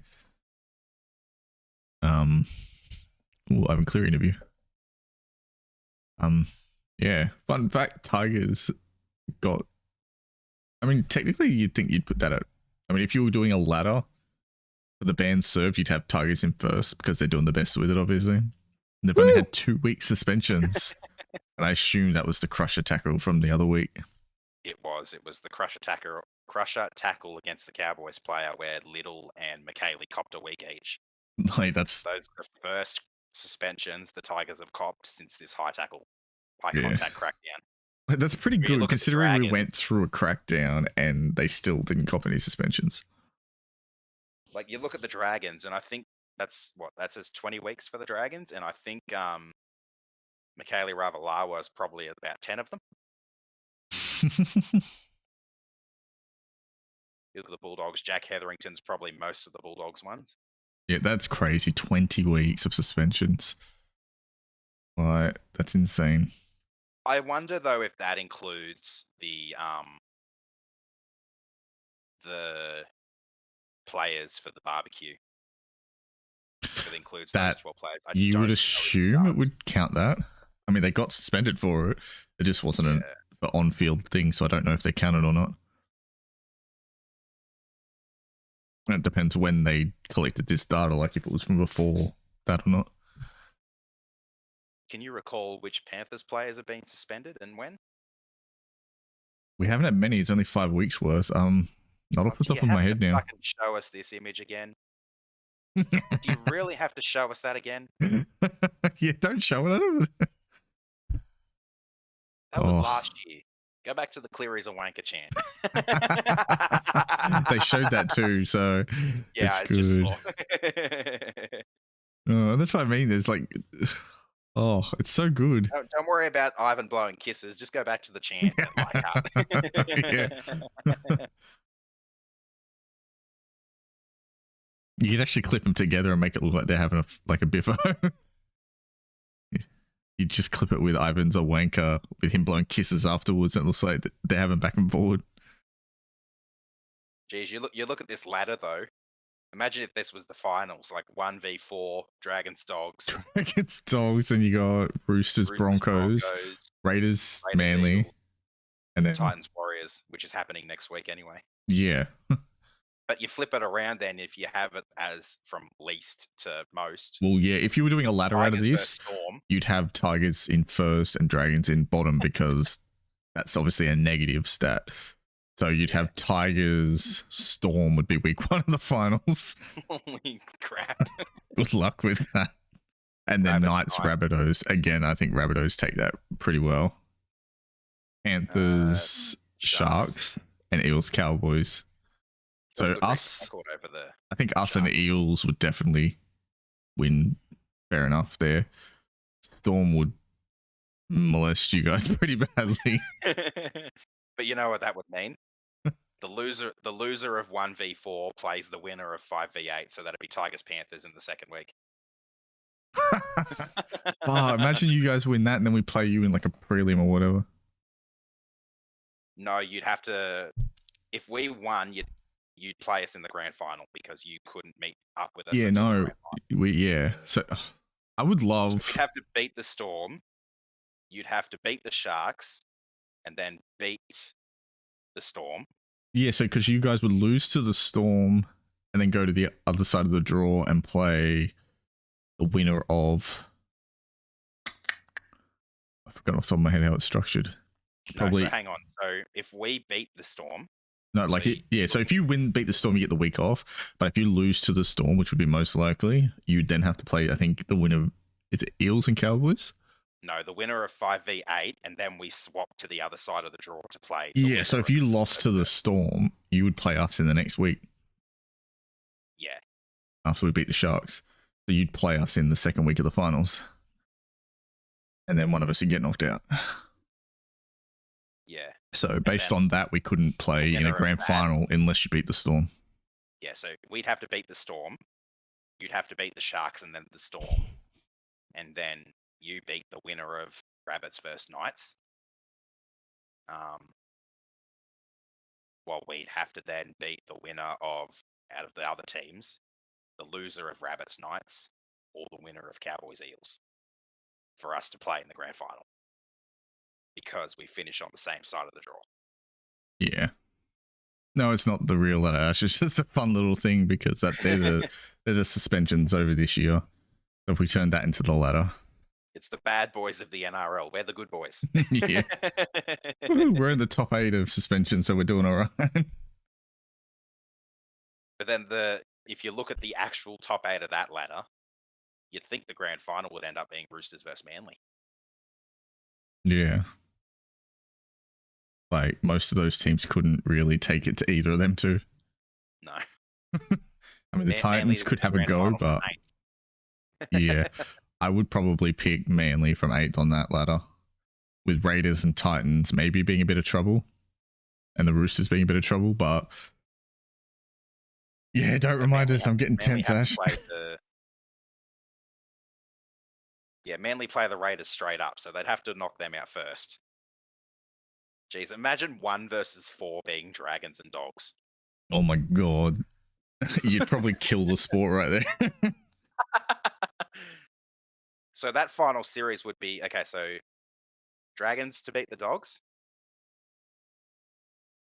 and Roosters to beat the Broncos, you reckon? Easily. Or maybe not. No, actually, you know what? The Broncos have taken it to the Roosters twice this year. So you say Broncos to win. I reckon, yeah, Broncos to win. So Dragons and Broncos through to the prelims. Raiders, Eagles. I'd give it to Manly, but not in an easy game. And Titans, Warriors. Titans. All right, so Roosters, Titans. Oh, that's tough. Maybe Roosters. I'll give it to the Roosters just out of respect, because I think, yeah. And then Dogs, Eagles. Well, we just saw that today. We know how that's going. I mean, that's not turning out pretty. No, I mean, the Bulldogs played the best game of the year for themselves in the club, and they still lost by 20 points or nearly 18 points it was. So they're not winning that. All right, so that prelims would then be Dragons,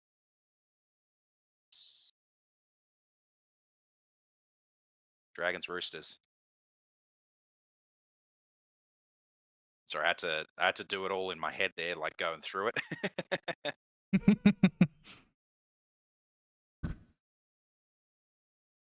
So your prelims are your Dragons, and Roosters, and then Broncos and Eagles. Well, I'd be saying Roosters and Manly are going through on that. Yep.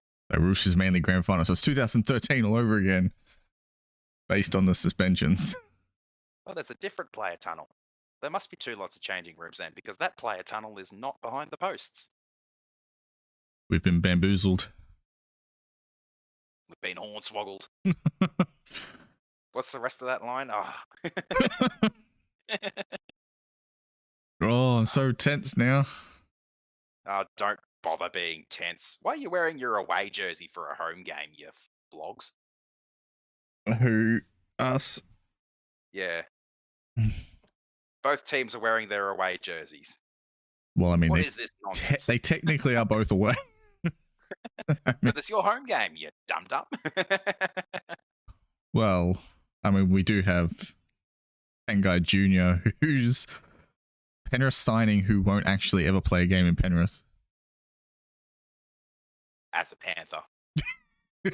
Yeah, he'll play for the club, but not actually at our home ground.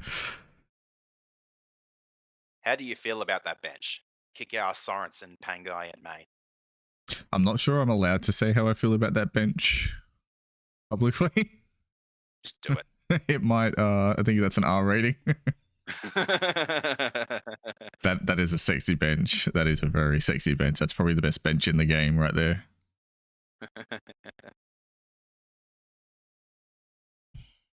All right, here comes the pummeling. Let's go.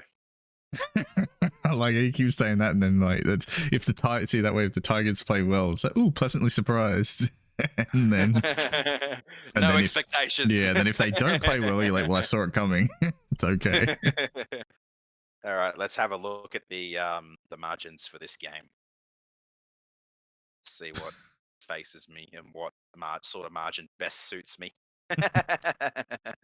Jerry Jones. I don't get the reference, but I assume that's American football.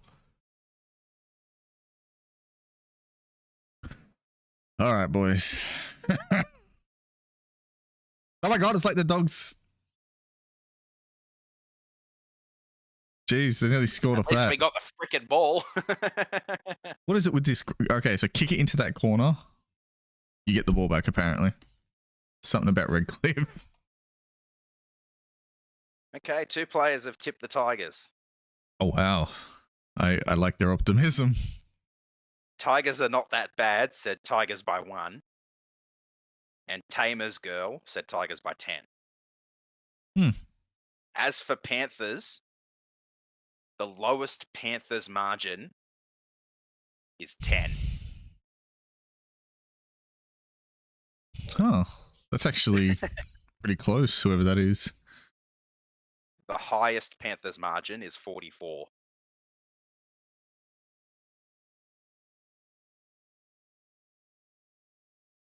One, two, three, 4, 5, 6, 7, 8 people have all said Panthers by 30, Oh, wow.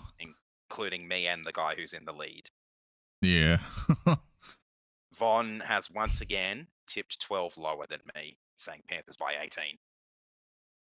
So you gotta hope if we win, it's actually by a bit. 30 or close to it.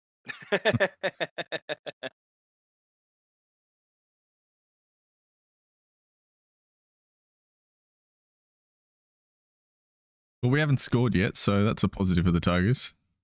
Fuck yeah. Take the little wins. Oh, winning.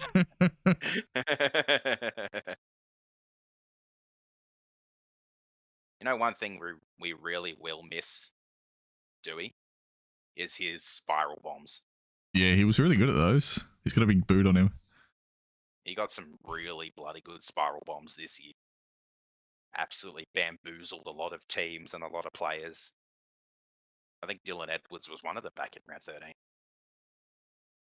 Probably.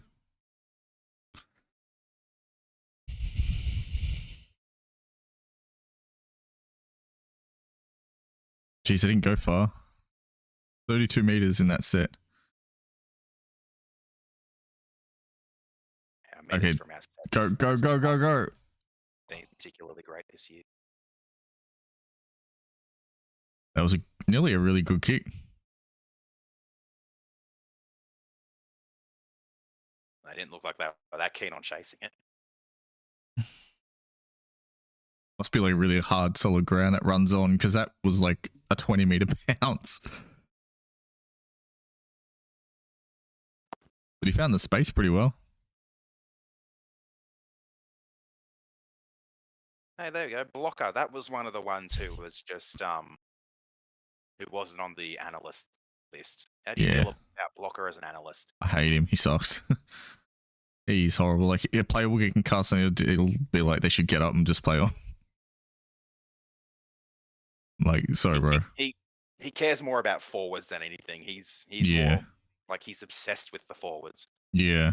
So you can tell he doesn't have much other than, yeah, I played, I was a forward. Stop them from offloading, Tigers. Wrap up the fucking ball. Didn't do much with it though. Yo was kind of just looking around like, hey, what do I do? I'll just run at that guy. There's nowhere to go. That was kind of horrible. Yeah, it's out on the full. Oh, they touched it.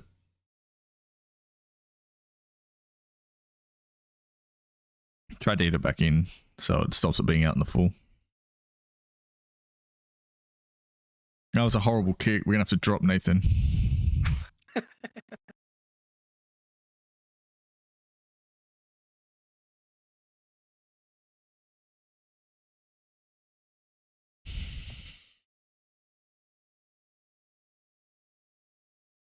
Let's just hope we get these little things, those little things out of our game before finals. Because that was actually a horrible kick. Don't do that against Para next week.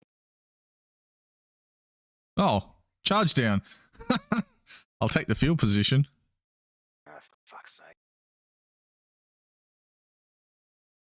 He tried to strip the ball and he ended up just flinging him around. It's like watching two dogs fight over a bone. Oh my god. Yep, time to drop Nathan back to reserve grade.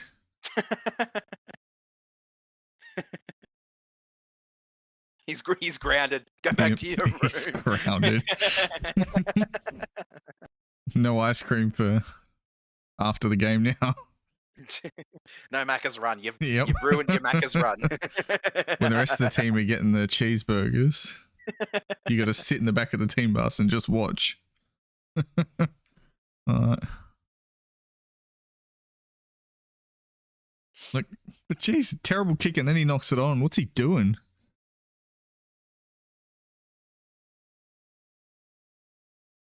That's a penalty.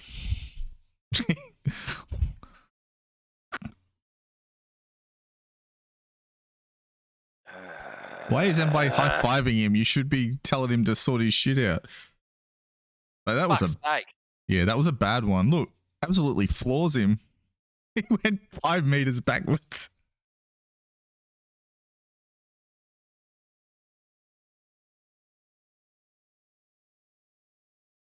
Like, if you're running a line, you've got to watch what you're doing. It's one of those things that really infuriate me when like my own team do it, because it's like you've got basically one job when you're running a line, and that's not impede the defense. Given you fucking amazing field position there too. Yeah, but Nathan Cleary will just fuck it up again. Forward.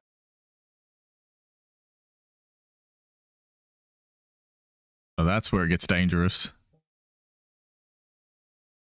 Oh, who was that? That was a good tackle. Was that Noffa? It is. Yep, Yeah, that was good defense. We just look off somehow. Hey, like the Storm last night. Yeah, it's the week for it. You have your sloppy week this week, so you get good next See? week, ready for the That's what I mean. finals. Why didn't they kick it? Kick the ball. Repeat set. I mean, handing it over in the corner probably isn't a terrible idea. Yeah, it's not the worst, but like, build pressure. We're one of the best Feel bad teams to at see it. Comoros play against us. Oh, to think they backed BJ and Roberts over him. Yeah, Ash Manly 4th going into the last round, so yeah, they're in the box seat to finish top 4. I think it'll stay the way it is now, to be honest. Depending on the difference in differential between Eagles. Oh yeah, you got smashed.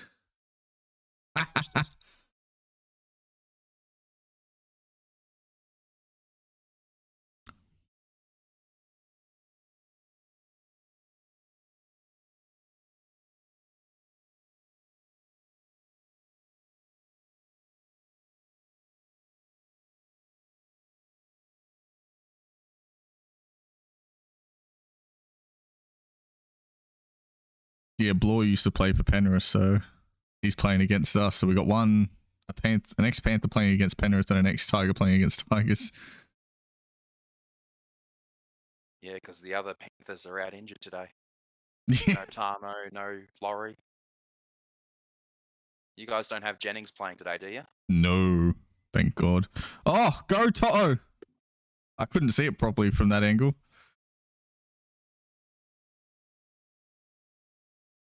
He's claiming it. Yeah, that main camera angle wasn't too good for it. No, touching. Oh, he's sending it up, no try. He is a very good finisher, but if the ref's sending it up, no try.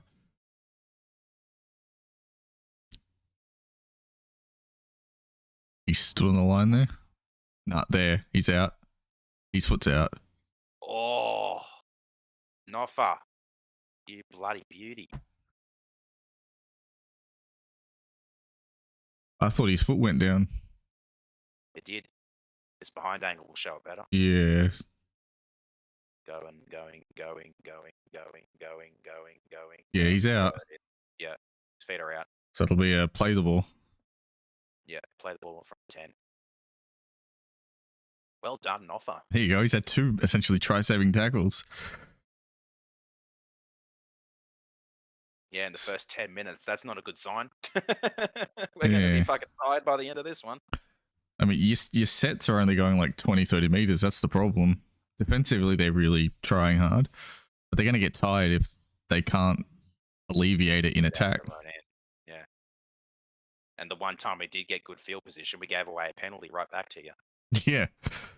That was horrible. Cleary gave us field position on a silver platter and we just gave it right back. Yeah, Blore really shouldn't. Like, he had to be more careful than that. Like, it wasn't even one of those subtle ones. He, like, smashed Cleary like 5 minutes backwards. Look at that. That's fourth tackle on 30. Look at that. He's going to go for 40-20. Oh, no. Simpson's just reefing it. There you go. Edwards knocked it on. Fucking fucks. Oh, fuck yeah. Drop him to reserve grade. Position. He's going back to reserve grade too. Tigers. Come on, Tigers. Show this fucking Panthers social media team not to fucking mouth off.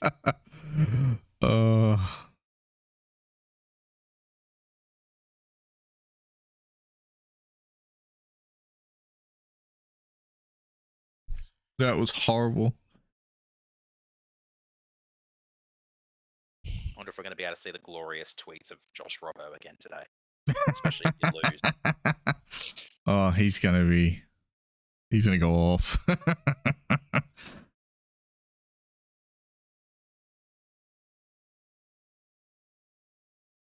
He had to pass that. He had the overlap.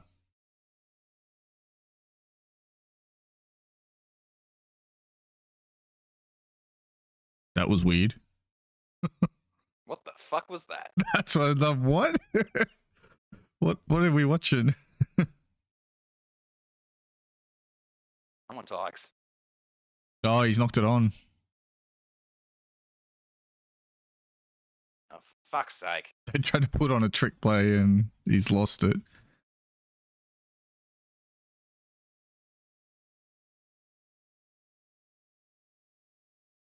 Yeah, he went for a tricky inside ball.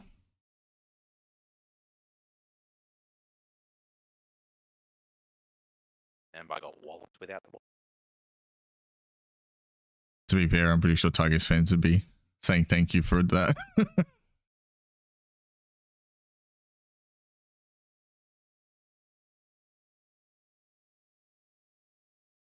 See, look at the difference there.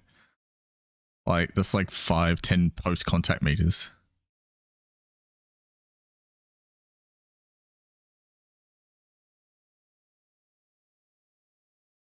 That's a high tackle.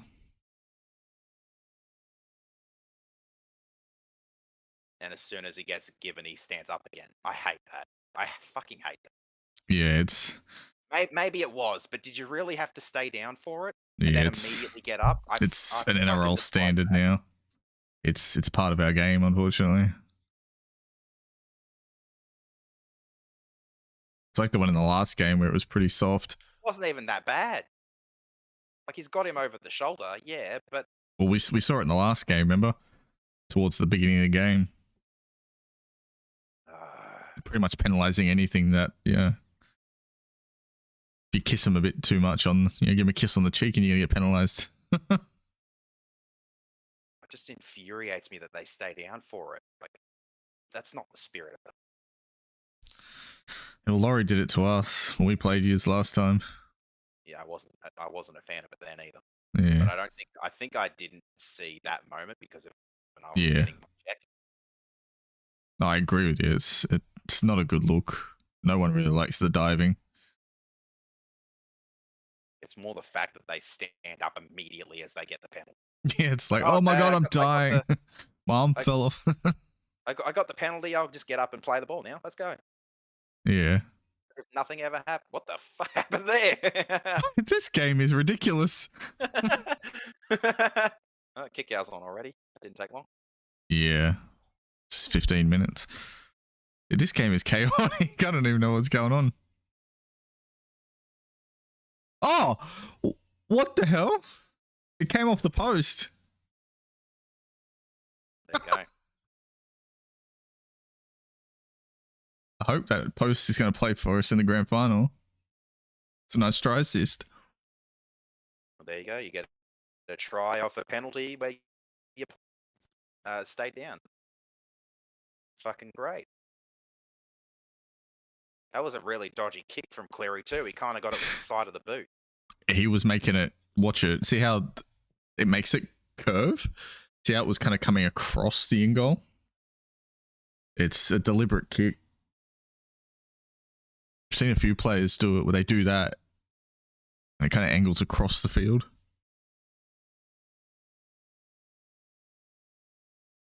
But this game is ridiculous. Like, you see the ball that dropped and for the Tigers and the players like looking for the ball and then fucking that. No, I don't know. This is going to be one of those games where crazy stuff happens all day. And I'm frustrated already. Sign that Post up on a... it was barely a high tackle. He could have easily gotten up and just played on. Yeah. But no, he's got to stay down and get the penalty and then immediately get the fuck up when he gets his penalty. I think you'll find most people agree with that diving stuff sucks. Fucking hate it. And the fact that you got your first try off. You got your first try off it, face it. So, like, it pisses me off. Yeah.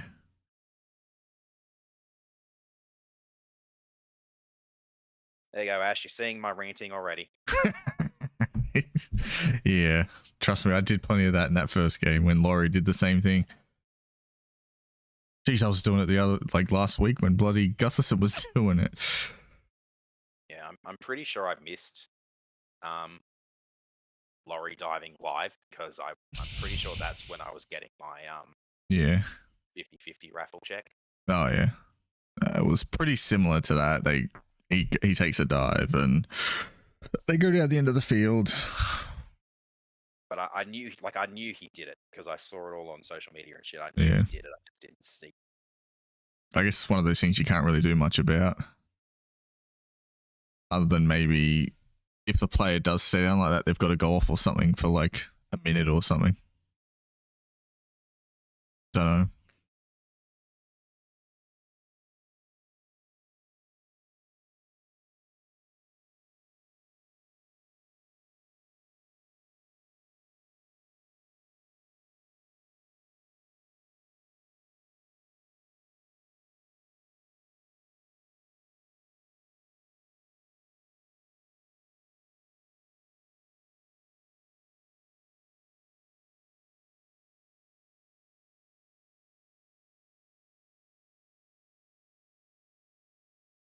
Oh, they defended it.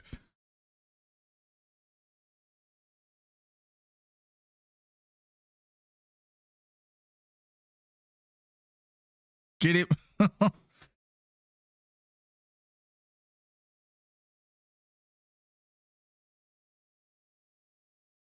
You told me not to worry, but the Tigers are trying hard here.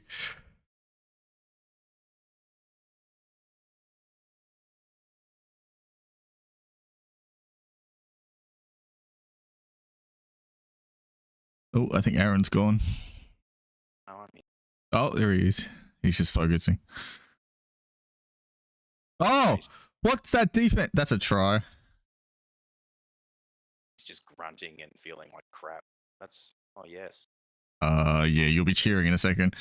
Big Steph, you fucking legend. What the hell was that? That was horrible. Big fucking Steph, you go, you fucking weapon. But what the hell was that marker defense? Moses Leota. That was disgusting. That's it. Drop him to reserve grade with Nathan Cleary that was almost Billy Walters like from last week. That was disgusting. Billy was like defensively. Like Leota is entirely responsible for that. He had to get back into position. He just sort of stood in no man's land and did nothing. At least we had someone back up a line break for a change. We often don't have that. The biggest guy on the team. Yeah. The absolute fucking weapon. Put him at fullback.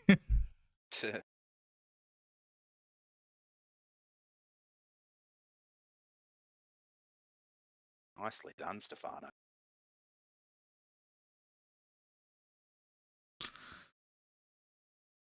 No, but that was unacceptable. Like, what the hell was Moses Leota doing? He was too far back to be marker, but not enough to be onside, and just sort of hanging around. I'd be taking him off and giving him a serve. That was disgusting.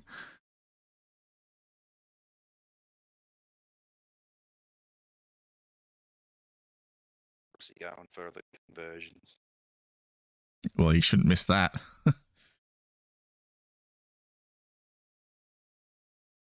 That's another thing we miss with Dewey out. His converting this year has been absolutely incredible compared to what we've been missing in recent seasons with converting.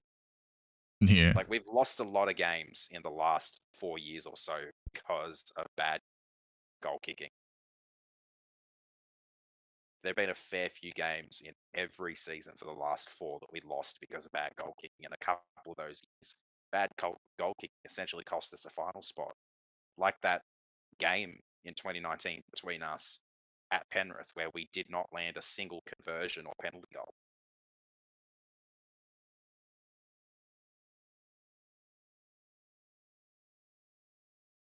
Jeez, that was happened awkward. there? Yeah, I don't know. That was awkward. That's why I was like, heart in my mouth stuff. I'm like, what's going on? Well, Brooks is captain because Tamo is out and now Dewey's out as well. And Brooks has been captain the last few It's like weeks with Tamo out anyway. last man standing.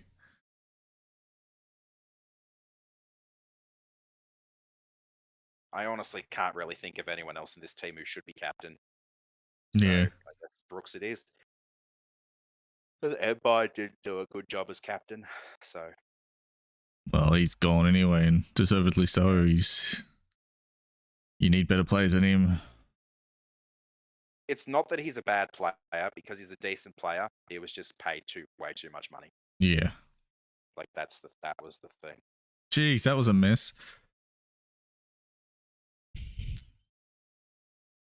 What is going on at Redcliffe this afternoon? It's like opposite fucking day. Yeah, this place is cursed.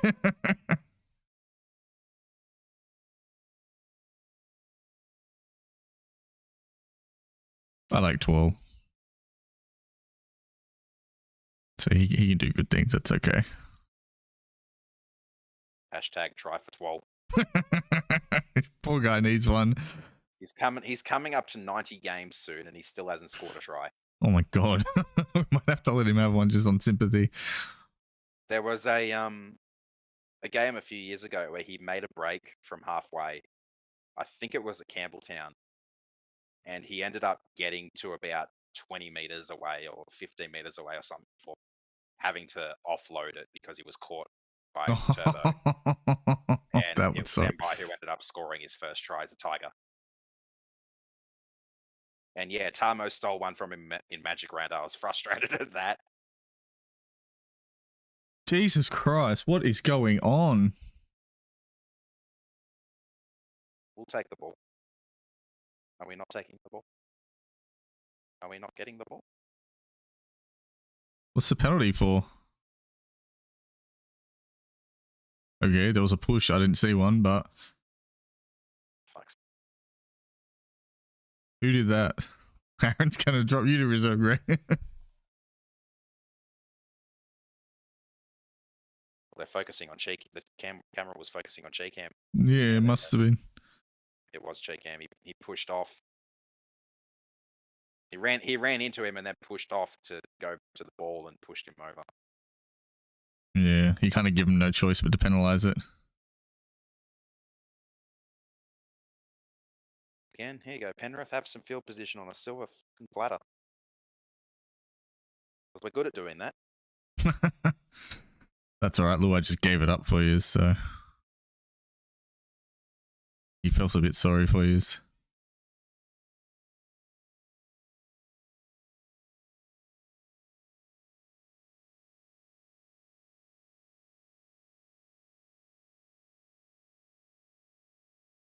Oh, set restart.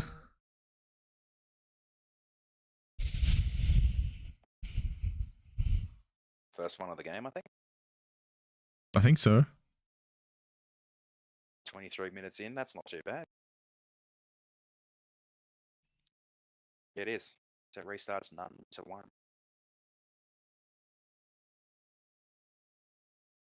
Jeez, he's a big boy. We've always missed having big forwards. Having Stefano was so good. Like, you think back to the days when the Tigers were a force back in 05 and then Yeah. 10 and 11. We had massive forwards. Like, they were the engine room. And the best we've had in recent... Oh, come on, that's got to be a Shepherd. The best we've had in recent times has been Woods. Yeah. Like, after Galloway left, the best we had was Woods, and that's not going to cut it. Yeah, she just floored him, absolutely killed him. He's so good.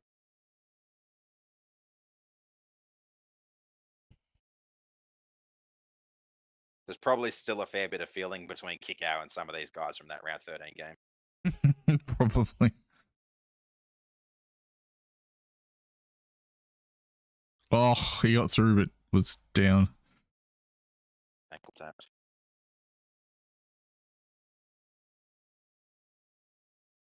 It is set. Better than that, Tigers. Come on. Yeah, we're definitely not as smooth as we should be. It's kind of like that last game where the Dogs really put in defensively and the Tigers are doing it.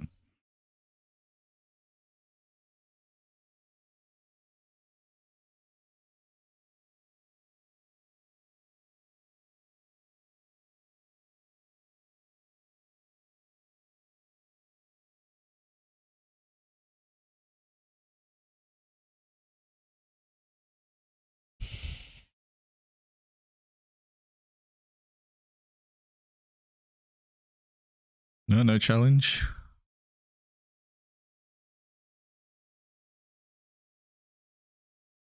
Don't know, there's too many bodies everywhere.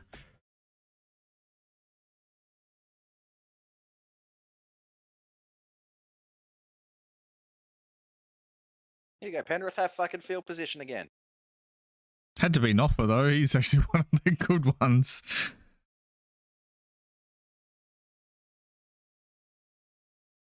Go Toto! Oh jeez, he didn't get there.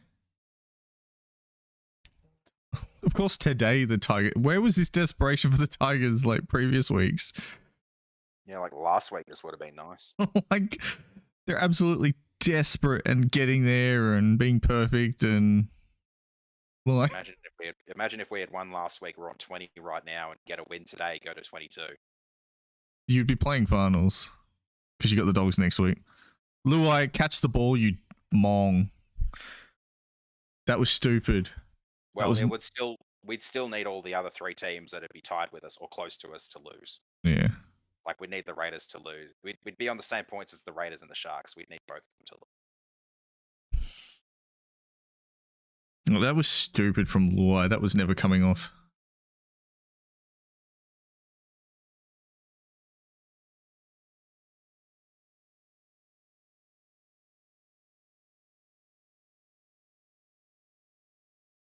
I feel like Toto had a second effort in there anyway, because he was down, ball carrying arm hit the ground, and then he gets back up and tries to keep going. I don't know, it would have been a double movement if he'd scored.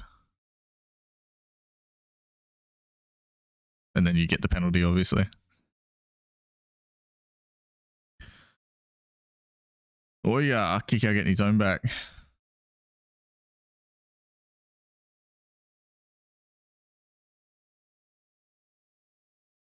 Meters. Still not a great set. Come on, boys. What are you doing? Yeah, this game is weird.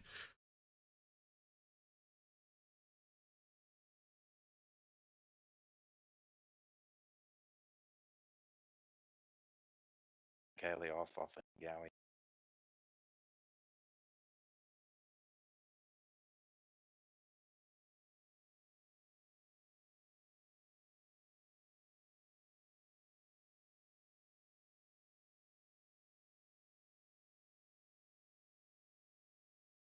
I like how at this point we've like ditched the actual stream and everything we were planning to do, and now we're just watching footy.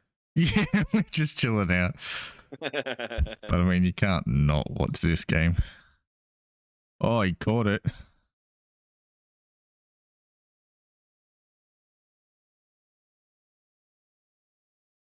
Seriously, see, I told you I was tense, and you're like, nah, it's all good. This game is going to be a lot closer than predicted. Maybe I should have changed my margin after all. Like, typical of the Tigers to show up for that one-off game. And then Like- we'll just lose to the Dogs next week anyway. Yeah, you watch. They'll come out and defend like absolute garbage next week or something. You'll be like, what the hell are you doing? Oh, set restart. It'll be the Dogs that finish their season with a win, not us. Oh, nice. We get a set restart in good field position this time. That doesn't happen very often. It was because they're playing with energy and they're actually making things happen. Or trying to. Yeah, where was this the rest of the season? Where was this when we got smashed last week? If you did this in many games this year, you would have won. That's what Cowboys in round 5. Yeah, it's what I Titans said in last round week. 9. They can't feed their entire seasons off the hate of one team, of the emotion of playing one team.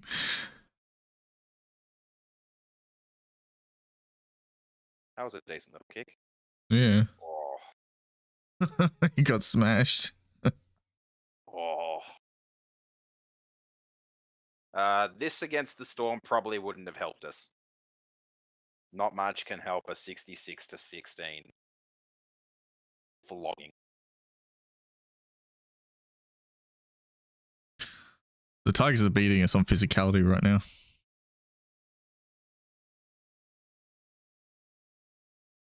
Don't worry, you guys are just taking it easy for a big game against the Eels next week.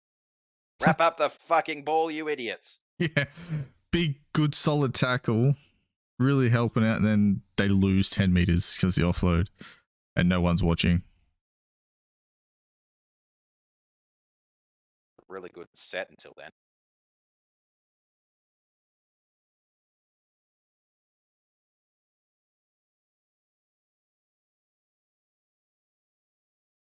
We've also missed having really tall wingers.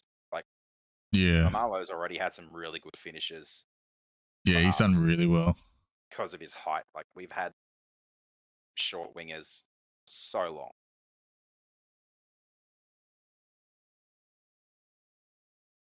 Jeez, we're getting absolutely like killed on the physical part of the game. Some of the pieces for a decent team are finally falling into place. Oh, he went for a 40-20 and kicked it dead. Oh, far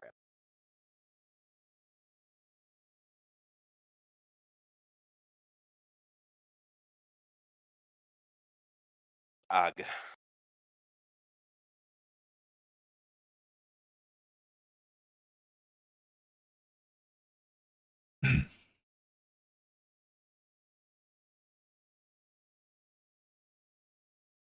Go, Birdo.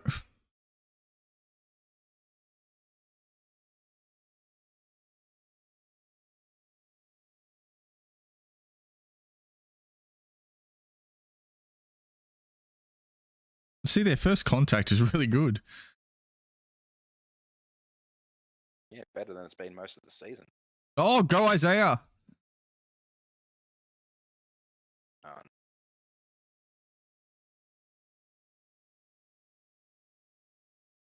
And then it's these lapses in defense that hurt us.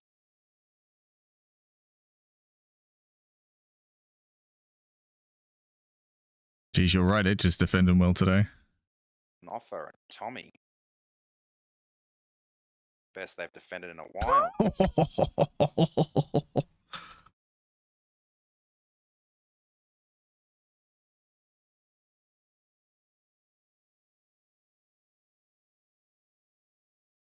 But yeah, now Isaiah, you're going up right through the middle of those guys.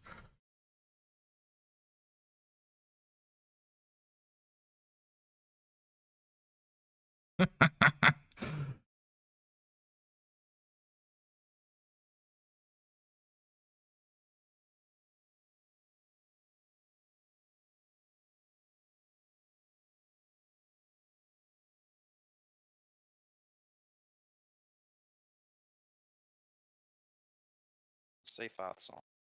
Go Big Red. Rip in Big Red.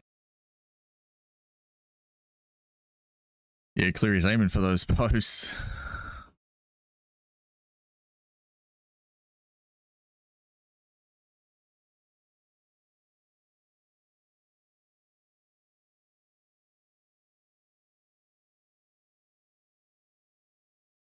Oh, another offload. Stop letting them do that, Tigers. Another offload. Oh, there you go, safe path. Nice. Tackle Big Red.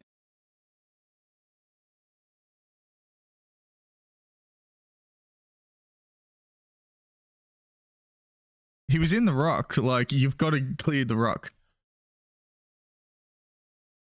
Players do that very deliberately, though. Like, he stepped over him to play it so it hit him.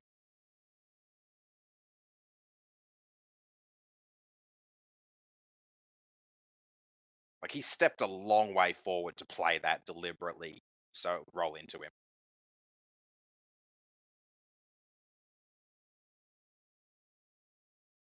Yeah. But look, no effort to get out of the ruck, though. You can't just lay there like that. Like, that should be a penalty straight up. Like, you've got to make an effort to get out of the ruck. Should have been behind Seyfarth's head, though, not in front of it. Well, the ruck was like on top of Seyfarth was. The ruck is the tackle was made. Yeah, the ruck is like right on Seyfarth. So you see players do it all the time where they'll lay in the ruck and they force the person to have to either go back or forward over top of them. They need to start forcing players to get out of the ruck. The Storm are the best at it. You watch them, they lay in the ruck so often like that to slow the ball down. Like, I don't think Seyfarth was doing anything specifically like trying to cheat there. But look at that, you got a good call and then like you ruin it. Blow it, yeah. Like, if you get luck, you've got to take your luck, right? Like, story of the season. Like, geez, Madge talks about. I don't think he could have challenged that, Ash. He probably wouldn't have won. But I don't think he would have lost. But it was a very deliberate attempt to get a penalty. Yeah. Very deliberate. But they talk about defending your mistakes. I mean, you've also got to take advantage of the good things you get too. Like, that's a 50-50 call they won. And what, will tackle 2 or tackle 3? Knock on. Like, knock on the 40. Oh, he tried to strip it, the idiot. He tried to strip the ball off him instead of actually making the tackle.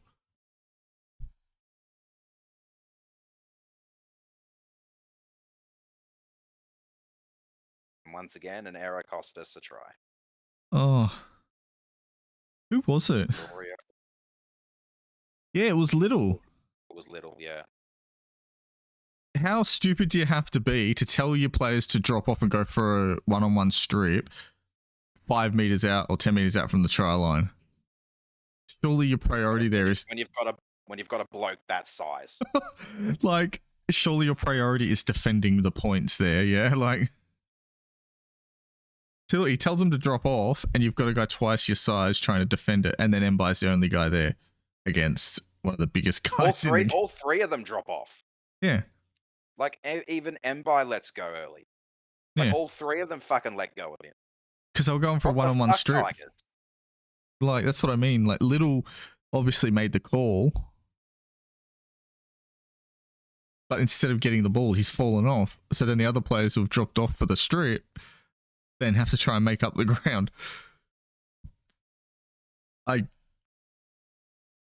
I could not imagine being Madge in that moment. That would be infuriating. It's infuriating for the fans. Like, you're like maybe 10 meters out at best. Why are you trying to drop off the tackle and go for a strip?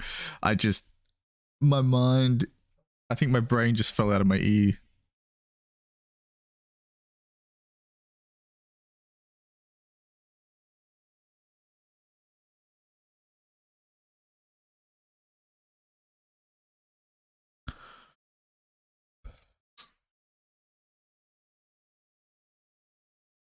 There's 1,000 for Cleary.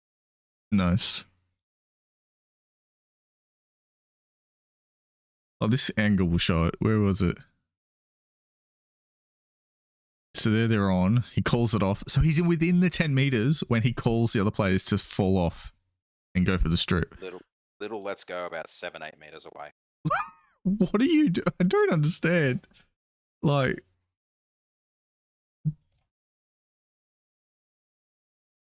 Big Red was giving someone a blast there. I don't know whether it was Mbai or fucking Lids, but he was giving it to someone. well, surely you've got to give it to Little. He's the one who would have called for the strip, because most teams have like a code word or something they use, and then the other players drop off and that player goes for the strip.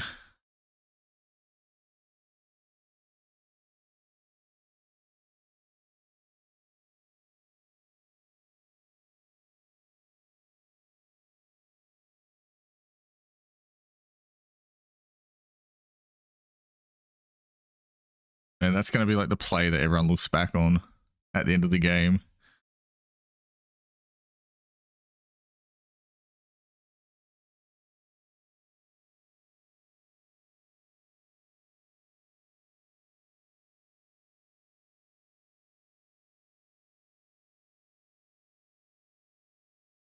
We've had a new COVID exposure site in Orange. Well, shit.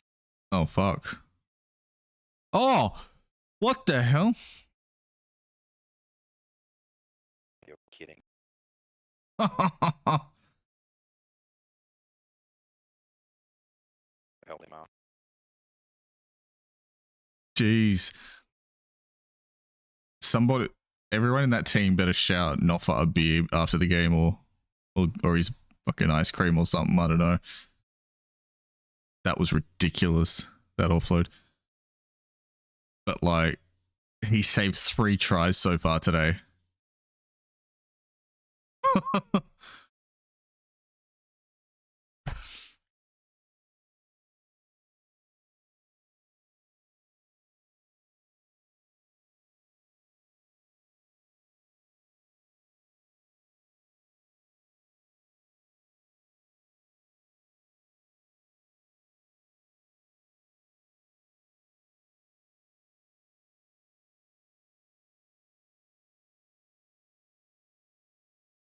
I kind of feel for Noffa. He's putting in so much effort and the rest of the team keep this fucking shit up.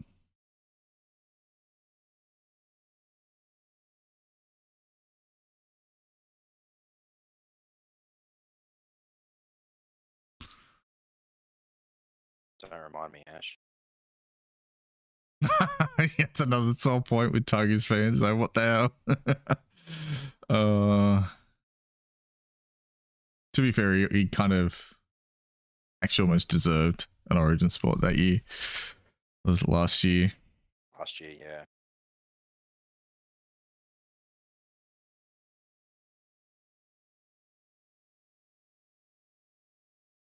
That's going to be 6 again. What are you doing?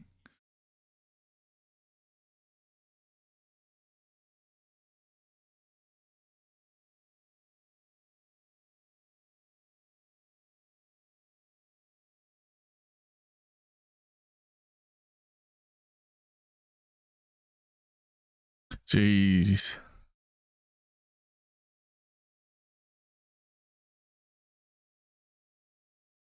Ah.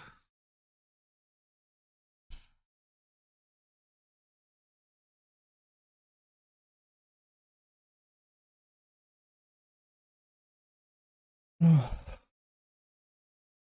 there's going to be one of those games where there's like 50 errors through both teams.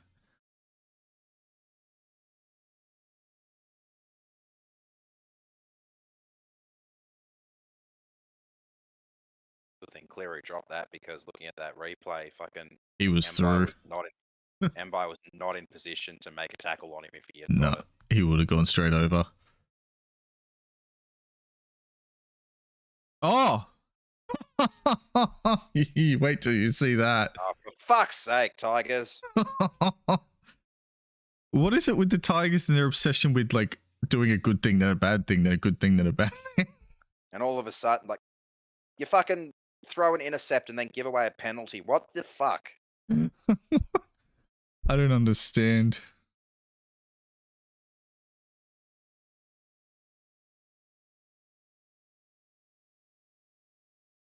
That's forward.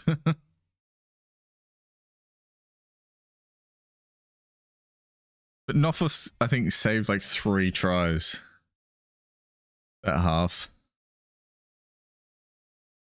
That could be for the rest of the season.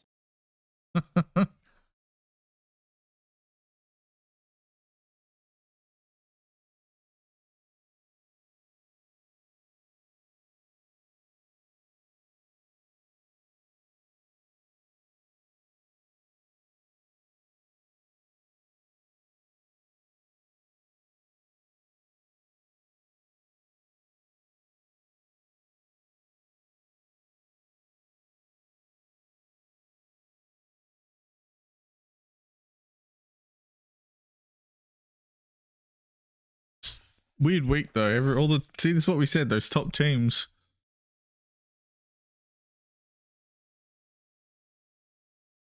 Tommy's put his irritated face on again. He looks confused all the time.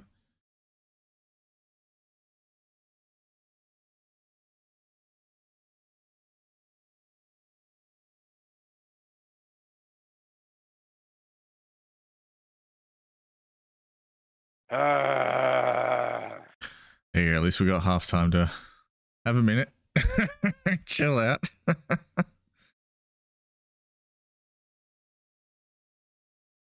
still feel like there's a decent chance it's going to blow out in the second half. We've had to do a lot of defense. Yeah, but like it was good defense. To be fair, they did a good job of it.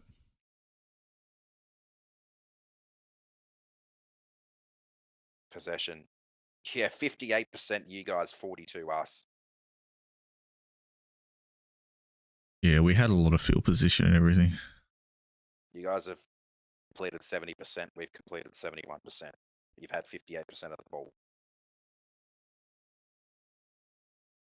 We've missed 27 tackles. You've missed 13. Jeez, that's a lot of missed tackles. That's what hurts you in the end.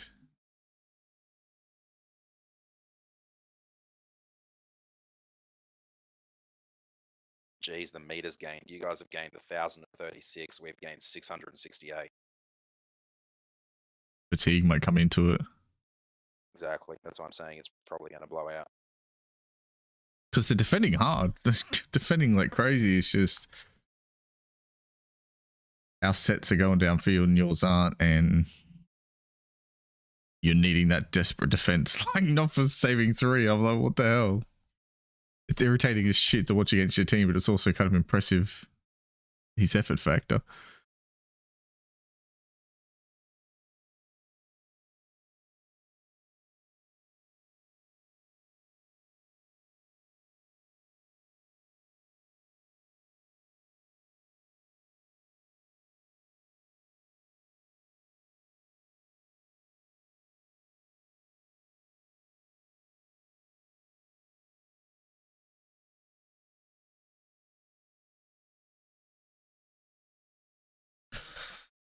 I hate the ads in between. It's all Macca's and KFC. Someone say KFC?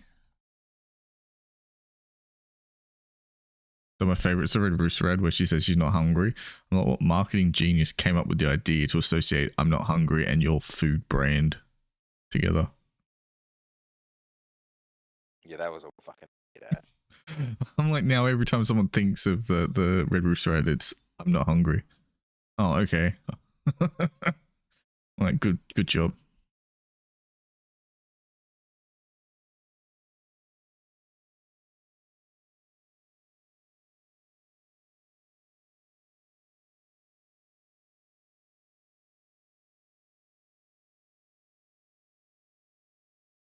But at least it's what we said before. They have a good game, and even if they lose, and then next week come out and have a good game, you've got your platform.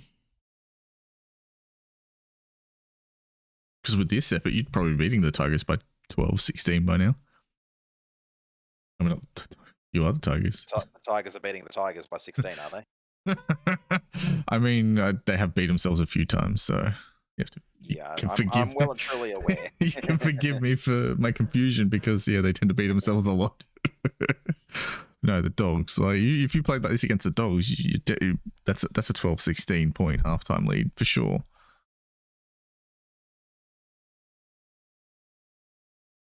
Like, that's why it's so infuriating. I'm not even a Tigers fan. I can't even imagine like watching them show up for 3 or 4 games a year looking like a really good team and then just like not for the rest of the year.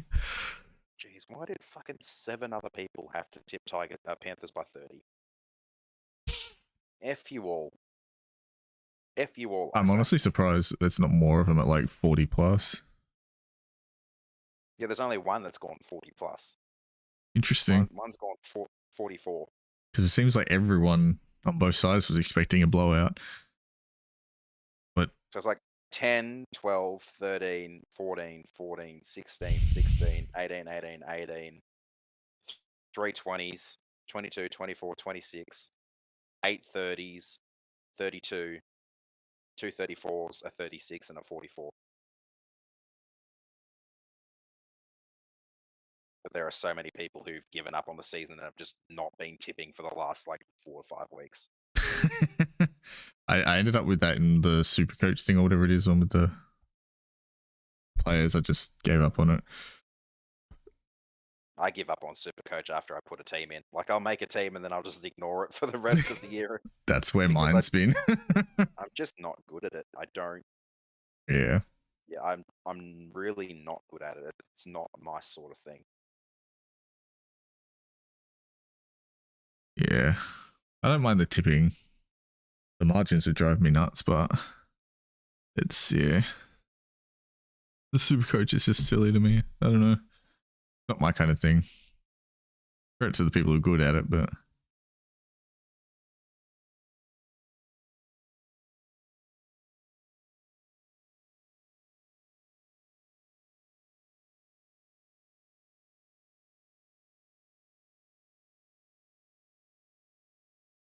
I have potential signing news, do you?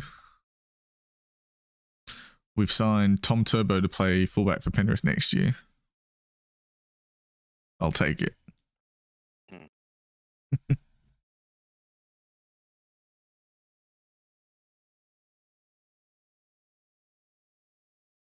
What, he found some confidence dropping the ball 3 times and kicking one out in the full almost.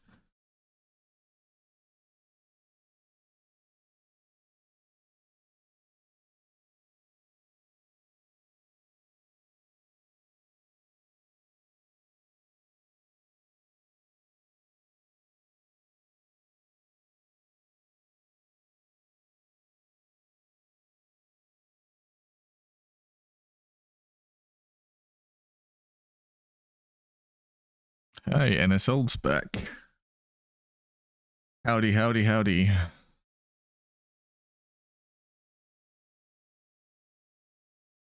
Oh. So it's going to rain here later. Big clouds coming over. We've had big clouds over for most of the day. Yeah, we're only just getting it in the last 15 minutes, half an hour.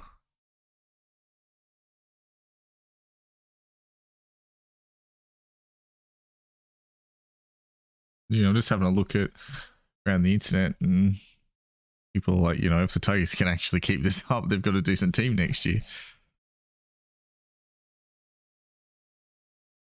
Yeah, and considering like they're keeping it this close without Dewey. Well, yeah, you imagine if you add Laurie and Dewey to this team today and how they're playing. I mean, I'd almost pick you to win.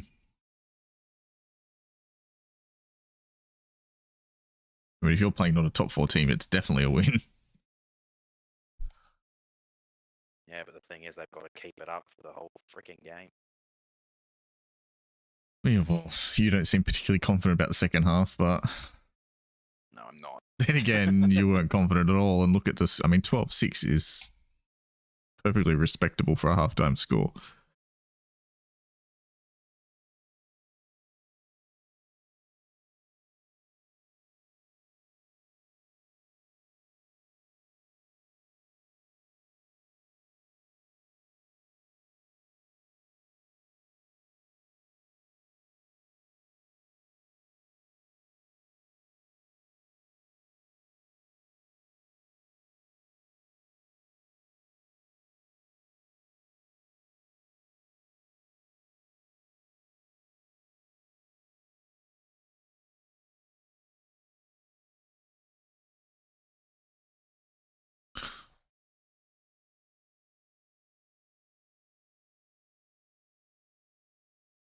Oh my god. Oh, what do you think about that? What was that article you shared? You showed me the other day. What is it? Farah coaching. Would you like Farah to be head coach of the Tigers?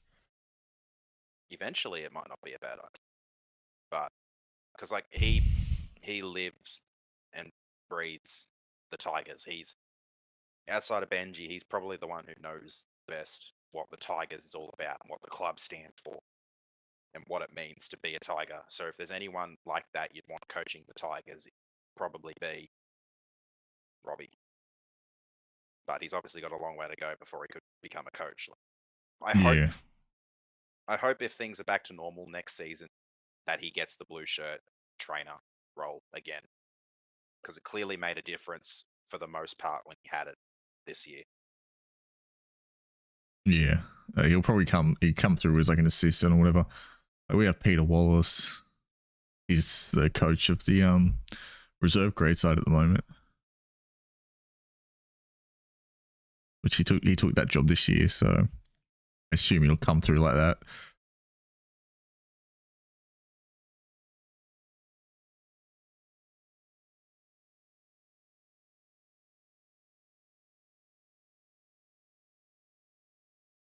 You know, I didn't even notice, but apparently it was pretty strong wind today up there.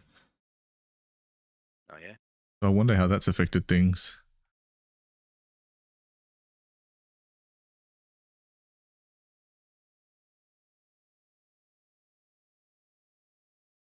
Yeah, because a lot of people are saying, yeah, apparently we were running into the breeze that half. So it'll be interesting to see how that affects the kicking game. I wonder if that's why Cleary was doing those like low, just booted into the post type kicks.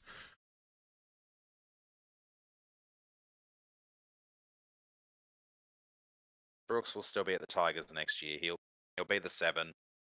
Yes, Hastings will be the 6 until Dewey comes back. But then I don't know what will happen with Hastings when Dewey comes back. Yeah, I don't see. Weird, everyone thinks Brooks is magically going to get freaking like punted or something.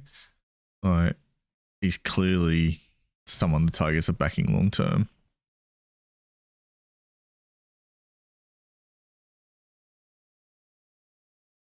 Ugh, go away KFC ad. This is one of the fucking weirder ones. Oh, I love you. Why, thank you. Someone say KFC. I mean, he takes rejection well, I'll give him that. She's like, yeah, I don't actually love you. That's fine, I'm just going to go have some KFC now. Get out.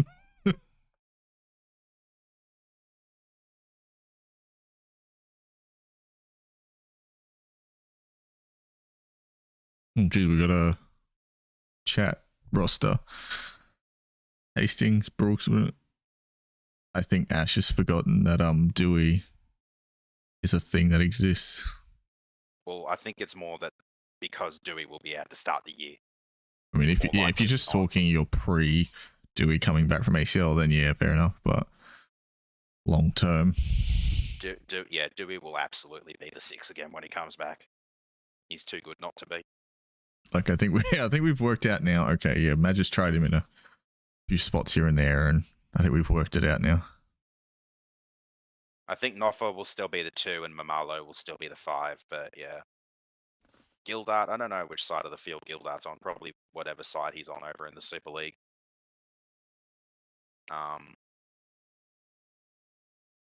There's still talk that Garner might be going to Manly next year, but he's still under contract for next year, so I don't know what's going on there. That'll probably be a case of whether he really wants to go and really pushes for a release.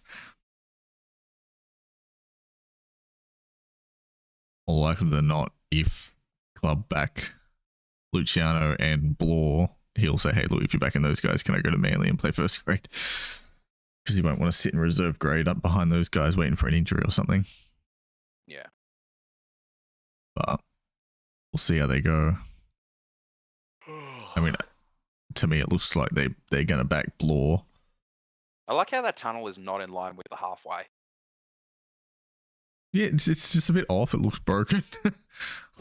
They measured it wrong. Measure twice, cut once, guys.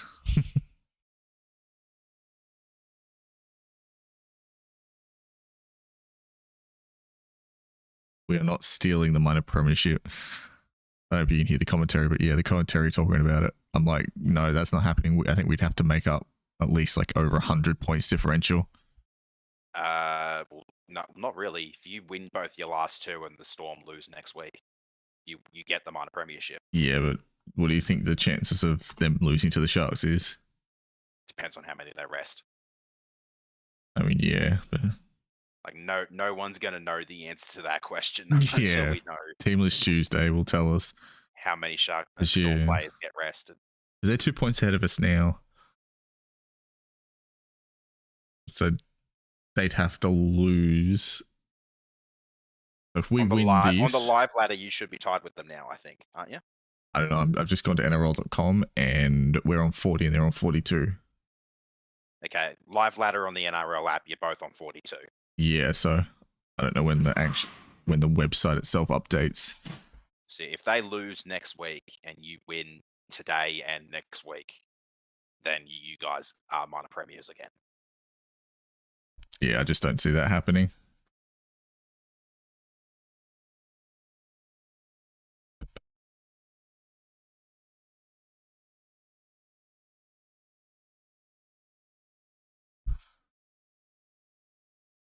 Yeah, unless you guys win by 150 odd and yeah, that's not happening today and go to first.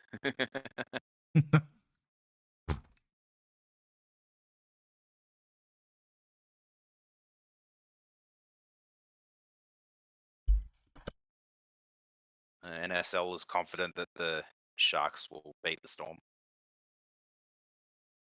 It really comes down to what you said, like whether they rest players or not. And he's kicked it out in the full.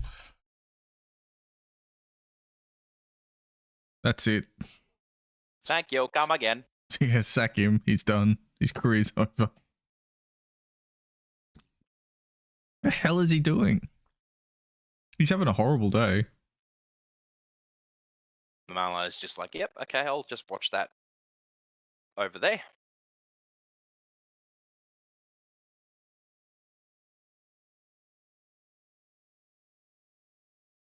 And we've got good field position again. What do we do with it? Well, knowing the Tigers, they likely drop the ball. Probably. But it's okay. We'll just kick it out in the full again or drop the ball the same. So it's going to be... That was forward. You'll get another lucky try off the posts. It's going to be one of those days. Like, the rest of the game's just going to be absolute garbage. Errors and just weird shit happening. I think Ash is getting a little frustrated at you.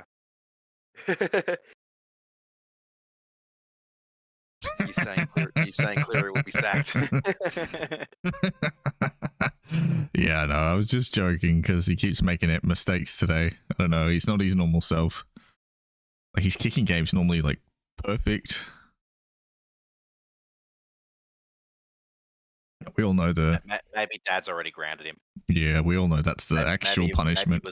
Maybe he was a bad boy during the week and he's been grounded. He's just got it on his mind.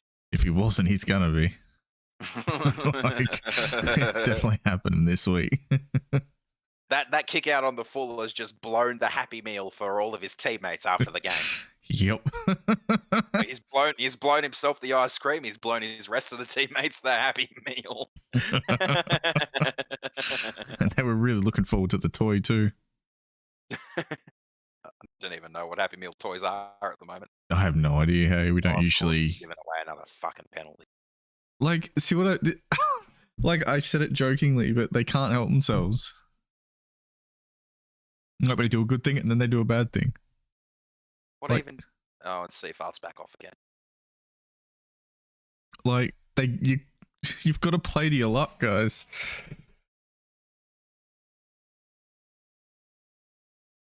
We're literally going to win the game on the back of Tigers, like, errors and discipline. Which is how a lot of teams have won games this year. Yeah. Off the back of Tigers error. Lou, I remembered he can run the ball. NSL said is Luai overrated? He's not overrated, but he's been down on form since Origin, basically. Like that try there, he needs to remember he can run the ball. It's like he's forgotten that it's actually one of his best skills. And I just find him grubby. Well, he's a perfect little angel. I don't know what you're talking about.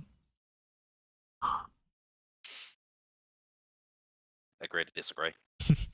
The footage was doctored. It's like Photoshop.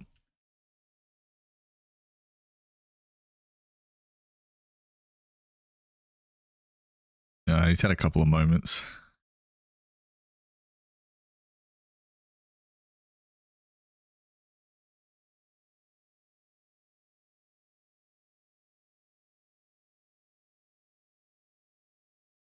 I've noticed it's sort of dropped off.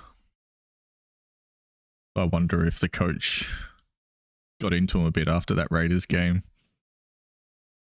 And the media like gave it to us for like 2 weeks straight. Because Crichton gave bloody Tarpany a hug. Yeah, when he was on the sideline waiting to be subbed in. It's funny, there was like 3 things from the Raiders in that game and not one thing got mentioned by the media. We cop it all week for a hug. There was one where Eisenhuth was laying on the ground.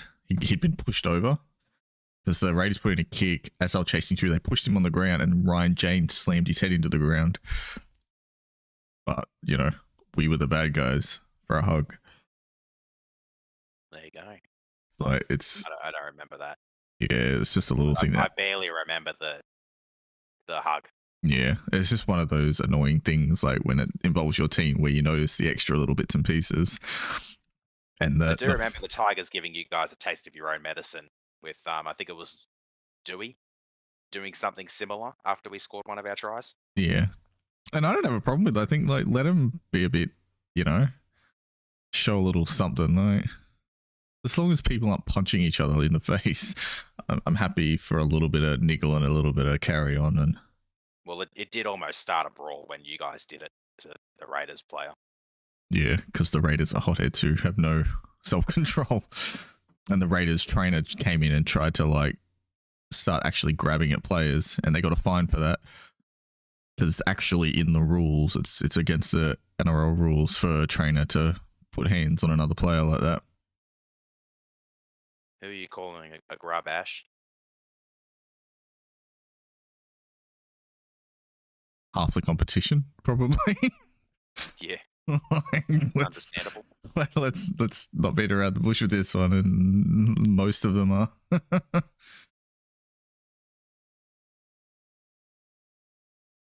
That's why when you have like those players who are known as sort of the gentlemen of the game, that's what they're actually the odd ones out. Funny enough. Go dead, go dead, go dead, go dead. Oh, fuck. Wonder if he could have left that. I gotta see the replay.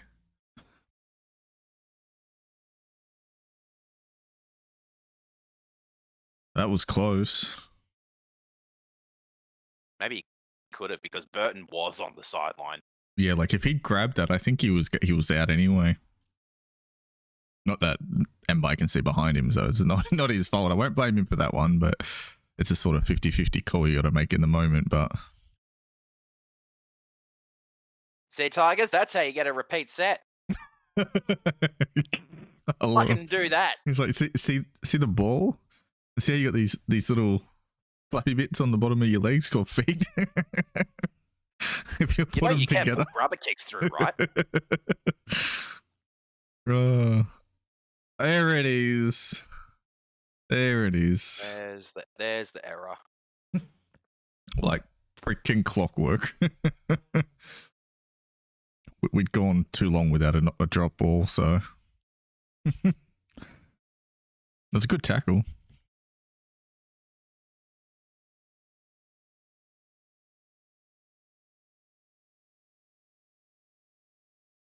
Oh.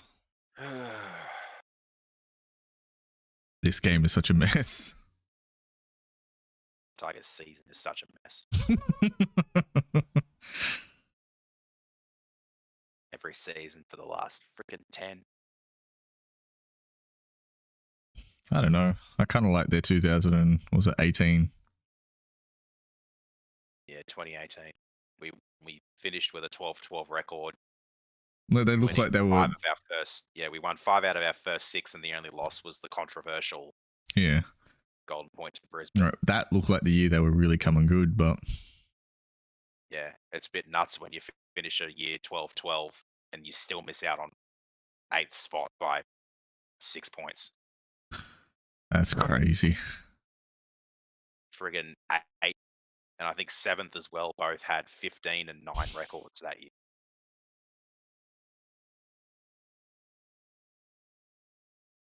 And catch the ball this time. Knock it on. Oh, he completely missed the tackle.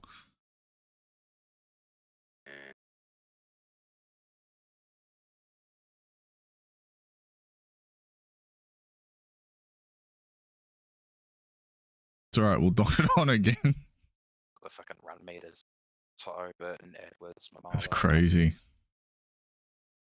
Marmelo's on 96, so that's at least something.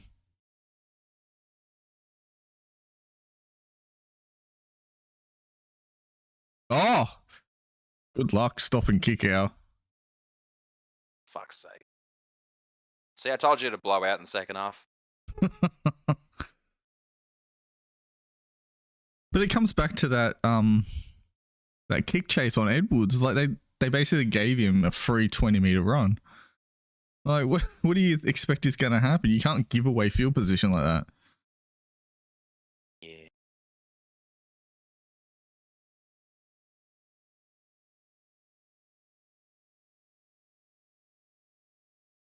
Good thing that wasn't subbed, or he would have dropped that.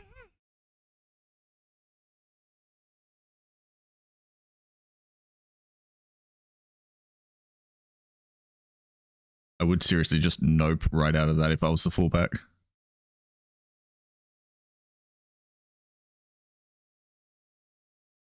And this is where it gets deflating. Well, yeah, you're against a pretty heavy wind in this half, so your field position's going to be a bit hard to come by.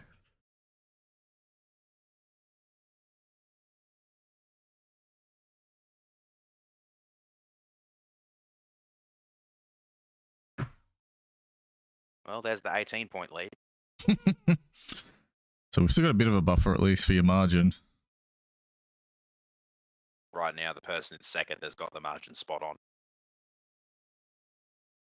So you're pretty much hoping either for a Tigers or Panthers try. At least as far as your comp goes.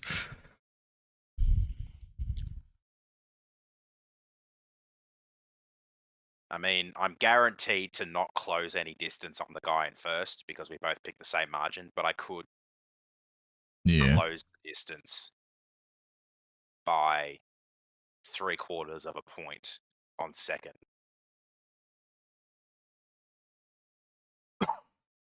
Sounds like safe ass engine. Yeah, he was holding his knee or something on the sideline. Yeah, I missed it at the time. The commentary just mentioned it. Closing the margin, closing the gap between me and second by 3/4 of a point.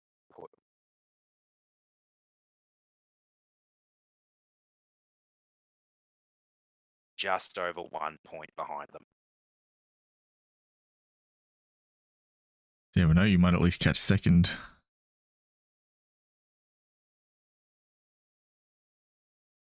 See, now they're going backwards in defense.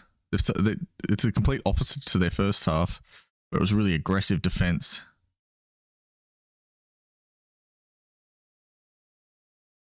Yeah, here's Josh from his Westlife pod handle. And now the confidence is shot, energy is down, floodgates open. Was fun believing for half a game, I guess. Oh, ouch. Yeah, it's rough. Rob on his personal. Nathan Cleary even gets praised after his third error of the game when running onto a pass and dropping it. You've got to be kidding, Warren Smith. Some players are just media darlings. I mean, is he surprised by that? I mean, there's... Apparently, Tiger Cast is watching Channel 9. Brad Fittler literally said it's not his fault the sun is in his eyes. Oh, come on. He's a professional footballer. If he drops the ball, he dropped the ball. Like, come on, move on.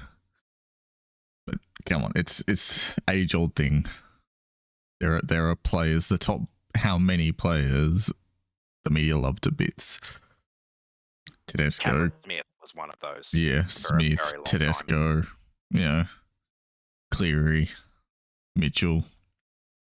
You know, if you're one of the stars of the game, the media will give you the treatment, basically.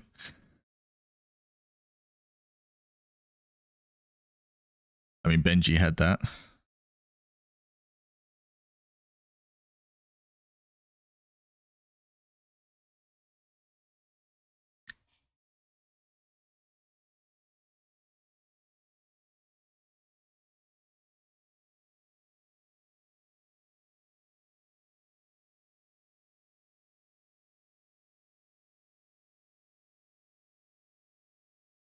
Oh, I thought that was going to be an intercept. That's a knock on.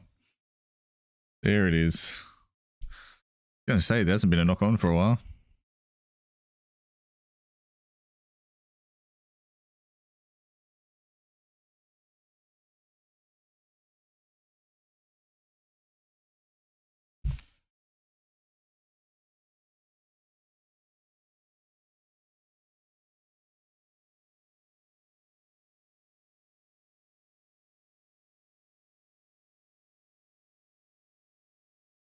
I don't know, the camera angles are really weird, Ash. Like, they feel really far away. I'm also watching on my phone, so the screen's quite small.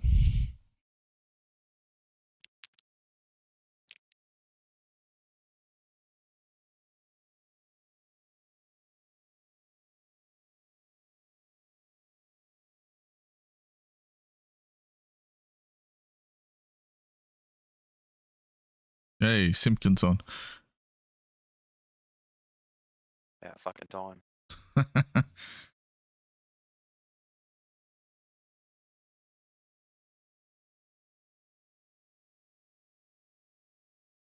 It's a good idea, but it was so... That was a good string of passing there, but it was too flat-footed. Yeah, we literally like, got nothing from it because we were all flat-footed. no one was running onto it, so they kind of were just catching it and then trying to make up ground. The cover defense could cover it easily. Oh, they got a set restart.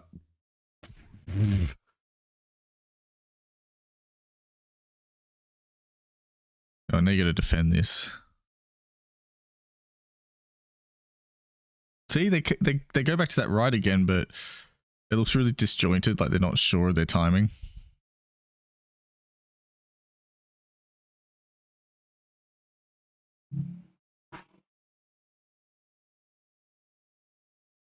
Let's see how they go kicking into this wind.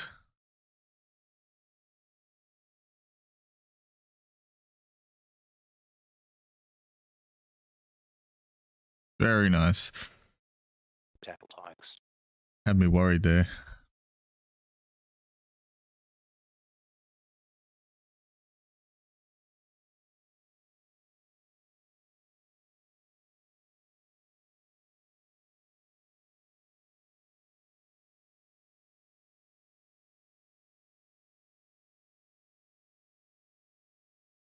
Oh, big spread.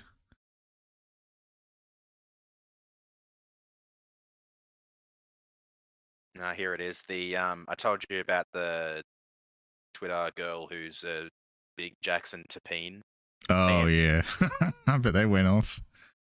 Her hashtag is, or her @ is just Nicktings. I think her name's like Nicola or something. And in all capital letters, she's got "Hello fucking King Jackson Tapine, the GOAT. Oh my god, yes." So she very clearly enjoyed that try. She getting excited. Oh, and I got lucky there. That went back. Oh, that's hilarious. She's simping for Jackson Tapine. Also, the Tigers posted about Twally in the first half, 28 tackles, 0 missed. Not bad, not bad. Again, 0 missed tackles from fucking Twally. He's got Spider-Man grip. Once he grabs something, that's it. He's not letting go.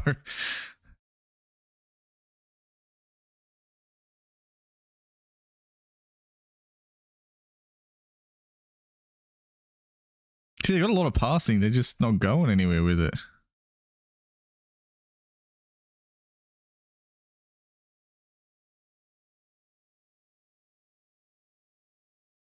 Oh, yeah, they're doing a lot of side to sideline stuff, but no one's really like running or anything.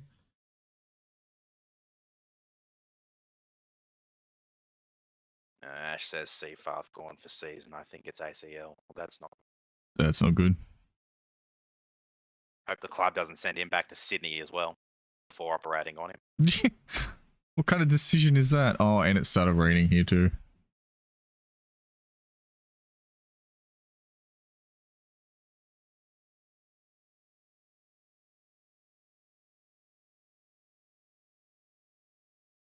Oh, inside ball.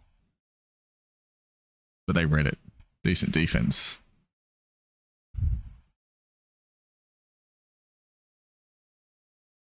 Oh! Jesus. Oh, Tommy, me- that's not how you do an intercept. Give me a heart attack. I was, oh no. We've just given you another fucking set. Yeah, I know. That is such a fine line there between you scoring or essentially us scoring. Because I don't think we were catching him.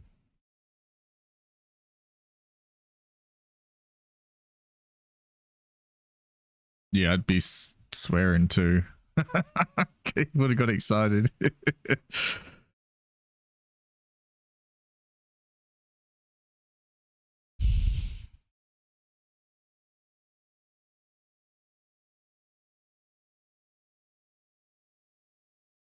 Jeez, Tigers defense is backing up bad.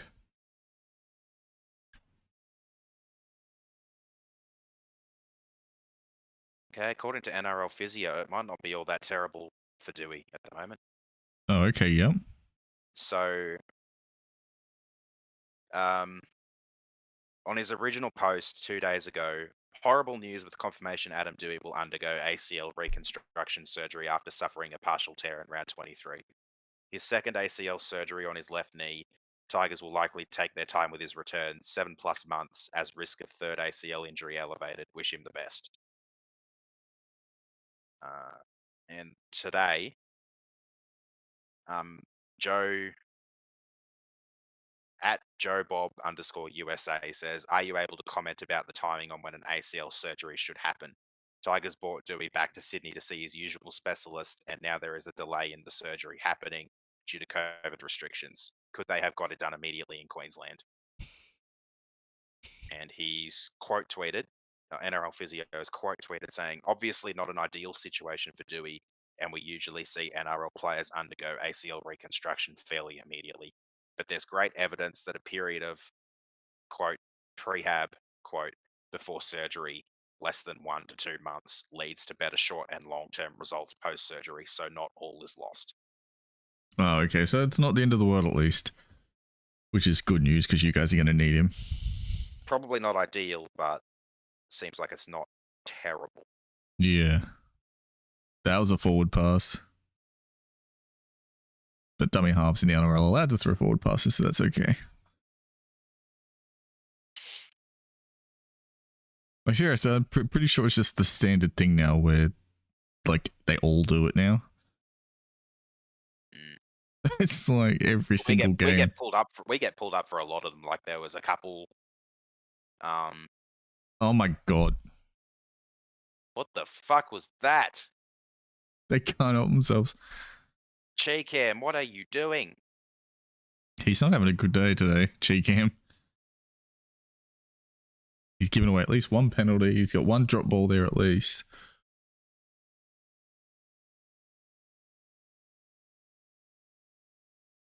So we're just going to score through the weight of possession at this point.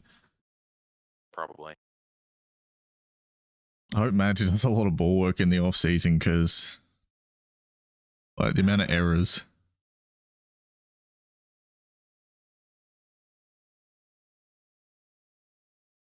But if it's true that Seafarth has now done his ACL too, then that's really not good. Probably shouldn't have rushed him back and probably should have just let him have the rest of the season off. Well, yeah, you've already got a couple of good second rows anyway. the cannonball got him in the knee. So Oh my god. What are they doing out there? Redcliffe is cursed.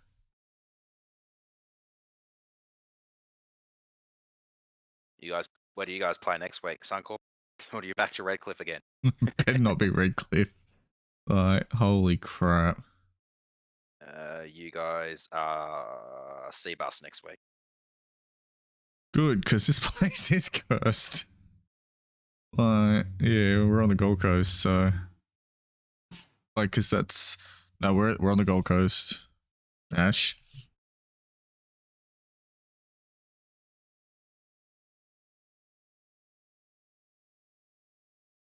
This game's gonna be like Garner is 30. injured still. Ash, he got injured in the same game as Seafarth did against Manly at Suncorp. I don't remember what his injury was, but it was a pretty bad one. I don't think NSL likes Gold Coast much. Oh no, not Seabus. Better than this place, no one can hold a ball. Well, they're just taking turns dropping it for each other. Yeah, it's still opposite day.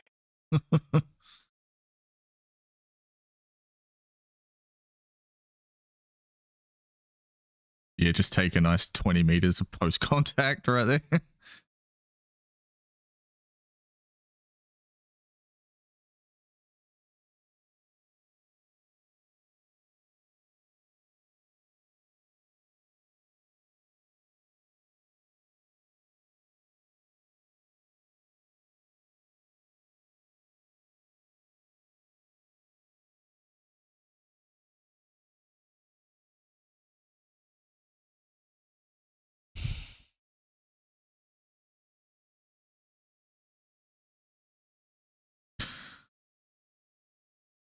Oh, you knocked it down. And we'll get another set. I think you'll be alright. If you play like last night, it'll be a really good game. It's just where they can do it 2 weeks in a row.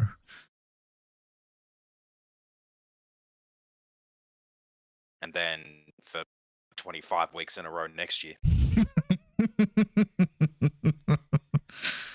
I'm sure they can do that easy enough.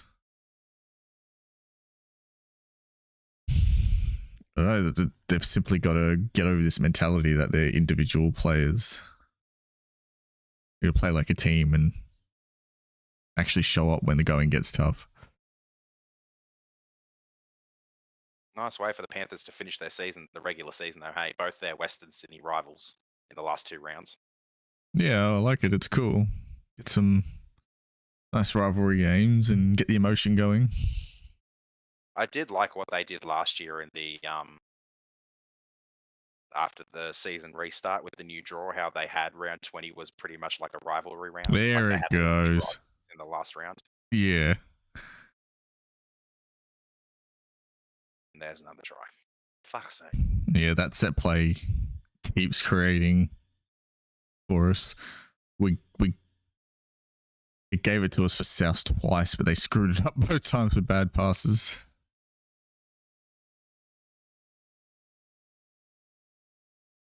It did look a bit forward though. It's hard to tell on that angle. Toto was leaning forward to take that.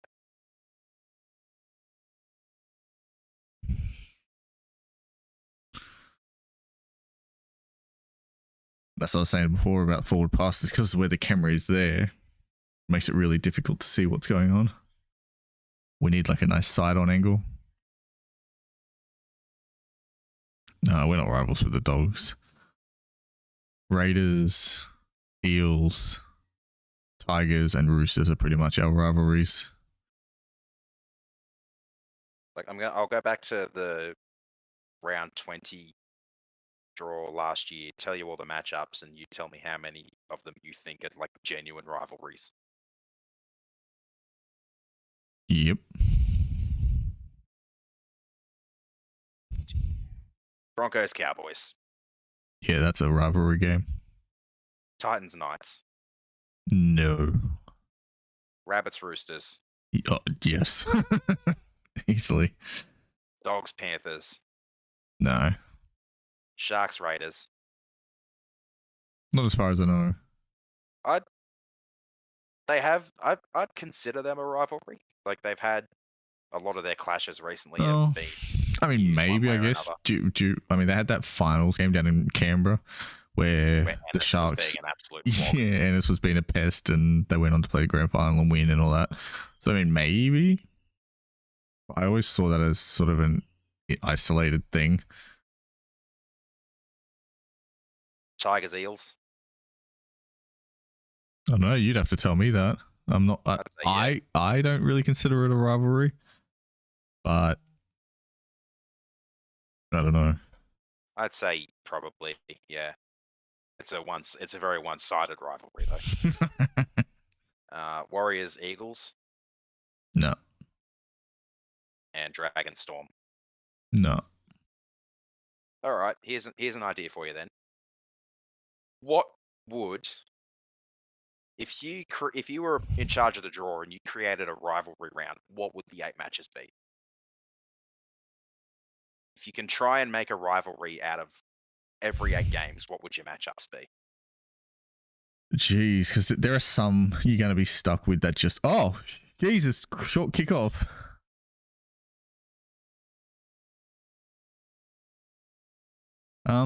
Because there are some that wouldn't. So Panthers Eels or Panthers Tigers would have to be one.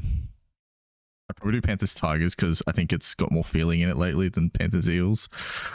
Ash is getting involved. He's doing his rivalry round matchups. Yeah, Warriors Storm. I don't know. Storm Sharks were a big one for a bit there, and Storm Raiders. So maybe one of those. No, I don't think Eels Storm is a rivalry. Might develop into one because you beat them twice this year.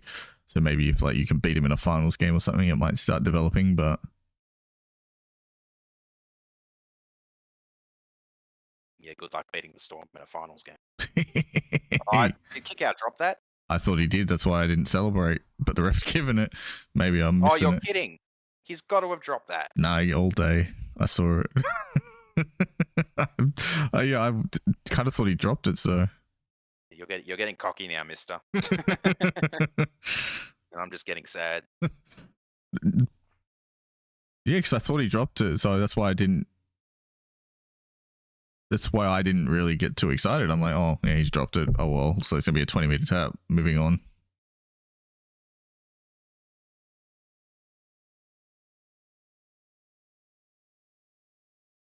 Yeah, I knew it.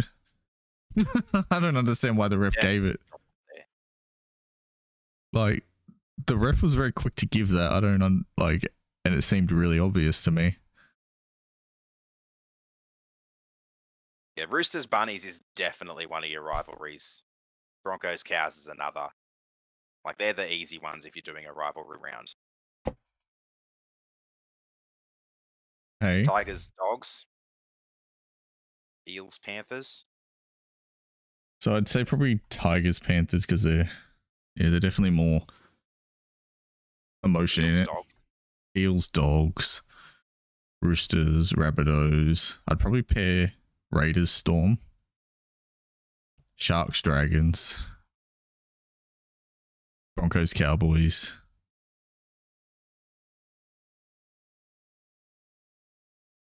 Knights Titans. Yeah. I mean, they have sort of developed a bit of a rivalry recently. I mean, maybe Knights Manly because they played the grand final against each other when Joey won the grand final for him.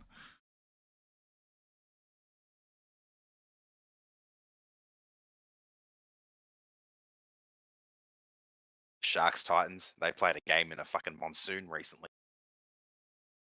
That's a knock on by. There's like Luai. 14 knock-ons.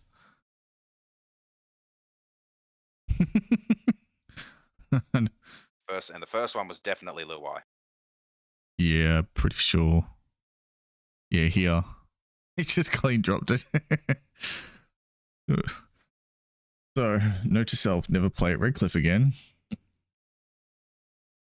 That'd be an interesting one. Can you make a rivalry round out of only grand finals? Only grand final matchups. Well, it'd be the way to do that would be save the Storm and the Roosters until you run out of teams for them to play by pairing up others first. So you put the Panthers and the Raiders in there. You put the Tigers and the Cows in there.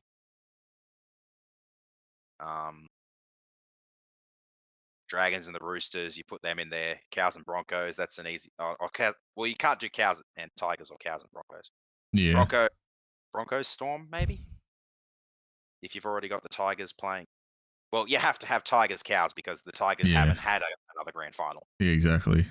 We've at least got. You have to probably go Broncos Storm because I think that's the only other grand final the Broncos have had in recent time. You'd have to have Broncos Cowboys for sure. You'd have Dogs Rabbits. You can't have the Titans. Any.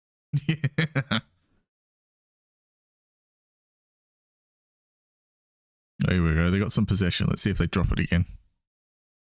Probably will. Well, they've done all day. The game has actually been really rough to watch because, like, not exactly a high quality game. I tell you what, Tigers, the plan from here is to not score any points, but keep it down their end for the next 9 and a bit minutes. Then give them an intercept and let them score one right on full time under the posts. That's the plan. That's the play. That's the Tigers playbook right there. That gives me my 30-point margin. Madge has worked very hard on this all week. You guys just hold the ball for 8.5 minutes and then just let them have it.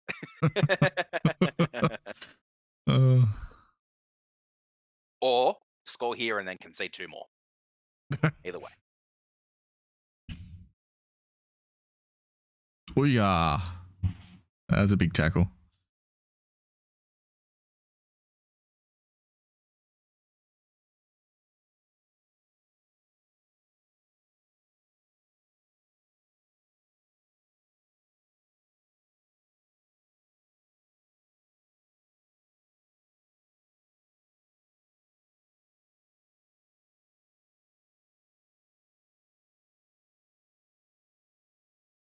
I think he just scored. Did. Jakey from Dummy R. Jakey. I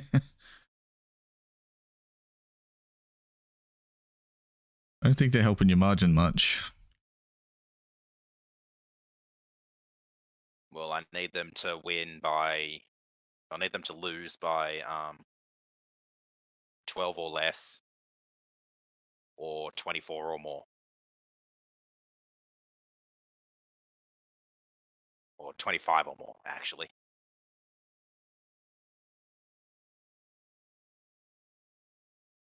You know, you're at 20 now with a kick to come.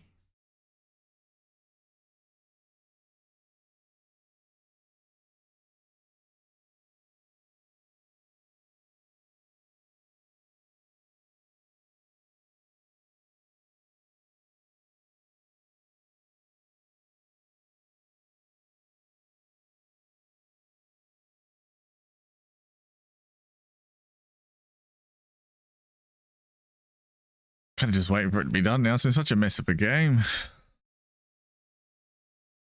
Surprised he got that and didn't just drop it or something.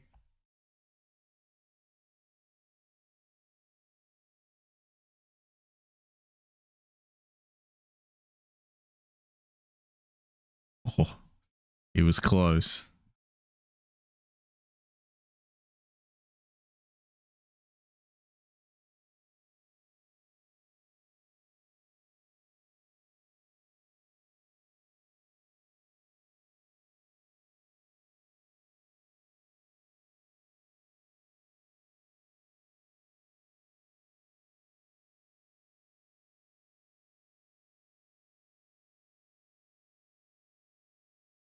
NSL says he's going to be 7 out of 8 for his tips this week.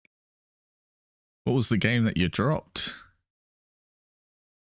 Oh, here we go. He's dead. Possibly the Cows would be my guess.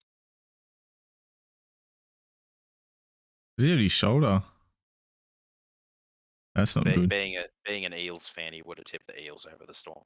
So that would probably be Oh, yeah. That makes... Well, either that or maybe he tipped the Titan.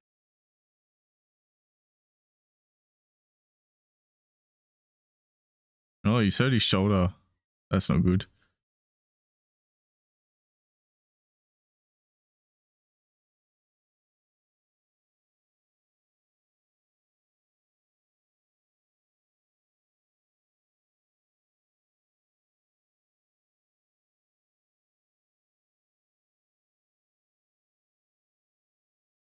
Was it a chicken wing?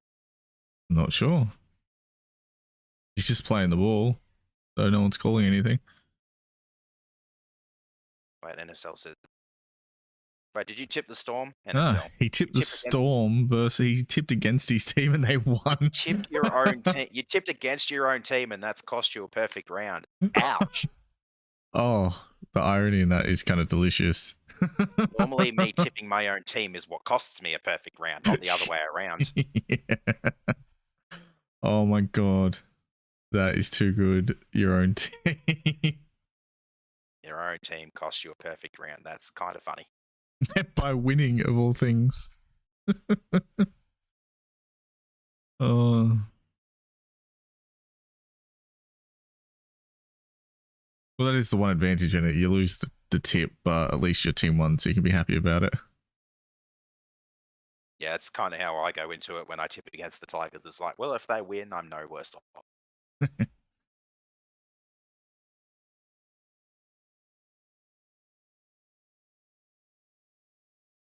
7 line breaks to 2. Holy shit.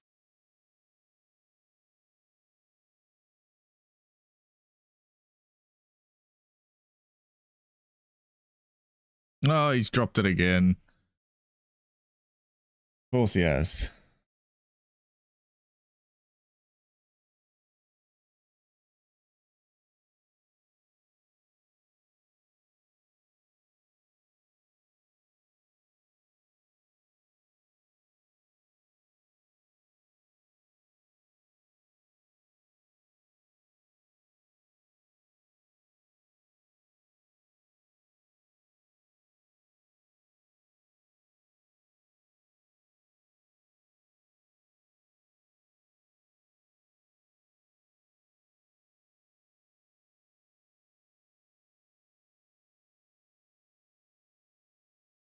Oh.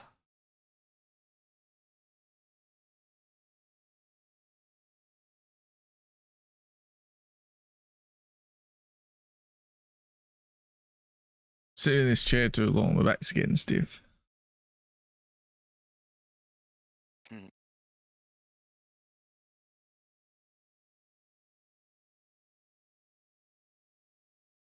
Oh, what's happening here?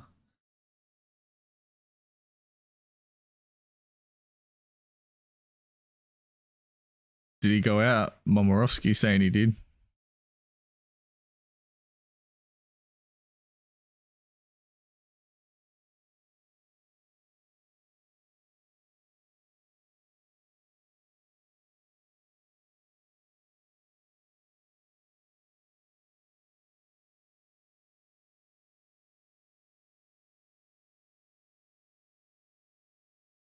What's happening here? We're onto the bunker. Freeze frame, freeze frame.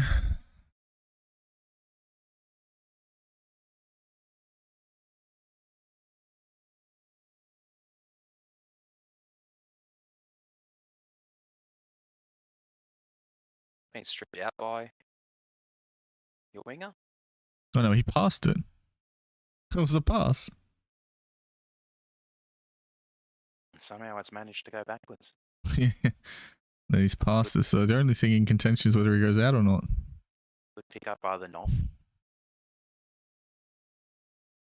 And it's a try. He scored that before his foot's gone out. Momorowski, you fucking fibber. Oh, another one to be dropped. He lied. Yeah, his feet are in the air. You lying whore, Momorowski.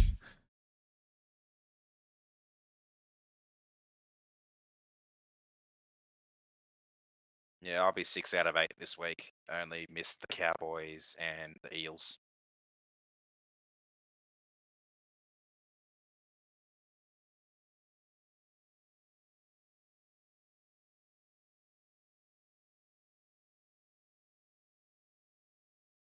I need Brooks to make this conversion. From the sideline, it's about as close as you can get. Yep. Look at that. You've got If he doesn't, then Von is only 4 points off, and we'll get the margin point. he hit the post. Okay, Tigers, another try, please. She's a happy girl. Crowd are loving it.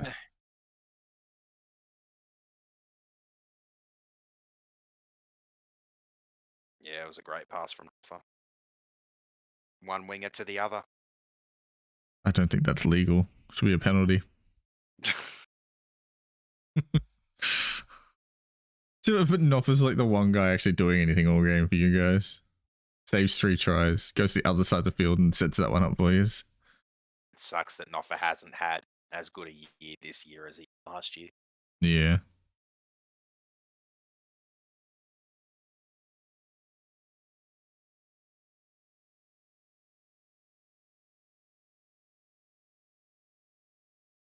Get off him.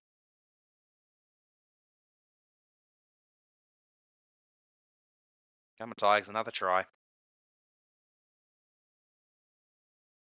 I don't think Ivan will be very happy about this game. Like, this was kind of rubbish. I can't have yous finishing 4 points away from 18. Need you to finish at least 6 points away from 18. So nobody named Von gets a bonus point.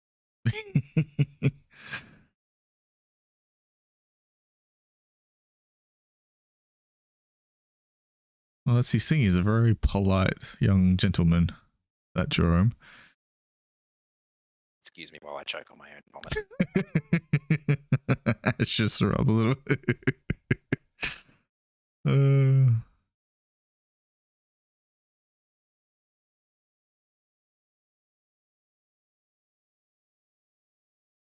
Was attempted a strip there from Offa. You gotta go at it. They're not very good at it by the looks of it.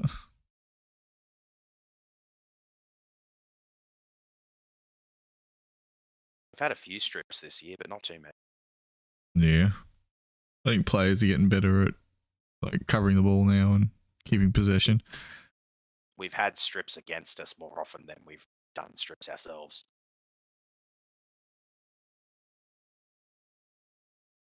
Go on, Kikau.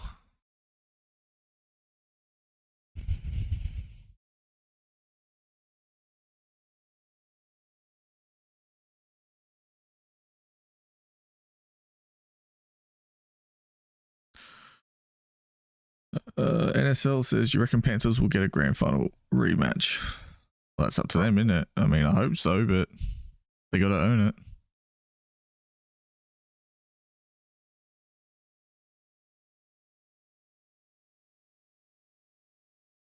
They probably will.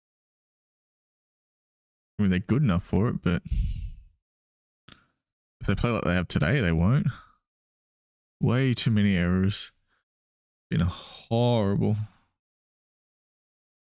Let's have a look.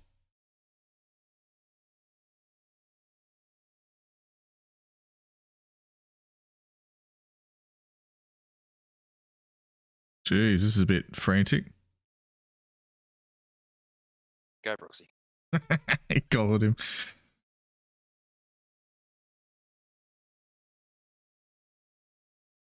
Oh! Oh, that didn't look good. Something's going on. There's a penalty there. Yeah, that looked really bad. The hell happened? I didn't see exactly what happened, but I did see him go down in back play. The kind of camera was zooming forward, so you kind of catch it as this camera goes past. Yeah, we've had 17 errors. Holy crap. It's your 8. Oh, got him high and then into the hip of, is that Pangai? He looks dead. He just fell down dead. Oh, that's a bad one. 45 seconds left.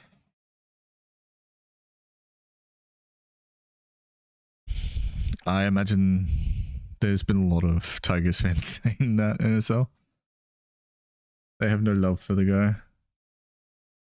Which I think is a fair statement. Yeah, I don't think he's done anything to earn their respect particularly. No, he hasn't. I think he just Cleary got... on report for that. I don't know. I wasn't... I don't think he did. I'm not sure because they had a big stoppage in play, but the cameras were showing the push and shove more than whatever the ref was Come on, doing. Tigers, one more try. Come on, Tigers. One more. Pretty please. Otherwise, I'm going to be even further behind second than I was before. Catch the ball. There you go. The smallest guy out there just caught it. And there it is. That was just such It wasn't as ugly as it could have been. Yeah, I mean, it's only 14 points. It's not like a thrashing or anything. But Jesus, that was hard to watch. So many errors. We had 17 and you had 8. Like, that was bad. Oh, well.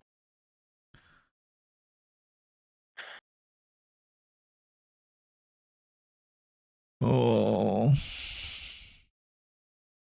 And If I changed my margin, I was probably only changing it to like 20, so I wouldn't have gotten the margin point for that anyway. yeah.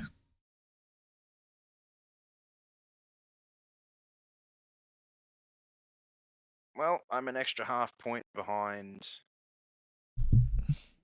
second now. Oh, at least you've got a bit to go. You just have to get your margins on, especially through finals. Get my margins on. Yeah. But it's not going to be an easy thing to do. Holy crap. Just feel really deflated about the season. Yeah. Anyway.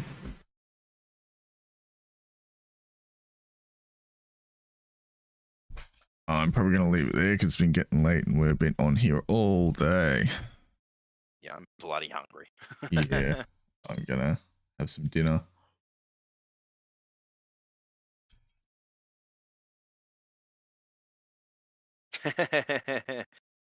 One of the most controversial Tigers fans of all time, Georgia Barone, says illegitimate win. Our best 2 players were out. Doesn't count. I didn't make the rules. Your fan did. Damn it. We're going to be haunted by that one guy. Probably.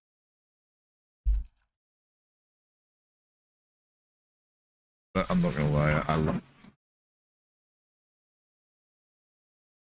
going to lie. I kind of like that it spawned a new meme now. Illegitimate win. But yeah, I'm going to go and have some dinner. I'm going to have some food too. Yeah. Well, that football makes you hungry. But it was good. Thank you to the guys who came. We'll get better thanks as for tuning in, everyone. we'll get better as things go. Congrats, Ash. Good luck in the finals. I just feel sad. But to be fair, there was effort there from you guys. So Yeah. now we'll just see how next week goes, and if you have the same kind of effort, at least you know you're going somewhere. They just put effort in too late. Yeah. But if you have Laurie, you probably have more points than you the last couple of weeks.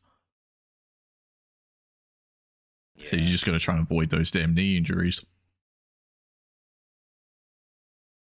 But yes, thank you to everyone who came on. We'll get better as we go. It's, like I said, a couple of guys with terrible anxiety just chatting football. So, you know, we'll get better as we go. But hopefully people enjoy the streams anyway, and we'll catch us next time. We'll have a chance to find a bit of a groove if we keep this going. Yeah. Every now and then over the off season, I reckon. Yeah, a bit of consistency. Then getting into next year and go from there. All right. We're glad you enjoy it. That's why we do it. So Yeah, exactly. Good to talk about the thing we love and hate at the same time. Eventually we can start sharing it around to more places and more people and get a few more watchers / listeners on board. Yeah, it'd be nice. All right. Good night, everyone. Enjoy. See yous. Bye, everyone.